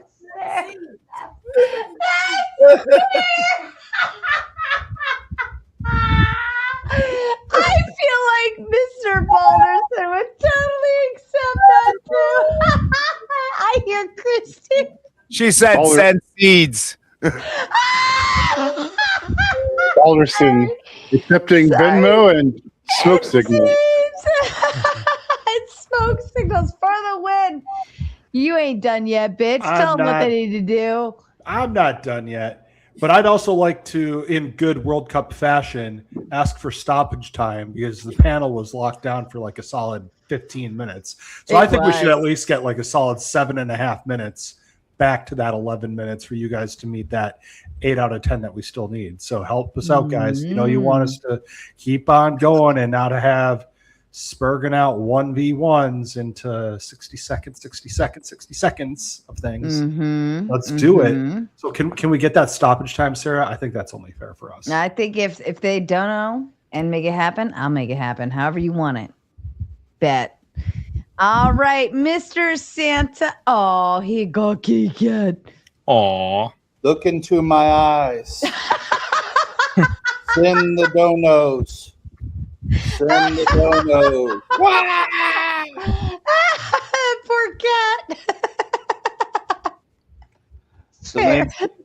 Do it right. Do it right. Hit it right. Mr. Ant, to you, sir. No hypnosis tonight. Oh, we're gathering ants. Well, no, see, I'm like the devil ant. I'm making them make a picnic instead of ruining the picnic. Oh. Anyways, evil. Thank you for everybody's donated tonight. That's really awesome. And if anybody else is considering donating, this would be a great time because it's a real spicy show tonight. It's going to get better. This is some good shit. Yeah. Lollipop, take a sweet trip to the candy shop where Clay can play. Yeah, thank you, Sarah, for helping them guys put their PPs away. And just a quick reminder. Certainly, I'm sure that Sarah appreciates any donos you send to her channel, but we are sending donos to Ben's channel. Remember to send them to Ben's channel. We have a few more to go now, so keep sending donos, but send them to Ben's. Yeah, I look forward to this shit show going on. Right? 3 more to go. 3. Admiral Gibbs is taking a shit. Spin! Tell them what to do for Mr. Balderson. Oh, wait, hold on. Hold on. Would you like to announce this one? Anything for you, my dear. The fourth Wiseman comes in with the big 50, the big 50, and says hashtag Vegas, baby. 7 out of 10. 3 to go. Smash it, folks. Adding it to the list. Fuck yeah. And I do have 2 more super chats to read, but I wanted to get that one. Just bring them up. I'll read them for you. Oh, all right. You fuck it. Fuck it. Why not, Spin? The fourth Wiseman comes with the big 10 and says the CDC will always publish anything that focuses on shareholder dividends to veil its inaccuracies, to divert the atrocious behavior it engaged in during con job, i.e., take the juice, get your sickness. Yeah, in sickness and in health. And whatever the fuck Endeavor. that says, ends in Endeavor. 5, Let's go the with big Endeavor. 5, it says 5 seashells. Seashells! And do you want to tell them what to do, Spin? Well, folks, it's 3 donos. 30 bucks. Yeah, we can do this. Ben, the unwise man that he really is, he's got these farm animals that, just need all the love and the care. Lots of love. He's got a garden of non-Eden, I promise that. And he needs some seeds. He needs some seeds. And see, he also needs a new razor. He told me today he needs a new razor to and maybe some baby oil too, to shine that dome that he's got. Although it's oblong, he needs the donos. So please help. Send help. Send oil. And Ben, you are off the hook. I'm moving to myself. I myself have the baby oil here, provided we can shine that lovely bald head of his with lots of donos. Send it. You are 7 out of 10. We need 3 more. Don't make me be a bitch, because I could totally be a fucking bitch right now. And I will be a bitch because they don't call me the Raging Tomato for nothing, right? The Raging Tomato. Look, I'm a sweet tomato. I'm a cherry tomato. I'm a Roma tomato. I'm a nice tomato until you fucking piss me off. And you're going to piss me off if you jack it up by not sending those 3 fucking donos. That's all we need. All right. All right. Bet. All right. Bones. Your turn, sir. So, in honor of the decimation of Paraguay by the United States men's soccer team, by the way, absolute class act. Look, donate to your fellow American right here. Because help. Did you watch that, Bones? That game was fucking sweet, dude. It was a fucking awesome. Amazing game.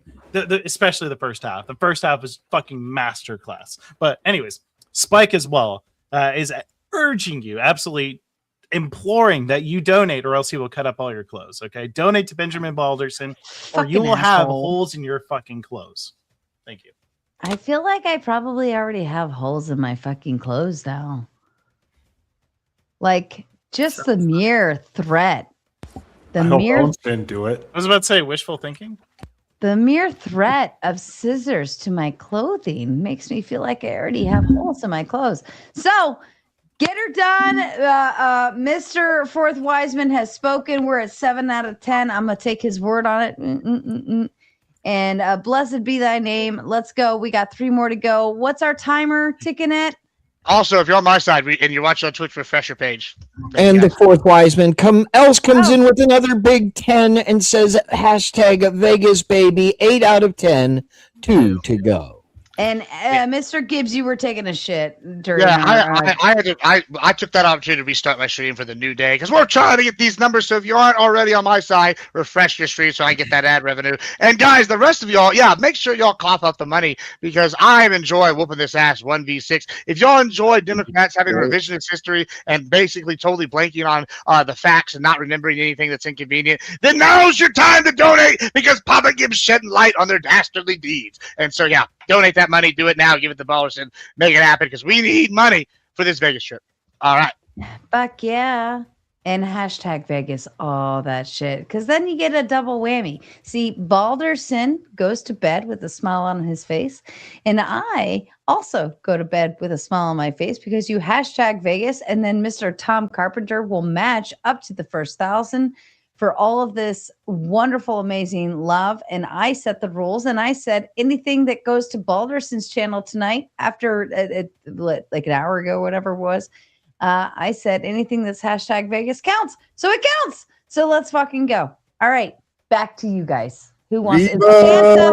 Las Vegas. Mr. Santa, I think you were holding your hand up earlier. I could be wrong, but if you want to chime in here, and I also do have Britt and Lone Wolf backstage, you could use a dono right now to boot any dude and bring the ladies up. Just do it. Just fucking do it. Go ahead, Santa. Okay. Oh, so I get to change the subject? Oh, well, hold on. For the win, it sounded like you wanted to chime in on what they were saying, and then we'll move to Santa. I do, but I don't. And Alexander Rin came in with the big 20. Do it.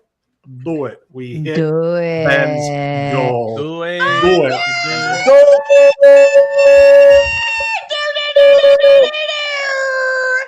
I fucking love that. Alexander, you are so sporadic and so all over the place sometimes. I fucking love you. I'm so excited. I'm glad you're back again. Where the fuck have you been, sir?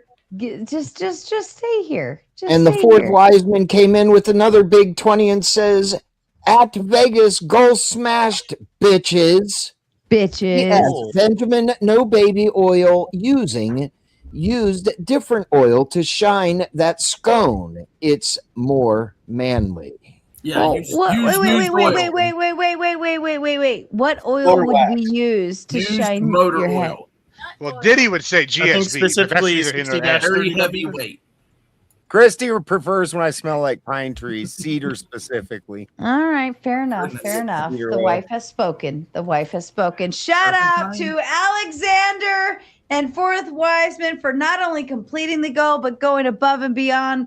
Mr. Balderson, please reset your goal. We're starting from scratch. Boop, boop, boop, boop, boop. Well, it's Balderson, I've got the perfect oil for you. Just look inside chat, and I got you right there. Oh, hold on. Wait. I thought you were only supposed to send me the dirty pictures privately. I mean, it depending on, I guess, your view of dirty in this case, it probably would be dirty. That is good oil. Dirty motor oil. Yeah, well, he said diff oil, which is like differential oil, right? Used diff oil stinks so bad. That's one of my least favorite smells. Yeah, used diff oil's rough. So, anyways, I was just gonna say, Bones, I motherfucking hate your takes. I fucking hate them. But when I know that you hate the truth. But hey, it's fine. but Facts don't care about your feelings. Hold on. I really care about your feelings, motherfucker. Hold on. But in your grift, you said something amazing. You talked about the USA. You talked about the World Cup. This is 250. This is about America right now. Like, this is a time we can set out all the bullshit aside and we can root for America for a change. Like, we have a lot to celebrate over the next couple of weeks here. So. I'm just curious if you think like my grift is. Like, what do I not like genuinely believe? I don't care about that. I'm just giving you credit on us beating the shit out of Paraguay tonight, especially on that last goal to end the game. Like, what a perfect way to end the game on a fucking goal. You know, it at the wasn't just 97th minute. Oh my god, that shit was fucking peak. Exactly right. It was You fucking guys talking about soccer right now? Shut the fuck up, Clay. That shit is fucking It's amazing. America What right the now. fuck are you talking about? All right, Santa, you got a topic shift. Go ahead. Yeah, because that's called football everywhere else. Now, I did Yeah, have. but we have the real football though. That's why we know it's big. It affects my life and perhaps all of yours as well. This is not as partisan as it may sound, but it'll be taken that way. Right now, the Oregon oceanographic research groups are led by the NSF are dismantling the measurements and the measuring sensors and all that they have off the coast. And those are the sensors that tell us when we're going to be facing fire seasons, when we're going to be facing droughts. And it's because the NSF, the National Science Foundation budget, was cut. Is that better for America first? I ask you. Yes. It's probably just another bullshit agency that we simply just don't need. We really don't need it. Yeah, but the purpose of these instruments was to help us figure out Give when us we're going to have reliable like data. a drought season. Yeah, reliable data on whether droughts are going to happen, whether like a fire season is going to happen, or really just anything regarding the like overall health of the forests. We had a lot of weather systems go, and there were a lot of tornado outbreaks over this past year that a lot of warnings were claimed to not be able to come in time because a lot of the mechanisms used to predict the weather have been defunded. How much money were they getting? I don't know that. The whole system was $700 million, but that was invested over 15 years. And, we're talking lives. Is it a complete defunding or is it just like a For partial? that. Yeah, For being those, forced to pull up the sensors, like thousands of them. Yeah. Yeah, And this is happening all across the board. Like when you looked at like the first swipes they took at the Department of Education and some of the other departments, they were closing the statistics branches. This administration has been an absolute assault on actually getting data. So if we don't have good information, we can't make good decisions. And a lot of the shit, yeah, of course. That'll you be a would rebuttal. fucking- That'll be a rebuttal. Yeah, Spin that's City. Good fantastic, job. man. Of all the sentences I've ever said that are inflammatory, you chose to tell me to shut the fuck up on the having good data and making good sense one. Bravo, you fucking mush brain. I love you so much, Effigy. I mean, last time I checked, you just turn on the local weather. Shit's going bad. My phone still fucking tells me shit's going bad. But being I able just to got predict that I just got nor'easter. two Effigy. I just got two weather alerts. I just got two weather alerts 2 days ago. not an alarmist. Hey, we had 90-mile-an-hour winds coming through because of Guys, severe thunderstorms. I'm not an alarmist, but finding out based on ocean temperature and currents, they can predict the weather much more effectively, even 1 to 2 months out. I can look outside my fucking house and see if there's a fire. Yes, we have 3 different fire apps because we're in a drought right now and everything is like kindling. So, I mean, I get that it might not be a priority in the Everglades and wherever somebody else is. And I'm not saying that they shouldn't be concerned as well, but I'm saying this is important. If you guys really don't think that our having ample warning for this to prepare, I just cut 6 acres down. I'm sorry, I need 3 weeks to be known that there's going to be a tornado to come. I lived in Tornado Alley. What are you saying?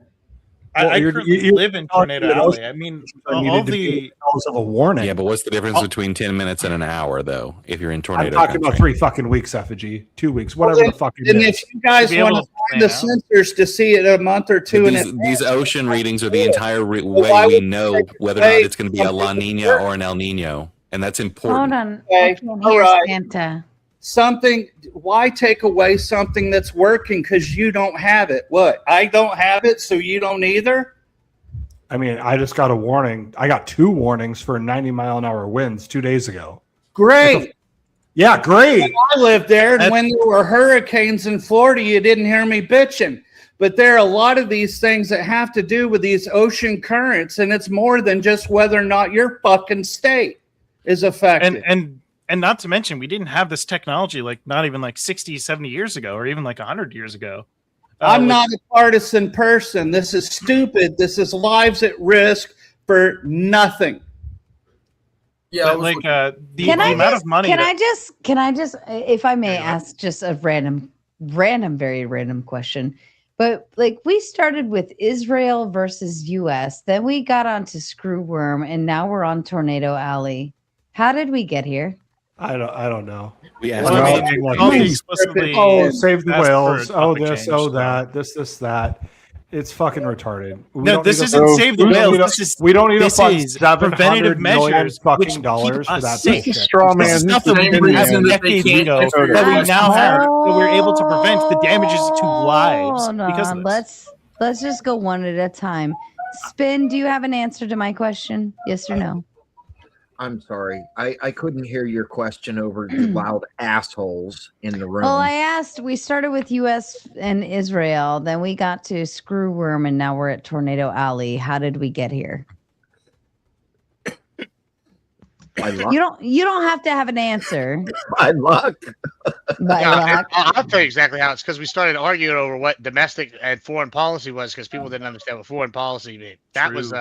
That's how we got onto this subject, and then it's morphed into Screwworm because somebody thought, hey, that's going to be a dunk because hey, it snuck in under Trump and it didn't count all those other months, all the years moving up. All the months were was there Biden administration. None of that counted. I'm not done he's yet. Salty. Ant, He's salty. Ant, None of that counted. I'm done. I'm not done yet. Ant, how did we get here? Wicked Witch of the East. All right, We're fair trying to enough. figure out who's the straw man, Yeah. who's the tin man, and who's Toto. Via broomstick. Clay, how did we get here? Tylenol. All right, fair enough. Santa? Well, I think there are a lot of things that affect people's lives, and different parts of the country are affected by different things. So, I think it's fucking hilarious when I see signs going into my neighborhood that say you can't use a goddamn lawnmower. I don't know. That matters to me a lot more than Israel. I'll be honest with you. How the fuck can you not use a lawnmower? Hold on. Because you're not allowed to use devices that shed a spark. That makes sense, actually. Gibbs, how did we get here? Yeah, I mean, because they didn't like the whooping Papa Gibbs was giving a 1v6 with the Israel topic. So we moved to another topic that I'm even more educated on, and it was rougher even there. But hey, that's how we got here. And if you like what you see, give money now, boys. That's what you need to do. Give us all the money. That's the secret. Do it now. We want to drink on your dime. Guys, make it happen. I like it. Effigy, how did we get here, sir? How did we get here? We were born. Oh God! Shut the fuck up, Effigy. No, For the win. we got here from a fucking train of stupid. No, you ruined your chance. For the win. How did we get here? We got here because liberals didn't want to save lives by closing the border and letting illegals kill Americans. Rather, they're telling us that we should save lives by the motherfucking ocean now, and that we need to prevent tornadoes and give warning to people. You guys can go fuck yourselves. You guys are fucking pathetic. Jesus. Hashtag save your grandma in the chat. Bones, how did we get here? Because Mercury is not in retrograde specifically. If Mercury were in retrograde, we would be on track. Fair enough. Right. Mr. Balderson, how did we get here? Well, the screw worms was part of Gibbs trying to pull immigration into immigration and why all this is bad. This particular subject, Santa popped in out of nowhere and he smiled when he said it. He said, so I get to pick a subject, and then he smiled, and then he just pulled this out his ass like a magic rabbit. Like a Twinkie on a holiday. Yeah. All right. And on that note, Fourth Wiseman sends a big fucking 10. Hashtag Vegas. I'm writing it down. We got another 10 in. Mr. Carpenter's going to be so pissed. Salty Santa. Dun, dun, dun. I have a 24/7 fire burning mostly smoldering, so I can send interweaves smoke signal service from out here in the boonies. What say you, Salty Santa?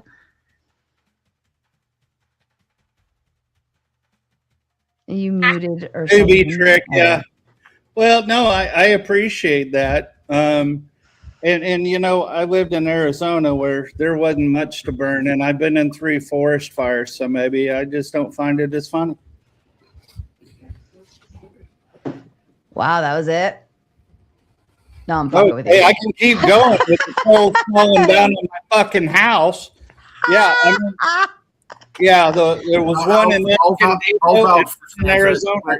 Where he's from, where he's at, like forest fires are actually like a real big deal. Like and you can prevent forest fires by not smoking meth in the A forest. lot of it's just dumb human stuff. I mean, to be honest. But I literally lived on the edge of Osceola for like my whole childhood. That shit ain't no joke. Fair enough. Fair enough. All right. Kick us back to topic. All right. Ben? Which one? We have like I'm going to let Ben pick. The screw worm?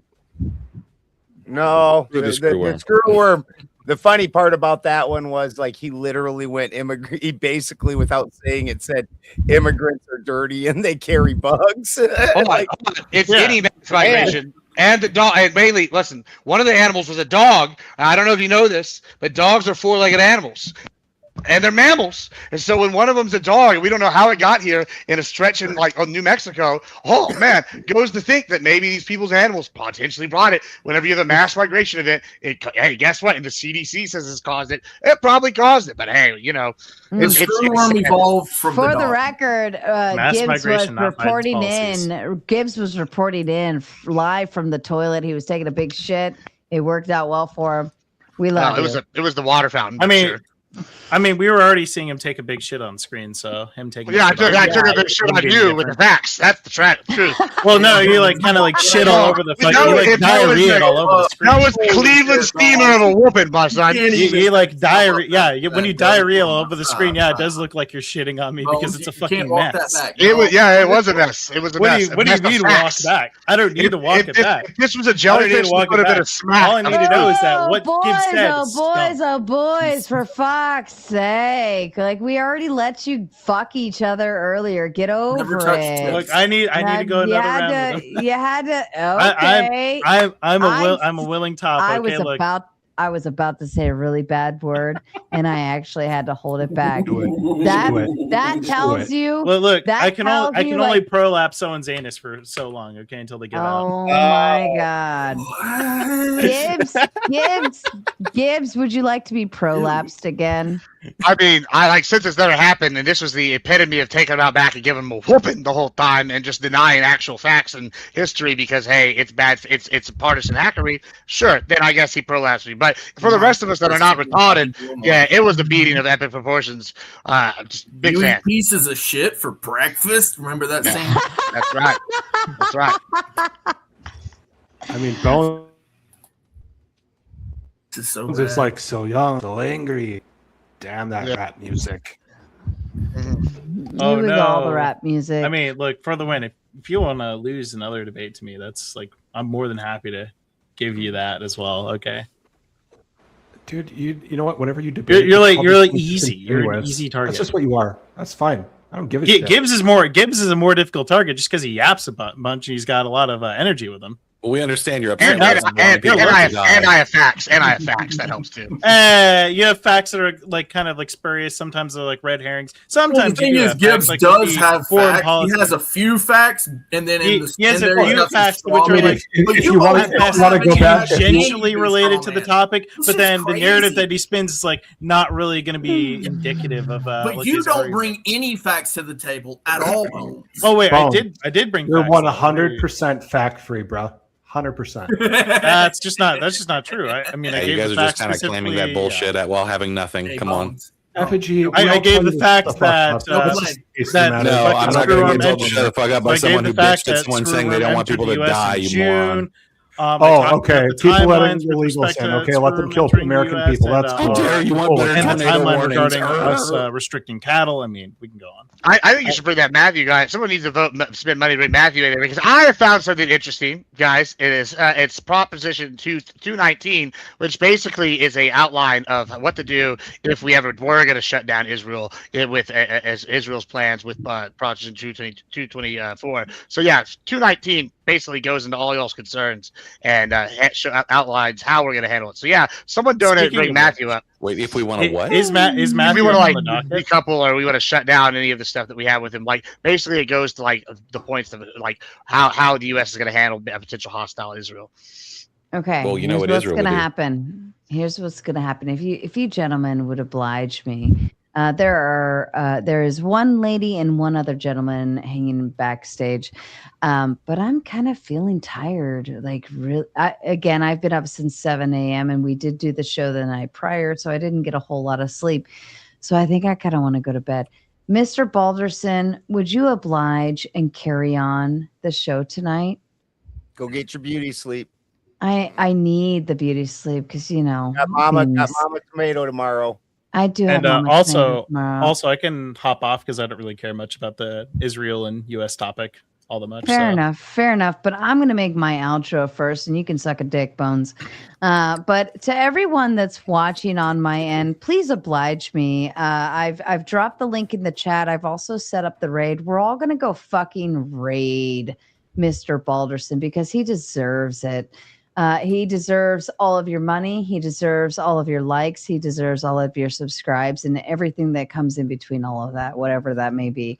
But be sure to go over and follow the raid and do such things. But I'm like really fucking tired right now. Hey, Sarah.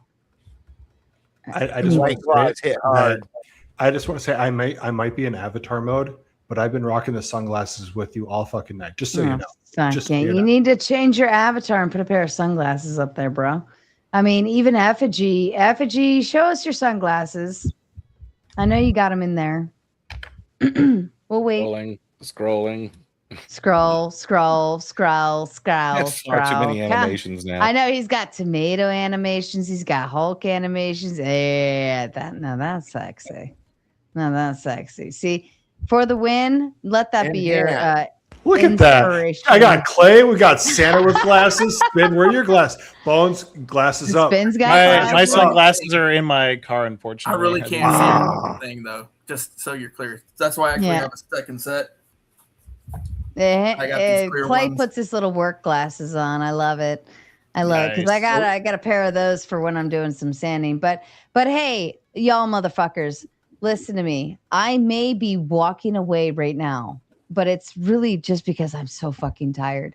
But Mr. Balderson is kind enough.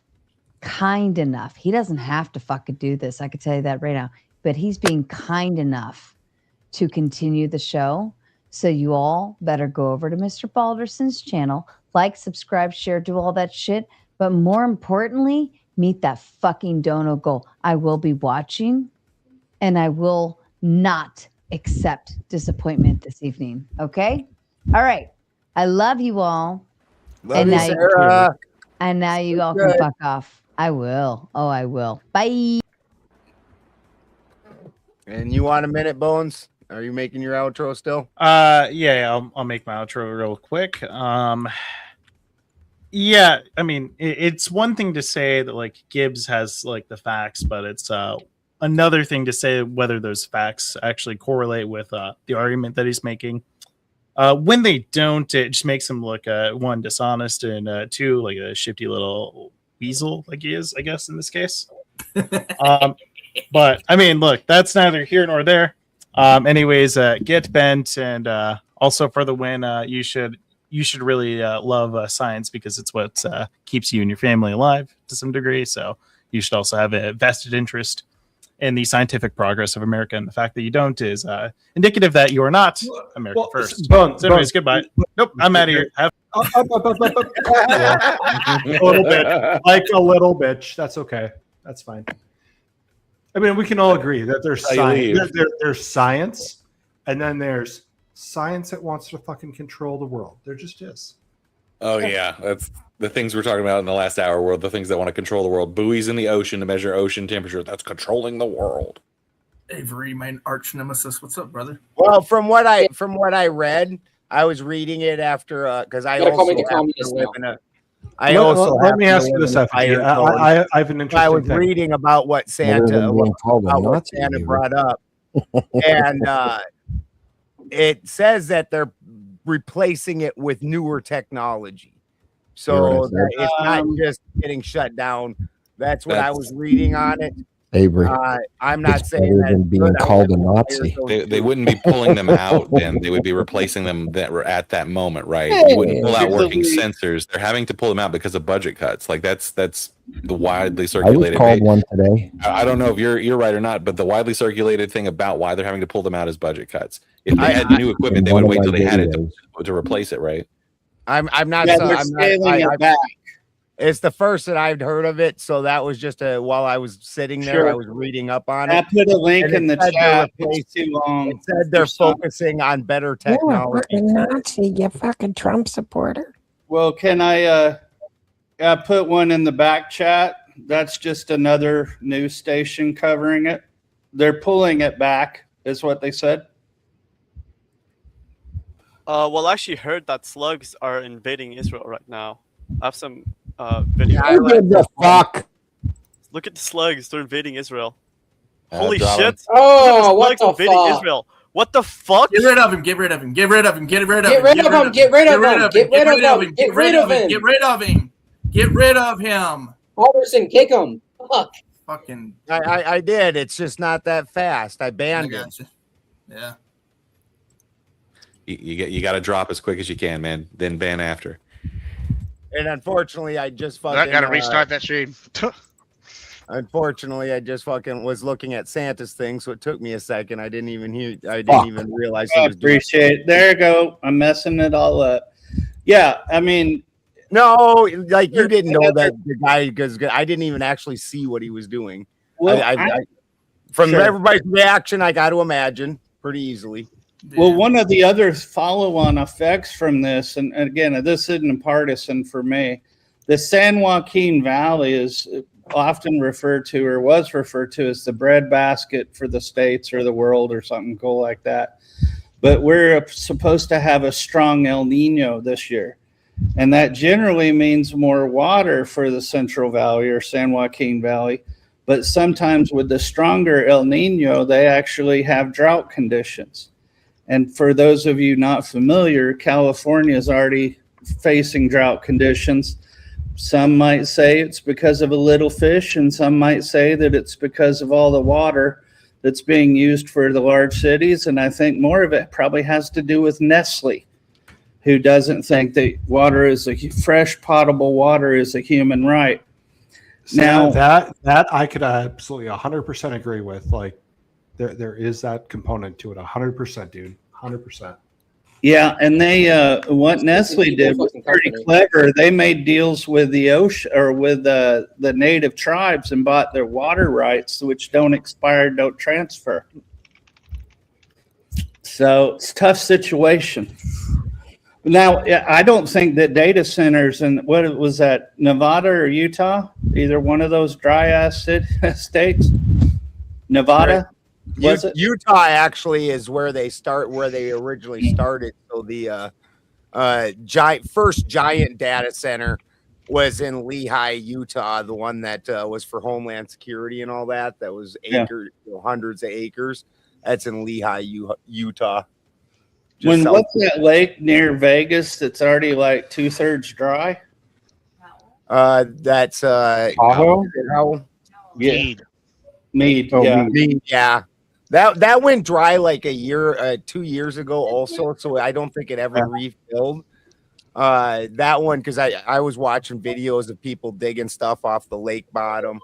California's had droughts though since I was a child, and that's going back to like 1980 and shit. So it's not like Yeah, but We're not droughts really are in a different drought. than actually sucking up river water, and that's what a lot of this has to do with is sucking up river water upstream, which is filling the lakes. That's what the story was in Arizona, because the water for the Colorado is apportioned almost all the way down, and it's usually a battle every year to 2 years with those states. And I don't think it's like in the presidential arena. I don't remember hearing much about it from anybody. But one of the problems whenever fire season is discussed is you live in the same environment I do. Yeah. Something like 3/4 of our trees require fire to germinate. So that the area is meant to go through mild fires. Now, one of the problems that we have is we've been nerfing fires for so very long without doing the side work of getting rid of the fuel. So we've just got gluts of fuel built up all over. And this is part of why we've had so much wildfire, because when you have 5, 8 feet in some spots of brush and dead tree and everything else, well, then the big problem there is then it jumps up into the treetops, and then it's almost unstoppable. Yeah, and even my neighbors, it's like some of them aren't taking this shit seriously. And it's like, you know, we have mixed. We have pine, fir, oak, and all sorts of stuff. And you just look at the pine needle beds. When I was living in Florida, they would burn that stuff off every year. To do those controlled burns.